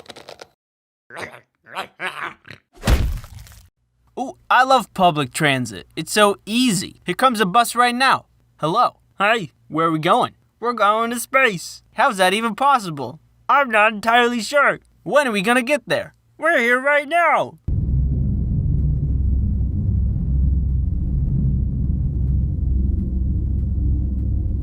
There's no doubt in my mind that public transit's great. It's cheap, it's accessible, it takes cars off of the road, which reduces traffic, a lot of good things about it. I used to take public transit all of the time when I was in community college. It made a lot of sense. I didn't have a car back then, so I would just go on the bus, go to school, spend all day there, and then go back home on the bus. Super easy. They even had a little shop at the school where you could go and buy bus passes for different lengths of time. I like that. I don't take the bus as much anymore, but I'm still left with good memories from when I used public transit. Most of the time, the rides were very normal. Nothing special would happen. But every once in a while, you would get, that commuter. You know the one where they wear their headphones around their necks and pump up the volume instead of wearing them on their head because they're headphones, and turn down the volume? Yeah, that one. If you've ever ridden a bus before, you know who I'm talking about. Honestly, I don't get why people do this. Is it like a power move? Do they want people to think they're cool? Do they just not know how to use headphones? I don't know. I didn't run into these people all of the time, but there was one particular instance where I did, and it was very uncomfortable. And I didn't have my headphones that day, so I couldn't drown out their music with my own. I just had to kind of deal with it. I'm pretty recluse, very shy, so I just kind of dealt with it. Really not the end of the world, but I noticed there was another lady who couldn't really deal with it as well. She kept shooting glances over at the guy. Like her eyes were gonna make him stop. Like, stop it. Stop it, eyes. Those don't exist. It didn't work. Eventually, she mustered up enough courage to get him to stop by telling him to stop. But at that point, she had built up so much frustration that it came out really stern and very aggressive. Like, would you turn that down, please? He actually did turn it down, but he must have been embarrassed about it or something, because after she had told him to turn it down, he immediately turned to me and started smack-talking her to me. No, don't do that. I get that you're embarrassed, or at least you're frustrated with the woman for so aggressively telling you to do something so simple, but don't pull me into it like we're homies, like we're buddies. Remember, I'm shy. I don't confront my problems. I just deal with it. Experiencing some concerning emotions? Bottle it up. That's not gonna be a problem later. Put that on the shelf. Problem solved. I was nearing my bus stop at this time, so I didn't want to start anything up, so I just kind of agreed with him, you know, like, Maybe if he just vented a little bit, he would stop at some point. You would think, but no, he kept going. I think that was really rude of her to say that to me like that. Please stop. I just think that she said she wasn't cool about it. Please stop. Stop it. Like, if there was me saying it to her, I would say it to her as well, but just nicer. Stop. Stop it. I think that was just really not a cool move for her to do that to me.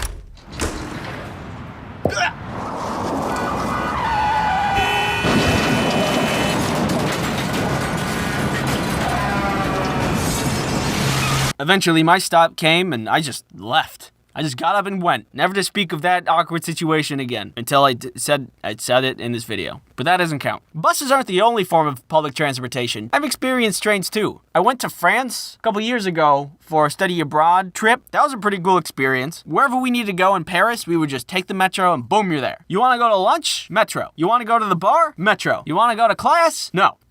I'm sleeping. Please go away. At one point, my friends and I were heading down into the metro because we wanted to go back to our dorms. We heard through the tunnels that the train had actually already arrived at the platform. So we started booking it. We turn the corner and we see the train doors are still open. So we just gun it, like really go at it. Just by the skin of our teeth, we slide in and the doors close. We had been so focused on getting into the train that we didn't realize somebody had yelled something at us. And I didn't realize what that was until I looked around in the train car and it was completely empty. Nobody in sight. Oh, you guys, I think this train is done for today. Now looking back at the situation, I think it's pretty funny, but during that moment, I was very panicked. My friends found it very funny, but I didn't. I was on a whole nother level, encased in a mobile cart of fear and anguish. I don't know how trains work. I don't know where I am. I don't know French. What do you expect me to come to a country and know the language? The situation ended up being completely fine. I called my professor that was on the trip with us just to see what we should do. And at that point, a conductor came by to see if anybody was still on the train, which there was. Bonjour, je suis un enfant. Je m'appelle omelette du fromage.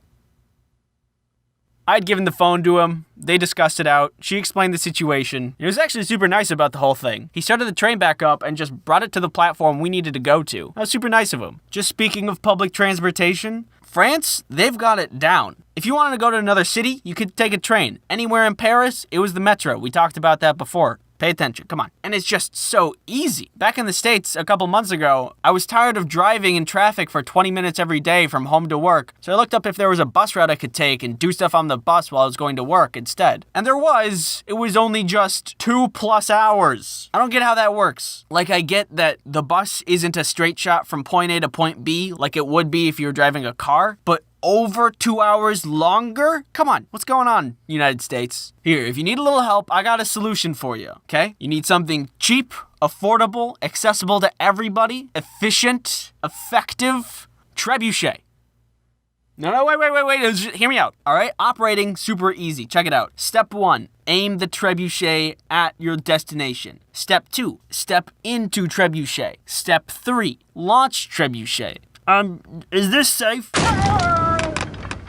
Maybe. So that's all I have on public transportation. Thank you for watching this video. If you haven't subscribed yet, feel free to do so. You can check out more stuff on my channel at this link. By the way, I got a couple of asks in my ask bin on Tumblr about fan art and if it's okay to make it. To which I respond, of course it's okay to make it. You don't need to ask my permission to make fan art. Oh, jeez. My phone fell down and I have fixed it. You don't need my permission to do anything. You can do whatever you want. Be an astronaut. No, but really, if you want to send me something, you can tweet it at me or send it to me on email. It doesn't even need to be fan art. You can just send me regular art. I'd love to see it. I've already gotten 2 and I love them both. Oh, and finally, Super Slimy Slime 48 asked if I could make a GIF out of the EDM guy in the pizza video. So I made 2. The links for those are in the description. That should be everything. All right, thanks again for watching. Bye-bye. Fear helps you stay alive, but I feel like in today's age, it feels much more like a burden than a function of survival. Sure, the world can be a scary place sometimes, like when you actually see a bear, but I just don't see bears that much. And I think fear is just a little more annoying than it is helpful in most parts of my life. The first thing I think of when I think of fear is flying. Fun fact about me, I used to not be afraid of flying at all. And actually, I thought it was a lot of fun. I remember my favorite seat was the window seat because I got to see a view of the world that used to only belong to birds. But now, unfortunately, flying is so much more of a hassle than it used to be. One of the more recent times I was flying, the pilot came over the intercom and said, "Hello, passengers. We are coming close to our destination. And we are going down. And as we are going down to our destination, I ask everyone to fasten their seatbelts and return their seats to their upright position for landing." Can we work on our phrasing a little or provide context? I respect pilots and all they do for society, but please say anything else than "we are going down" when inside of a giant metal tube in the sky. I thought for a moment that I was actually gonna die. I can't totally describe the feeling of doom that I felt in that moment, but I can kind of make a facial expression that represents it. It was like that, but on the inside. I used to think it would be cool to have flight as a superpower, but with fear of flying, it would just be terrible. Maybe I can just walk. If you're afraid of flying, it's definitely not the only thing you're afraid of. One time when I was a kid, my family went to Willis Tower. And if you've never been, at the top of Willis Tower, there are these glass boxes that poke out of the building that you can actually walk into and look down at the city if you so please. I thought it'd be really cool to see everything with no obstructed view. But the closer I got to the glass boxes, the more my brain cranked up my fear. There's never been a mechanical failure. It's gonna be fine. Yeah, but what if it's not fine? What if it breaks for the first time when you stand on it? There's always a first time for everything, but it's maintained regularly. And look at all the other people doing it. They're okay. Yeah, but what if when you get on, a bug flies into a bird's mouth and it chokes, which causes it to hit a plane, which makes the plane crash, and the plane hits a screw on the glass box, but the plane actually recovers and flies away, so everybody's happy about that. But the screw spins until it comes out and unravels the whole glass box, and you fall? No, yeah, that's a good point. So when it was my turn to go into the glass box, I decided to not. The building is well maintained and has never had a mechanical failure, and I could have had a cool experience, but I was just too freaked out. However, even if fear is sometimes annoying, I stand by my wariness of mechanical failures. Things happen. If there really are infinite realities inside of infinite universes, then that means somewhere out there's an Andy that met a terrible fate. Sucks for that guy. I don't know. I think it would just be nice to be up in a high place and enjoy the view without my brain screaming code red all the time. Again, I prove my point. Fear is annoying, but not as annoying as this. Get professional care for hair loss from the comfort of your home without ever visiting a doctor's office or pharmacy with Keeps. Sometimes hair loss happens. What is that thing? Hey, shush. Ew, don't touch me with that! But Keeps can help you with your hair care goals in a multitude of ways, such as getting your treatment delivered to you on your schedule. As a part of your Keeps treatment plan, you get access to the Keeps care team for any questions you may have 24/7. Keeps also offers hair thickening shampoo, conditioner, not for eating, and styling pomade. These products work great together to complement your treatment. No, I said no. Whether you're looking to prevent hair loss, stimulate hair growth, or just take better care of the hair you have, Keeps offers treatments that work for you. Head to keeps.com/ice cream sandwich to get a special offer today. Or later. I'm free Monday. Okay. Thanks, Keeps, for sponsoring this video. Fire can be useful for a lot of things, like roasting marshmallows, pyrotechnics, and whenever you want lions to hop through a ring of fire. So, despite all of these joys that fire brings us, I am also afraid of fire, but only big fire. I'm not like screaming at candles and stuff. Ooh, beechwood lavender. It's specifically scary when it's out of control. I've seen videos of people driving through or even next to forest fires, which awakens a deep and primal fear. And I'm not even in the situation. I can't imagine the courage firefighters must have to fight forest fires. There's a lot of F's in that sentence. Did you know the size of a loose fire doubles every 60 seconds? You gonna put that out? Yeah, I was trying to show an example. can't remember where I heard that fact, but it's very scary. Fire is incredible. It can feed you, it can protect you, but if you're not careful with it, fire can totally and completely destroy everything you've ever known or loved.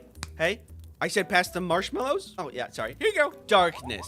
It's the idea of the unknown. Anything could be right out in front of your face and you wouldn't know. Hi, do you want to subscribe? One time, long ago, I went out to see a movie with friends at a nearby movie theater. When the movie finished up and everybody left, my plan was just to walk home. Eventually, I get to my neighborhood and I see a dark figure in the distance, and there's no light. I start to get a little nervous because I don't know what or who that is. At this point, my mind is starting to sound the alarms again. A murderer? A bear? An eldritch creature of the night? Whatever it is. Adrenaline. As the shape gets closer, it starts to look more and more humanoid. Then I see it's a person and they're running, and I think it's pretty fast, and I think it's running directly at me. I am in danger. There is no reason anyone should be running at night at anyone. I am not fighting nor flighting. I am just standing there, baked in fear. They get closer and closer, and once they were close enough, hello, hey, I figured out that they were not running at me at all. They were just on a nighttime jog. The funny thing about darkness is it messes with your sight. When your brain doesn't get all the information it needs, it'll just do you the favor of filling in the gaps itself. So my brain just assumed it was getting attacked, but it was just an hallucination stemming from my fear. Cool. That is the thing that freaks me out about darkness. It's unknown, and that scares me. Anyway, those are my top fears. Thanks for watching. I love joy.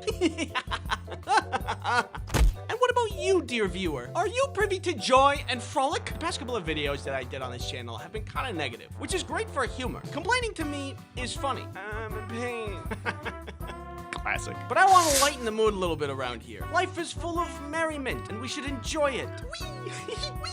So I compiled a list of the top tier things that induce joy for me. Are you ready to feel delight, glee, jubilation? I'm running out of synonyms for joy. There have been days that I've been in terrible, horrible moods, but then my dog comes to see me and I start to magically feel way better. I don't know what kind of magic they're made of, but I feel like a dog's presence can heal anything. Do dogs radiate happiness in like the same way that nuclear waste is radioactive? How dogs radiate joy comes down to a top 3 reasons. First, you know that when they stick out their tongues when they're sleeping really hard? That's super cute. Look at that. That one too. This is cartoonishly cute. When I sleep normally without my tongue out, so I don't look very cute when I sleep. But if I did sleep with my tongue out, 2, when they rest their heads on you and cuddle, better than anything I've ever experienced. If Rhea does this as I'm laying down, then it doesn't matter what's happening around me. I can't move. She's sleeping. I'm just stuck.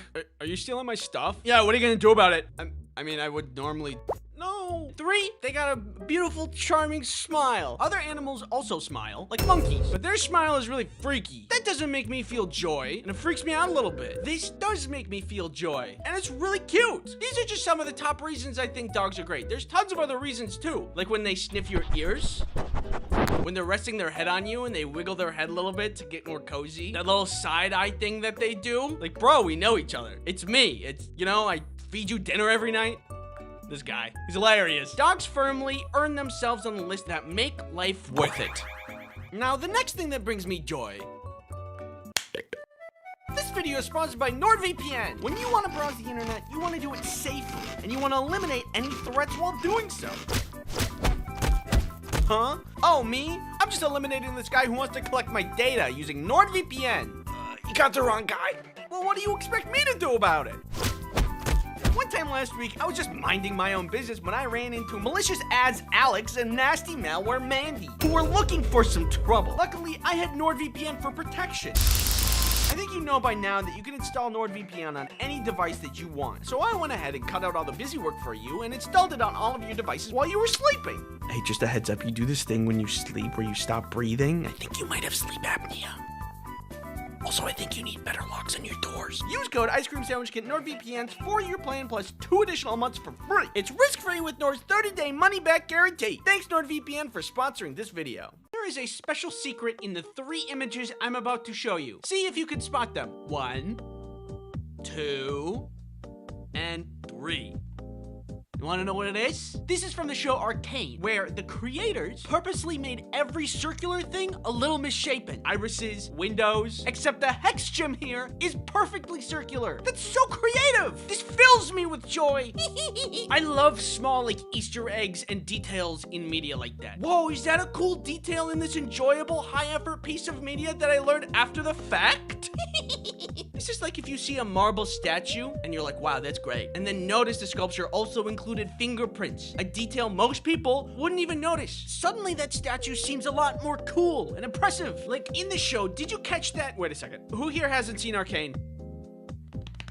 Did you catch that Victor in the past couldn't keep up with his toy boat, but in the future he could? They didn't need to do that. Mwah! Amazing detail! That's what you get when you put true professionals of the craft in the driver's seat. If you think about it, it kind of reminds me of my animations. La la la la la. It's like in Severance, the color red means something. Or in Spider-Verse, Miles is animated on a different frame rate until he gains confidence and grows into the role of Spider-Man. I'm not like attentive enough to notice these things usually. They often go over my head. Even when people like introduce their names to me, things go over my head. I'm Andy, what's your name? I'm going to listen to their name. I'm going to remember it. I'm going to repeat it in my head 3 times and then use their name in a sentence after they say it so I'll remember and not forget their name. And I work in accounting, which is why people always think it's funny that that's my name.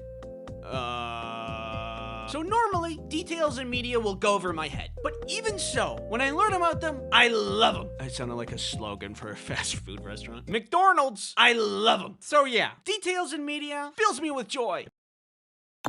Yeah. Okay, man, this party is so lame. Don't worry, I brought a little something to spice things up. It might feel like low-hanging fruit to say snacks bring me joy in life, but think about it for a second. Back in the day, you know, when people were peasants or something, they didn't get snacks like we do. What a wonderful time it is to be alive at the same time as Oreos. I don't know what kind of gruel peasants ate back whenever, but I know it isn't cheese-blasted goldfish. Sucks for them. Not only that, but these days you can just make your own snacks too. I've been making marshmallows myself as a hobby, and I can just do that. If you wanted to do that like even 50 years ago, you probably had to go to like the library and read. Who's even literate these days? Fun fact, there's a stage when making marshmallows that smells like wet dog. It's weird. Trust the process because eventually it's delicious. There's a lot to criticize about the future and the state of the world these days, and even snacks themselves.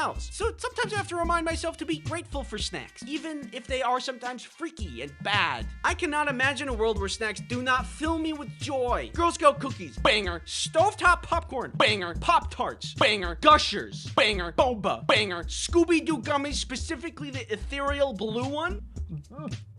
Really good. Ice cream sandwiches, amazing. And fruit by the foot. When I was in 4th grade, me and my friend Tyler would roll them up super tight after eating them and then extend them to make them look like cigars. And then we would just pretend to smoke. Long day. Yeah, it's a good memory of mine. I can't imagine living in a world without snacks. Like, imagine being a plant. They can never experience the bliss that is a ring pop. Wearable snacks make me feel alive. And then they get sunlight. Ooh, yummy photons. Yeah, okay, buddy. I can do that too. All of these things are to say, snacks, yeah, snacks are great on their own, but there is one thing that makes snacks even greater, and that's storm. Bro, are you serious? There's something that is so amazing and cozy about storms. I'm not sure why it is. Why do I feel extra cozy inside away from storms when I feel regular, normal inside away from not storms? I don't know. A cozy storm is the cherry on top to a lazy day. Either when it's raining and I get to hear the rain on the inside, or when it's snowing and everything is covered in big fluffy snow. There are obviously storms that I do not find cozy, like tornadoes, for what I think are obvious reasons. I believe there is a prime and perfect way to enjoy a cozy storm. First, I get one of these things. My aunt made it for me. It's like a mix between a hoodie and a blanket, which is great because blankets fall off your shoulders when you're trying to do things, and hoodies aren't that cozy. So it's the perfect in-between. Then I get on the couch, get Rhea in there, obviously, get a snack and a movie or a show. And if I really want to max out on dopamine, then I'll play a game. All of that, then throw in the pitter-patter of rain. What could possibly make this moment any better? Hey guys, what's up? Hatsune Miku! Snowstorms are also great. Oh no, I have to stay inside with a hot cup of chocolate and wait this storm in a cozy blanket? Big fan of storms. Love them. Yeah, the things I'm about to say don't really have a category, but fall under the umbrella of the little things. The smell of autumn, sizzling bacon, opening a pop can, heist movies, and bug music.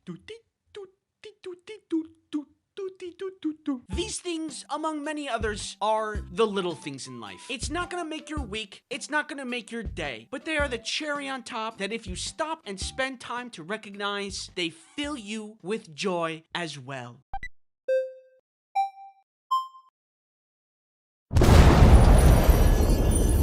What is that? It's pure joy, the very essence of happiness. I must have it. No, it's too dangerous.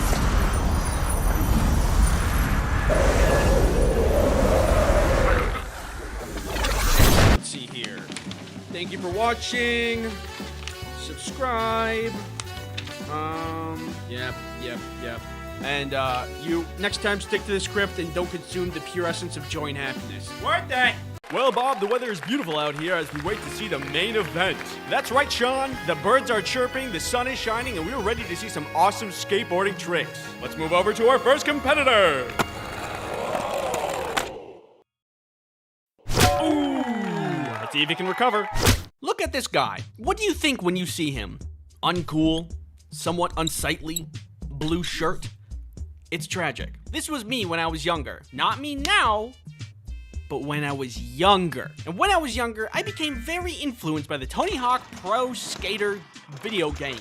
They were awesome. The tricks, the characters, the Neversoft logo intro. Gross. I thought skateboarding was so cool. Yeah! So I thought, if I became a skateboarder, then I would be cool. I mean, what could go wrong? Just get a skateboard, sign up for some classes, then I'm cool. It's easy. Oh, and plus my parents were willing to do anything to get me out of the house, so they agreed. On the first day of class, the instructor gathered all the kids around to set expectations. He talked about the simplest trick that we would be starting with, which was the ollie. He explained how to do the ollie and how to approach the trick. And then he said to not expect to get it right away because it took him a year to get it down. A year? I want to learn how to do the cool video game thing, not put an actual effort into a craft or skill over a long period of time. I have respect for people who put effort into their craft, but it takes me forever to learn things. It took me 3 semesters of taking Algebra 1 to finally not fail it. So learning how to do an ollie is gonna take like...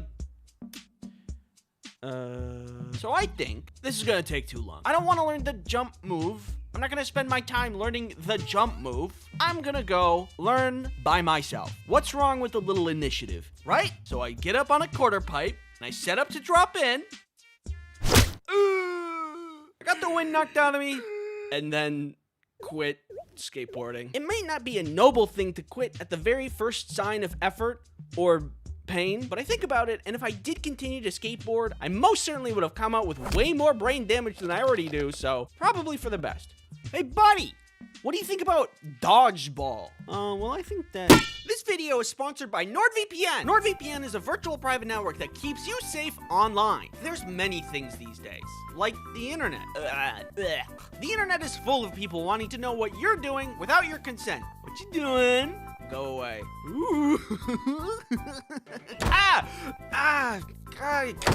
But with NordVPN, you can block those pesky trackers.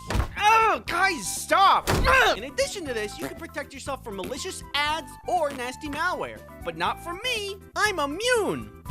Nuh-uh. Protecting yourself online is all well and good, but what about your other devices? Well, NordVPN's got you covered there, because then you can put on... What? Use promo code Ice Cream Sandwich to get NordVPN's 2-year plan plus 4 additional months for free. It's risk-free with Nord's 30-day money-back guarantee. Thanks NordVPN for sponsoring this video. I love dodgeball because mostly it's just easy fun that anybody can enjoy. Like that guy over there. You don't have to be good at all to play and have a good time. And I am certainly not good, except for one time I was untouchable. It was during a college dodgeball tournament. My friends and I signed up for fun, but unfortunately, the first team that we were paired up with was really good. They were like the best dodgeball players I have ever seen. They had team organization and were really strong to boot. They were throwing balls like cannons, and we hardly stood a chance. So the games were best of 5, and we had already lost 2 games at this point. And on the 3rd game, I ended up being the last man standing. If we lost this, we were done. So it becomes clear at this point that this isn't for fun anymore. I need to win, and also survive. When they saw I was the last man standing, they signaled to each other some kind of play. Like they had formations? I didn't know you could do that. What is he doing? 2 of them started winding up, and one of them was going down the center. I knew exactly what was happening. It was some kind of cage maneuver. Avoiding the 2 balls on either side of me will draw me towards the center, which lines me up to be hit. Not on my watch.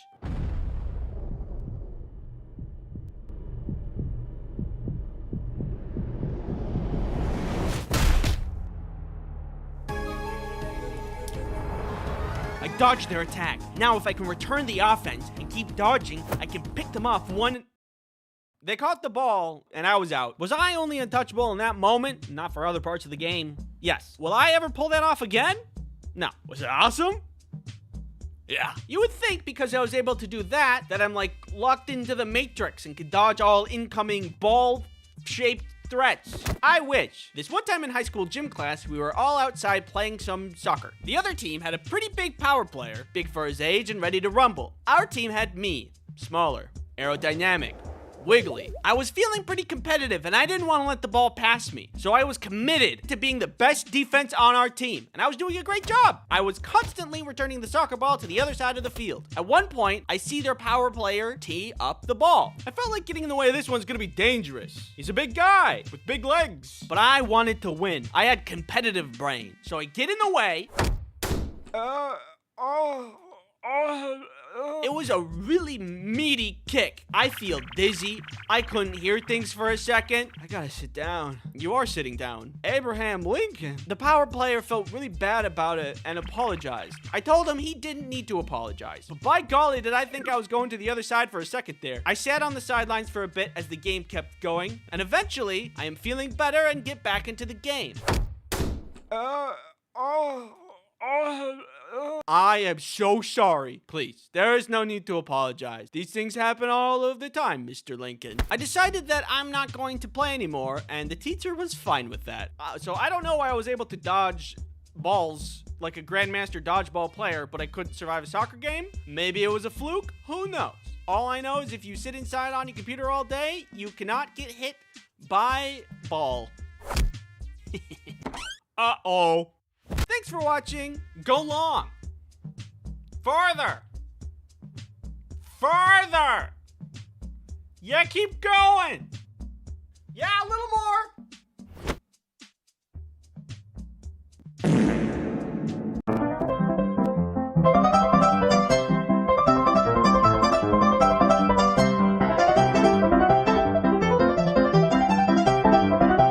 And thank you for watching. Oh, a piece of candy. This is your brain, and this is your brain on ADHD.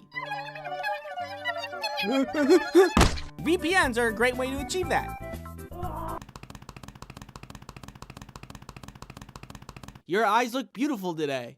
Caffeine does not work on me and just makes my heart rate go up. Get inside and I pull this lever and... Do I need to be worried about what's in this box? Depression-powered car. Whee! Kelly meet subscribers. Subscribers meet Kelly. So it turns out your boy has ADHD. Who would have guessed? Ooh, a squirrel. Ooh, a ladybug. Ooh, a piece of candy. Ah! 1, I am not a doctor, so always get a professional diagnosis if you suspect anything. And...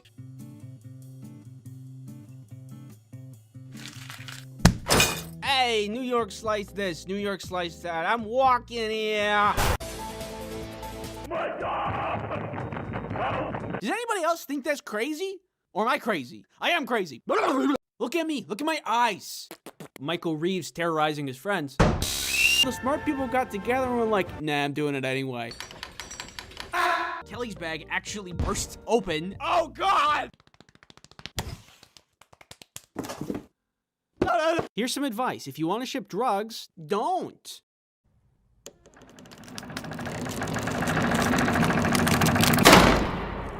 I have a juicy booty. I have a juicy booty. Then it would be true.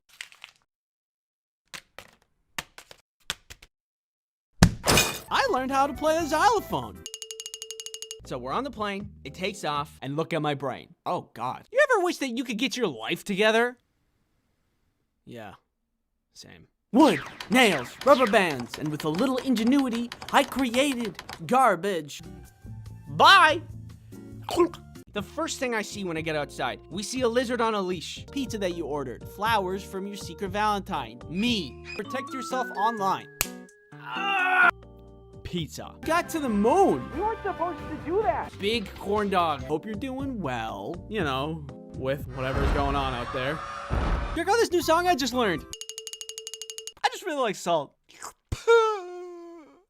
Some girl gets hit in the head with a food tray. Spinny door go spinny wee wee wee. Everybody's hot. You might be thinking. Doggy door. Dog. Perfect. With this dresser, you'll never be able to get a snap. The only thing that'll make me feel better is to smash that subscribe that makes your hair strong and robust. Perfect selfie. Oh yeah.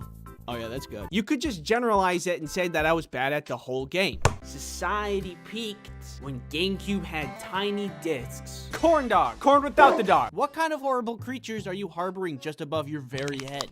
Hey, well, what are you gonna do with that there, Brock? Nobody really wanted to eat pizza because what they really craved was violence. And I'm like, huh, that's probably the worst thing possible. The spookiest thing that I have around here is this half-dead plant. I should really water that. Yeah, I gotta. Imagine me, but small. Oh, what are you? I'm a box. And they have to look at it and see if something's wrong with that. And I come out, they say, okay, we're gonna look at these. Huh? Huh? Pretty slick, right? Butterflies in my stomach. Where's the justice? Is it here? No. Maybe here? Nope. I could be melting from the inside out. I think that I know what I'm doing, and we can get started right away.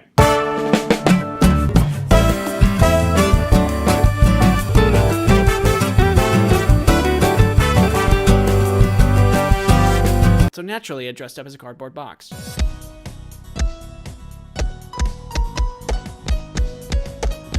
The appendix helps you self-destruct. So anyway, I should just put you with the rest of them. You need to go to the bathroom. I suck every day and become your favorite superhero. Hey guys, let's go get some coffee together. And what kind of clouds there are. Cucumber nimbus. Was going haywire and could literally explode inside of me and kill me. And give you a little kiss. No! Oops, one more touch to the back of the throat for good measure.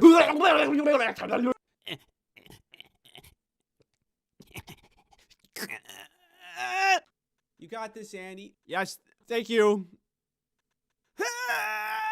Snacks, hanging with the boys, balls. Yo, catch! Stupid, oblivious to the doom that I was about to endure, but happy. Without a fight, baby.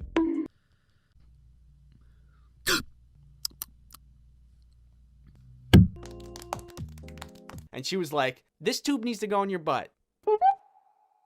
And guess what I did? Half court!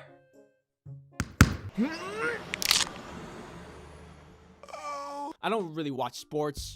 Dangerous. I have a family, a team for nature. My mom and dad was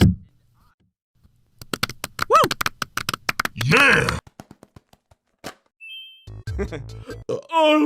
I was all animal. because now birds can eat them.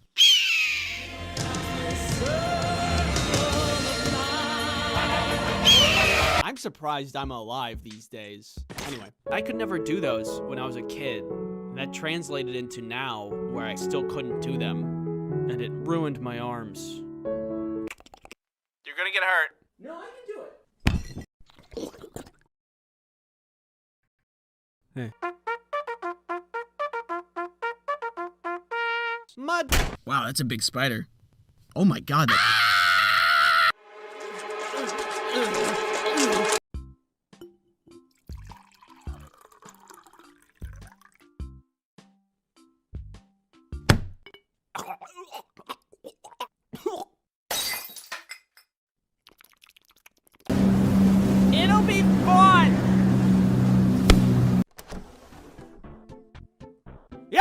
Get away from my house! Sprinkled around that you had to get over. Hey, does it seem really bright out here to you guys? I'm amazed at people's ability to just know. I am speed. I know exactly what I would do with a Banshee if I get one. Have you ever watched my channel and thought, this guy's kind of weird? Just watching, like, stupid garbage on YouTube. Here we go. I gotta stab you. No, don't stab me. I'm gonna stab you. No, don't stab me. I'm gonna stab you. Hey, who wants sushi? Anyways. Keeps does not make you explode. That was unrelated. But when information enters my mind, it just... Oh man, this party sucks. If only someone cool would come and, like, make it better, like... Yo! If I find somebody that I'm making friends with, I'm happy. Which isn't always the case for everybody. A human garbage can. No. You regularly make new friends.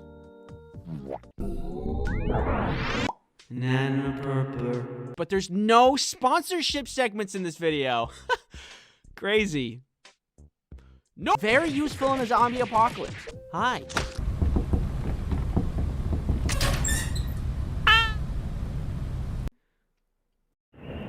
A homemade security system. How are you doing? Hey, don't touch those. I need those for the video. You are to sit here and watch and accept all my opinions as fact. Stop. And pineapple for the weird one. I'd be the weird one. I love pineapple. And there are some foods that make you feel like... Open your third eye. Focus. What do you see?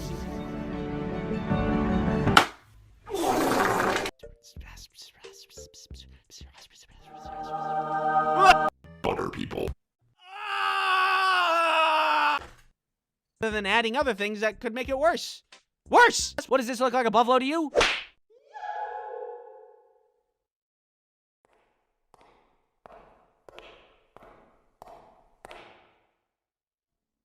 Hey. You know how lemonade is refreshing? Well, how about not that? Wear a mask.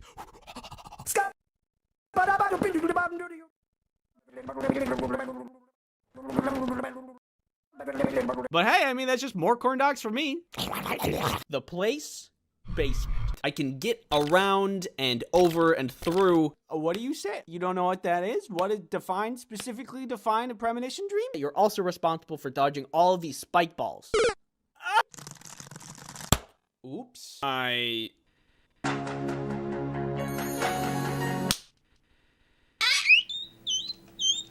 In your dreams, and we can hang out, but I will not stop farting. We're going to space. How's that even possible? I'm not entirely sure. When are we gonna get there? We're here right now.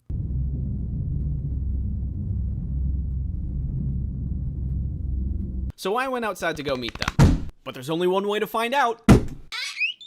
My body is wiggly.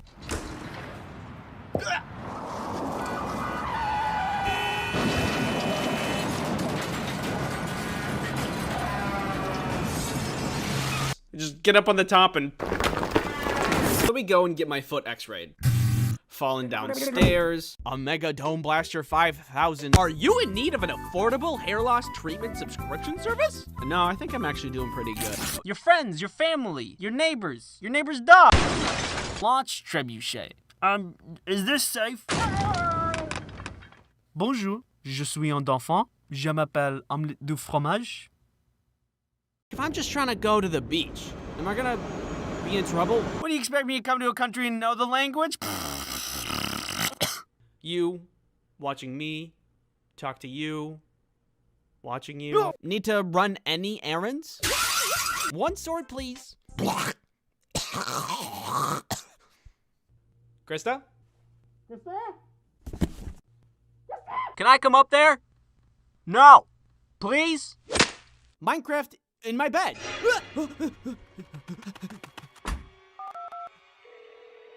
Hello? Yes, there's someone in my bed. It was Minecraft. Hello? Hello? Hello? Getting around places would also be great. My chemicals!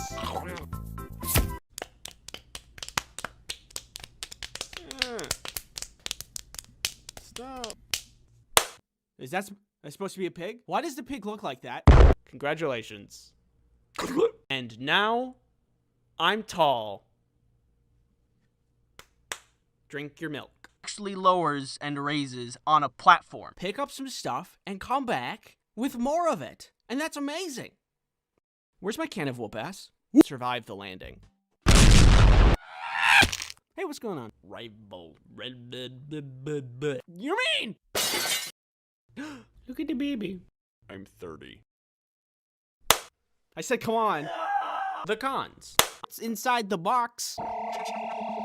I'd like to say that. Ah! And she's really, really good at knowing about murder. Hey, where did she go? Hey! Oh my God! All right, bye.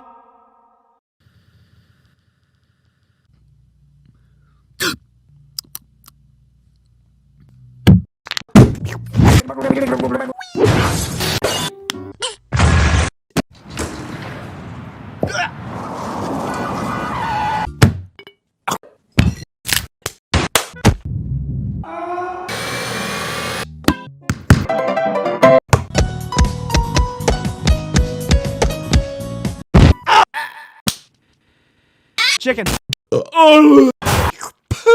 Hi. Subscribe.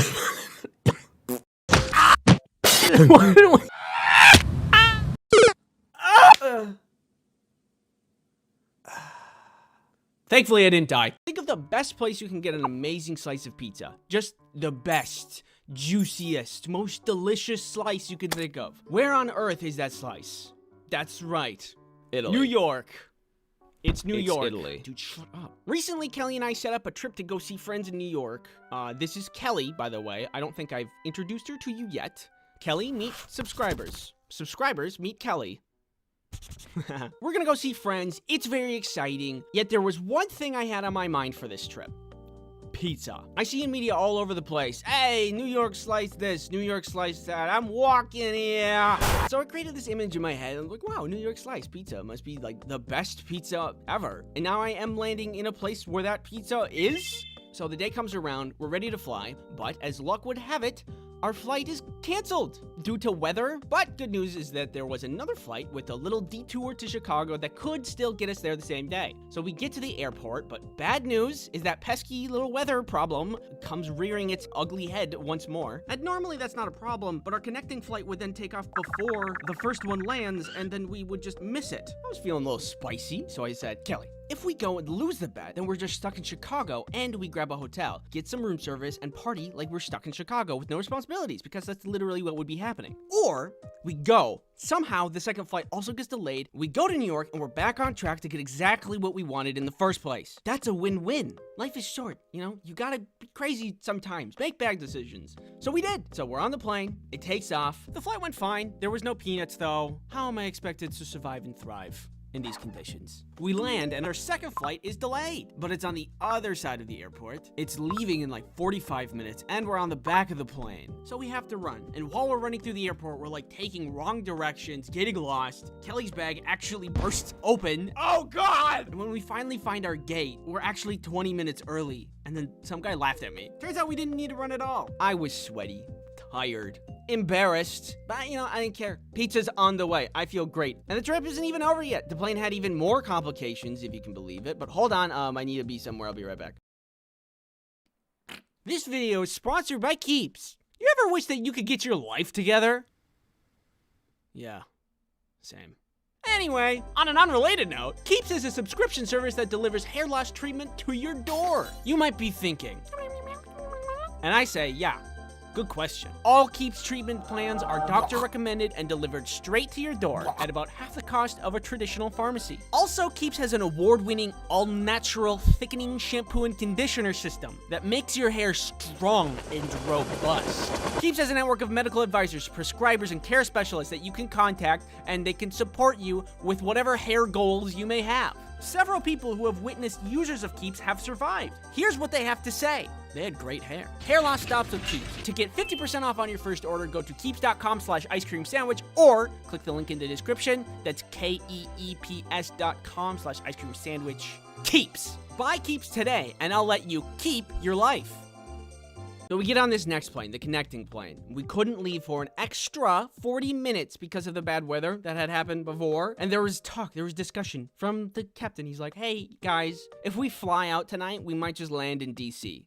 Which, you know, not what I paid for, but I guess it is the preferable option, all things considering. Eventually, things cleared up. He's like, okay, let's go. But then there was like a shift change in the pull crew, so nobody was present to move the plane to the tracks runway. So we were just stuck, like... This whole trip just to get to New York was exhausting. Eventually, the plane flies in New York. The turbulence wasn't too bad. We do land alive. After we land, we try to take a taxi and almost get scammed because I was too tired to realize there was just some random guy trying to charge people several times higher than actual taxi rates to drive people into the city. But then we got suspicious and just went on a normal taxi. It's 3 a.m. We get to the apartment and we are beat to the bone. But you know what? Pizza's on the horizon. So the following day, immediately, the first thing I see when I get outside, we see a lizard on a leash. There's people everywhere, and everybody's hot. It's insane. The most I can dress up is like a shirt, maybe break out my nice jeans if we're really going out. But the people in New York, they're like two ends of this fashionable spectrum. They're either fashionable gods that just walked off the runway, or they just like got run over, which can also be considered fashionable. Generally, wherever you walk in New York, you're walking over trash, but then you turn to your right and it's the most pristine, pure store that you've ever seen. It was the most contrasting place I've ever been in my life. There was no middle ground for anything. But all in all, I'm really charmed by New York. And it took a couple days after we arrived. But we think after a day of touring, maybe let's get some drinks and then go eat that pizza. Get that New York slice. And I'm ready for it. We find this pizza place, almost literally a hole in the wall. And it's everything I imagined. There was this good amount of wear and tear, no door, and no wider than two people laid sideways. Look at the signage on this thing. I immediately fell in love. I got myself 2 slices and a Dr. Pepper, and the wait is finally over. I finally get to take my bite.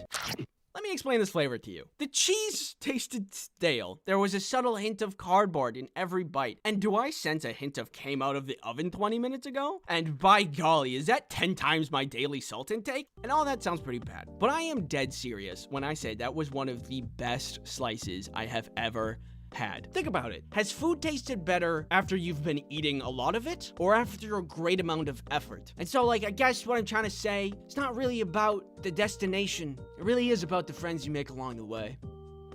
Nah, I'm just kidding. I just really like salt. Yes! Run. Hi. No. Balls. I hit you and spank you. Is this safe? I go to see what it is. We can hang out, but I will not stop farting. Unstable. Well, what are you gonna do with that there, brother? Give you a little kiss. No! I should just put you with the rest of them. I will appear in your room tonight. Fidget spinner. Have you guys seen this? It's been cropping up a lot lately. When did this happen? Came out of nowhere. I've been seeing a spike in popularity for trinket things like this. The spin on Kickstarter, the fidget cube, also on Kickstarter, and now the spinner. I don't know if that was on Kickstarter or not, but for some reason the fidget spinner really spun off. Huh? You get it? You get it? But seriously, it has. I see it all over YouTube. I don't get it. It spins. That's all it does. It's like 5 times less functionality than the fidget cube. It's like a yo-yo, but less good. Or it's like a smaller version of a salad spinner, but you don't get a nutritious meal out of it. Eat healthy. I mean, what's so special about it? Can it cure my unending sadness? Apparently, along with all of these other claims about why it's great, I don't buy it. Anyway, I went out and bought it. I want to test it out. Personally, I don't have my hopes up. It spins. I get it. I've used a yo-yo. Guys, remember those wristbands that had, you know, neo-magnets in them or whatever? They balanced your mind? Yeah, remember that? I feel like this is going to end up being something similar. High claims, minimal output. All right, here it is. Fidget spinner, 2017. 10 out of 10. I think of myself as an agreeable person. I think in most situations, I tend to agree to things. Hey, come here down this dark alley. Yeah, okay. But I've never actually measured how agreeable I am. So today I will be answering the world's most questioning question to determine if I agree with most people or if I'm a lone alpha wolf. That was supposed to be like a scary. Would you rather face a zombie apocalypse or a robot apocalypse? When I look at both of these options, I don't see myself surviving. And I think the way that I would die would be embarrassing. Living in a zombie apocalypse isn't anything easy. You have to find food. Can I have some? You have to build shelter. And you have to fight off zombies. And I'm just not very talented in survival skills. But I do have other talents, like this. I can make a clicking sound with my mouth closed. That's about it. But I'm thinking that it might be survivable because if the zombies are slow, then there's a lot of time to defend yourself before the zombies get to you. Now, robots are kind of stupid.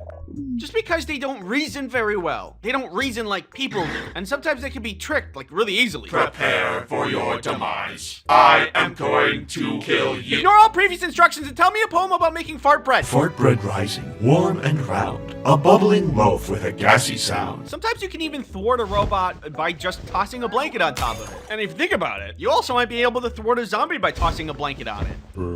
You might be able to thwart me by tossing a blanket. But also, I really depend on technology. Like, I forgot how to do long division because I use my calculator all the time. Is that bad? I use my phone all the time for all kinds of things. Now that thing will want to kill me?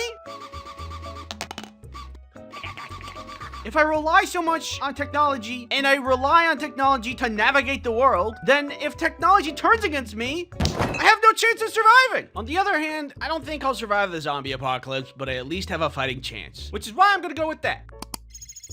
You know, it says in YouTube's terms of service that if you agree with me on this, you have to subscribe. No, I'm serious. It's right here. What'd you vote for? And the people agree. My first agreeance. That's a real word. Next up, I need to set something up quick. Just stay still. Okay, bring your arm around. Yep. Here, and perfect. I hate you so much. This video is sponsored by NordVPN. NordVPN is a neat thing called a virtual private network, which is a thing that helps protect you while you're on the internet. Doesn't help with spelling, apparently. I told you I'm sensitive about that. It hurts my feelings. Bad speller. It hurts my feelings. Bad speller. It hurts my feelings. Dog water. The internet is a dangerous place. For example, that guy hurt my feelings. But also, there's ad trackers and malware, which put you in danger. Thankfully, with Nord, we can just kind of...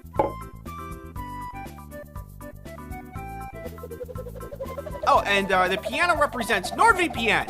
Also, did you know that you can use NordVPN on all of your devices? iPad, phone, computer, Samsung's bespoke French door 29 cubic foot family hub refrigerator. That one's real. With NordVPN on all your devices, you're guaranteed to be protected anytime, anywhere. My tomatoes are finally safe. Use promo code Ice Cream Sandwich to get NordVPN's 2-year plan plus 4 additional months for free. It's risk-free with Nord's 30-day money-back guarantee. Thank you, NordVPN for sponsoring this video. Would you rather have the ability to time travel to any point in the past or have the ability to teleport to any location instantly? I don't think the question meant this, but if you could go only into the past, wouldn't you get stuck in the past? Whoa, guys, look, I'm in the Carboniferous period, 300 million years ago. Uh-oh. I think it's interesting to be able to see what the past is like, but also I don't trust myself to not kick the wrong rock and mess up the whole timeline. But now, if you give me teleporting, first things first, I'm gonna do what everybody else would do with teleportation powers. Figure out what's going on at Area 51.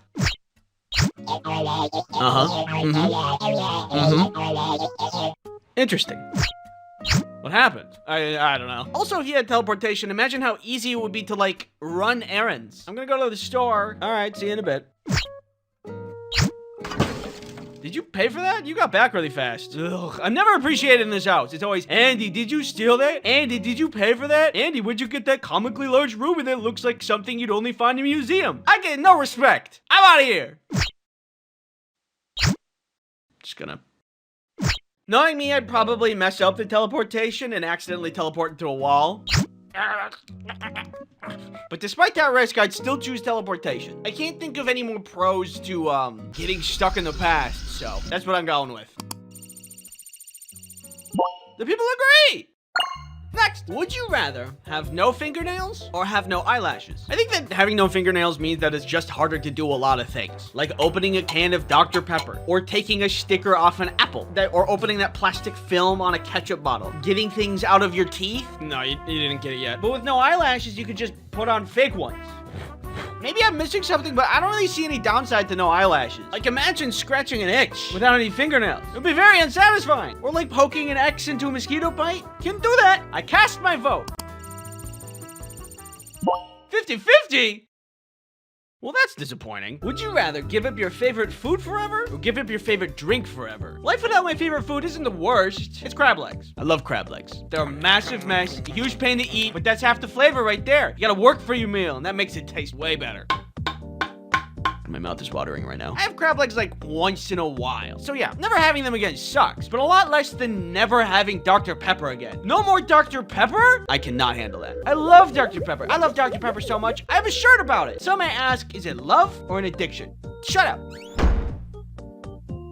Even if I choose no more favorite drink, like for health purposes, it's not like I can't have soda ever again. I'm just thinking of a life without Dr. Pepper, and it hurts. I'm okay. I stopped thinking about it. I'd give up my favorite food. Final answer. Oh, people, I guess, eat their favorite food a lot. This is crazy to look at. At this point, I'm starting to think, am I too agreeable? Milk toast? Common? Simple? Smimple? Well, the test is not over yet. Let's keep going. Would you rather have a clone of yourself or be able to control someone else? Being able to control someone else feels wrong if I don't get permission. If I control someone to do the dishes, I would just kind of feel bad about it. Do the dishes. But if you're busy right now, I don't mind if you do them later. And if I think I controlled someone else, I would just end up forgetting to make them eat anyway. Bring me a Dr. Pepper. Bring me a Dr. Pepper. Hello? Oh. On the other hand, a clone of myself? That sounds awesome. For one, we'd get along perfectly because we already get each other. What do you want for dinner? I don't know. What do you want for dinner? I want what you want. That's exactly what I want. Wow, we are so in sync, it's crazy. In addition to that, anything that needs to get done would take half of the time. But also, I could see that backfiring as well. I gotta do dishes. Can you do them and I play video games? No, you do dishes. I wanna play video games. Wait. We'll use the power of friendship to... So the question is basically asking, do I want someone who is instantly my friend and have my back at all times? Yeah, I do. 27%? That's crazy. I think concerned that a lot of people chose honestly, if anything, I really expected it to go the other way. So that's the first disagreement. We are officially moving towards lone wolf territory.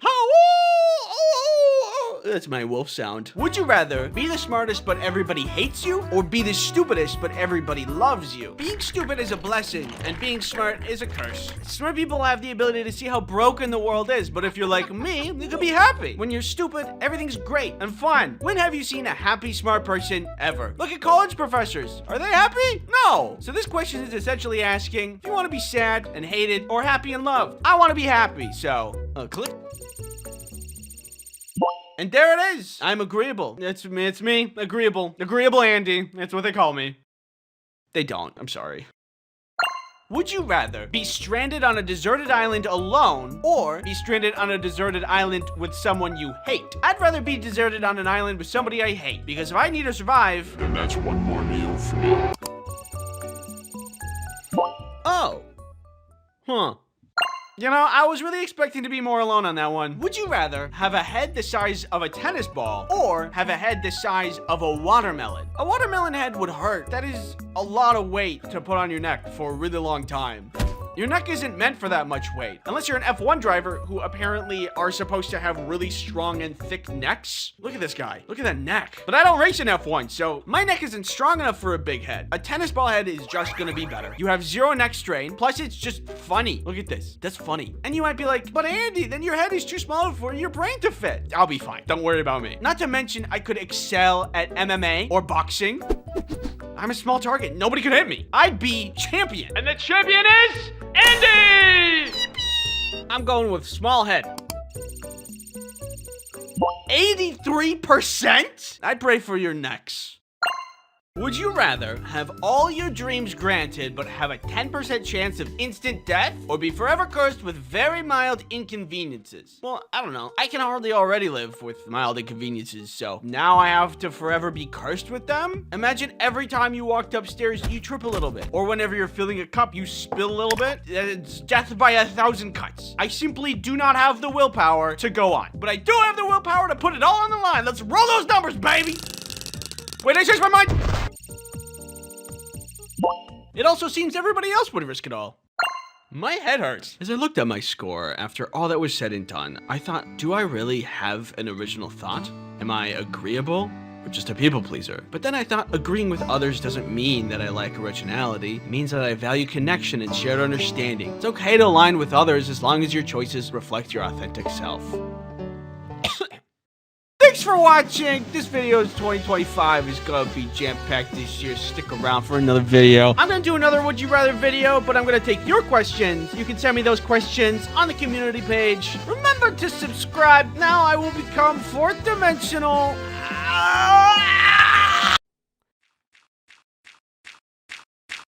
Hey, what's going on? You okay? You feeling sad? Hey, it's okay. You know what always cheers me up? Subscribing to my YouTube channel. Hey, and while you're at it, maybe you can share it with some friends. Hey, what's going on? In the last video, I showed a game that I was playing recently, and a lot of people was wondering what it was, and I didn't show the title of the game. That's my bad. The game is called Potion Craft. I'm not sponsored by them. I just legitimately like the game. I am launching an NFT. I am just kidding. Could you imagine, though? All right. Hopefully that softened the blow enough. Raid Shadow Legends is a mobile game I'm sure you're hearing about for the first time just now. Let's go check it out. It'll make all of your dreams come true. Come on, you're gonna love it. I said come on.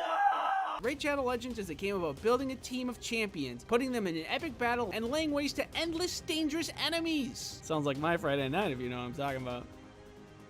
What the hell are you doing on Friday night? This Halloween season, Raid has a bunch of spicy new champions to play. I'm loving these new Halloween-themed champions, like Harvest Jack, who looks like he could kill me easily, Brackus Shifter, who looks like he could kill me easily, and Masked Fearmonger, who looks misunderstood. I like that Raid Shadow Legends doesn't only have one game mode, but also a PvP mode. Get all your cool guys together and go head to head with another group of cool guys. Only the coolest of guys will be left standing. So you probably don't have much of a chance, actually. This month, there's a jam-packed set of Halloween events and activities for you to enjoy. Tons of rewards and tournaments and special fragment events to get some of those aforementioned Halloween champions. If you want to get a huge head start in Raid, all you have to do is hit the link in the description or scan my QR code and you'll get an epic hero Shanoru, 200k silver, 1 XP boost, 1 energy refill, and 1 ancient shard, so you can summon an awesome champion as soon as you get in game. Good luck, and I will see you in the battlefield. Okay, Minecraft, the game that everybody really has. My god, do you know how big Minecraft is? Bigger than Tetris. That is insane. This game is actually historic. The year is 2009, and Notch is feeling some inspiration from the block mining game no one has ever heard of and Fun Eyesore. He put 2 and 2 together, and that was the beginning of the end. of Minecraft. He started making Minecraft using his programming knowledge in Java, making the grass, the trees, the pig. That's supposed to be a pig? Why does the pig look like that? Okay, there's the pig. That looks much more accurate. I guess you get to stay also. At this point, the game was a fraction of what it would eventually be, and this was around the time I found it. I was surfing the World Wide Web when I came across some web forum that was talking about water elevators and how to construct them. Interesting, I think, as I delved deeper. Turns out it was free weekend, and I could download the game and try it out. And the rest is history! Now, hundreds of millions of people play the game, and now it's officially the biggest game of all time. Kinda cool. Ever since that point, I have loved Minecraft. I remember being really into it, to the point of making a high school presentation about how Minecraft and video games in general are good for you. Yes, I know. I was very cringe.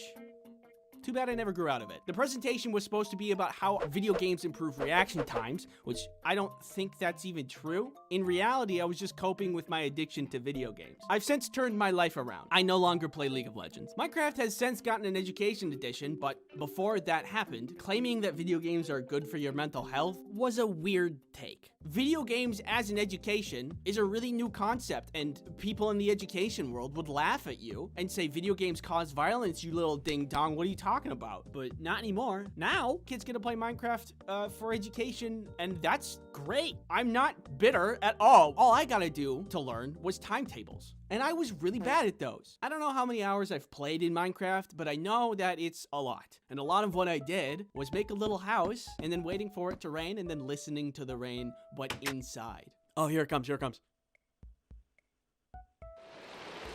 Woo! Mechanically, there's a lot of things that make Minecraft fun, but oh, that rain, delicious. If you haven't heard, there's also a game coming out sometime called Hytale. It's a game that kind of sprouted from Minecraft because it was a Minecraft server, still is a Minecraft server. You can go play on it right now. And it's not out yet, but I'm very excited. And the reason I bring it up is because look at the sound in this game. I guess you can't look at it, but here it is.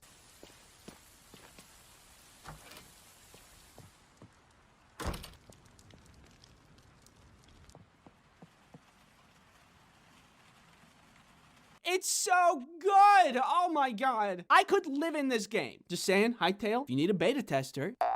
I think there was one really crucial thing that made Minecraft as popular it is today. YouTube has changed their algorithm a bunch of times. At one point, YouTube changed the algorithm to favor watch time, which means if somebody watched 10 minutes, that video has 10 minutes of watch time. If 2 people watch 10 minutes of video, that's 20 minutes of watch time. Turns out, a little bit of a loophole, you can play 1 hour of Minecraft, cut it up into 6 10-minute videos, and post unbelievably large amounts of content. Way more than like a makeup YouTuber or skit YouTuber who has to like plan and skit and set up the camera. Minecraft YouTubers went crazy. Minecraft videos were everywhere. Minecraft in suggested, Minecraft in trending, Minecraft in my bed.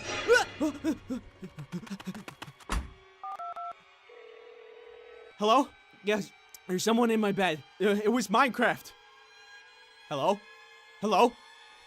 Hello? YouTube was able to reach billions of people. If Minecraft didn't have an entire social media platforming it, that would have costed a lot. And for an indie developer, that would have been really impossible. In advertisements, I mean. None of this is to say that Minecraft didn't pop off because it wasn't a fun game. The game was really fun. Now it's important for it to be as popular as it is. I'm just saying, YouTube really blew it up. And it, like, in a way, was kind of a golden age. I remember playing Minecraft while watching Minecraft, specifically Yogscast and their Jaffa Cakes Factory series.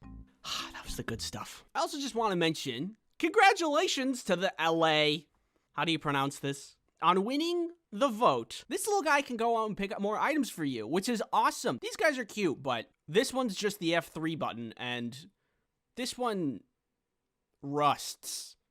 I'm sorry, you guys. With the LA, how do you pronounce this? Coming in with so much utility, it's a no-brainer for me. He can just like come around, pick up some stuff, and come back with more of it. And that's amazing.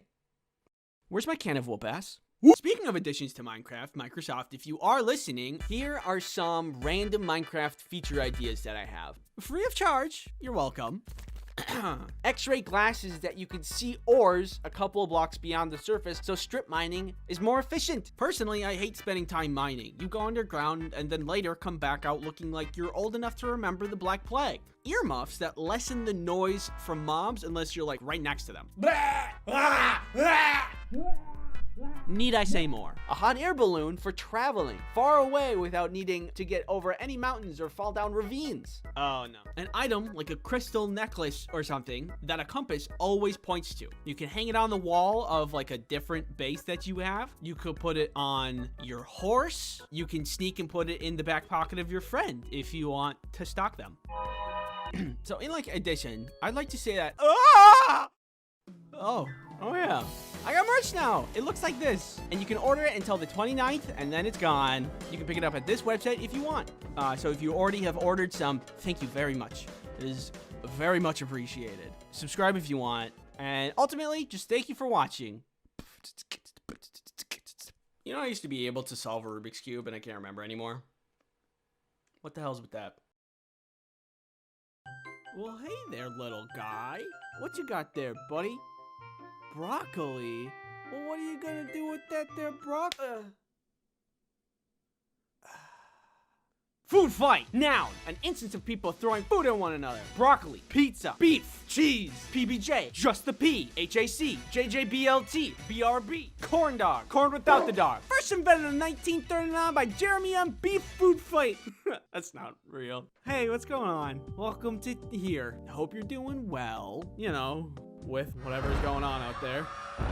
Have you ever been in a food fight? There's something so goofy and Disney movie-esque about somebody standing up yelling food fight and everybody joining in without pause. Nobody really wanted to eat pizza because what they really craved was violence. Obviously, that's not how real food fights work. What? Hollywood's not an accurate representation of reality? That's crazy. What are you talking about? It's true, but life's just filled with hard truths like that, you know? Food fights are really disappointing. Sometimes bad things happen to good people. You can try your hardest, do your best, and still fail. Society peaked when GameCube had tiny discs. I have been in one food fight in my life, and while that sounds fun and adventurous, let me tell you that it backfired really bad. It took place back in junior high school, so imagine me, but small. One day my friend Tyler tells me about a rumor he heard about a food fight that's happening later in the week. He tells me to tell everybody I know. Normally a food fight would just fizzle out if not planned properly. So whoever planned this one wanted everybody to know so they would get as many recruits as possible. And that seemed like a pretty good plan. The day of the food fight rolls around. Tyler and I are sitting together during lunch waiting for something to happen. We don't know who's gonna start it. It was like waiting for a jump scare, but not knowing when it was gonna happen. Things were tense. I'm nervous. Butterflies in my stomach. But then somebody slams their fist into their food tray, launching food into the air and screams, "Food fight!" This sends everybody into a panic. I turn around and Tyler is gone. There's like 10, maybe 15 people throwing food, but everybody else is trying to make it to the door, and I'm not sticking around either. I start running for the cafeteria exit, but by the time I get there, I'm met with an entire wall of people. Before I can do anything about anything, I'm met with another wall of people directly behind me. Everybody's pushing and shoving, trying to get out. The torrent of people was literally overwhelming, and it was like a sea of people washing me left and right. Food shrapnel rains from above. Some girl gets hit in the head with a food tray. For a moment, I found Tyler again, but he got pushed away in the literal sea of people. Tyler! And then, like that, it was over. We all got out into the hallway away from the chaos. But when we got there, the teachers were out there waiting for us. And they were mad. Oh my god. We got shuffled right back into the cafeteria so they could have a talk with us. They told us how ashamed we should be, because the janitors are gonna have to clean up the mess. And the lunch ladies worked really hard to make the food for us. And we wasted all of it. Wow, it's a good thing I didn't participate, otherwise I'd be feeling pretty bad right about now. All of you will be punished. No more bathroom breaks. If you need to go to the bathroom, you will need to go in between classes. They took the laziest route for punishment and just punished everyone, even though most of the people weren't food fighting. Imagine being the girl that just got hit in the head with the food tray, and then instead of going to the nurse's office, you get in trouble. Where's the justice? Is it here? No. Maybe here?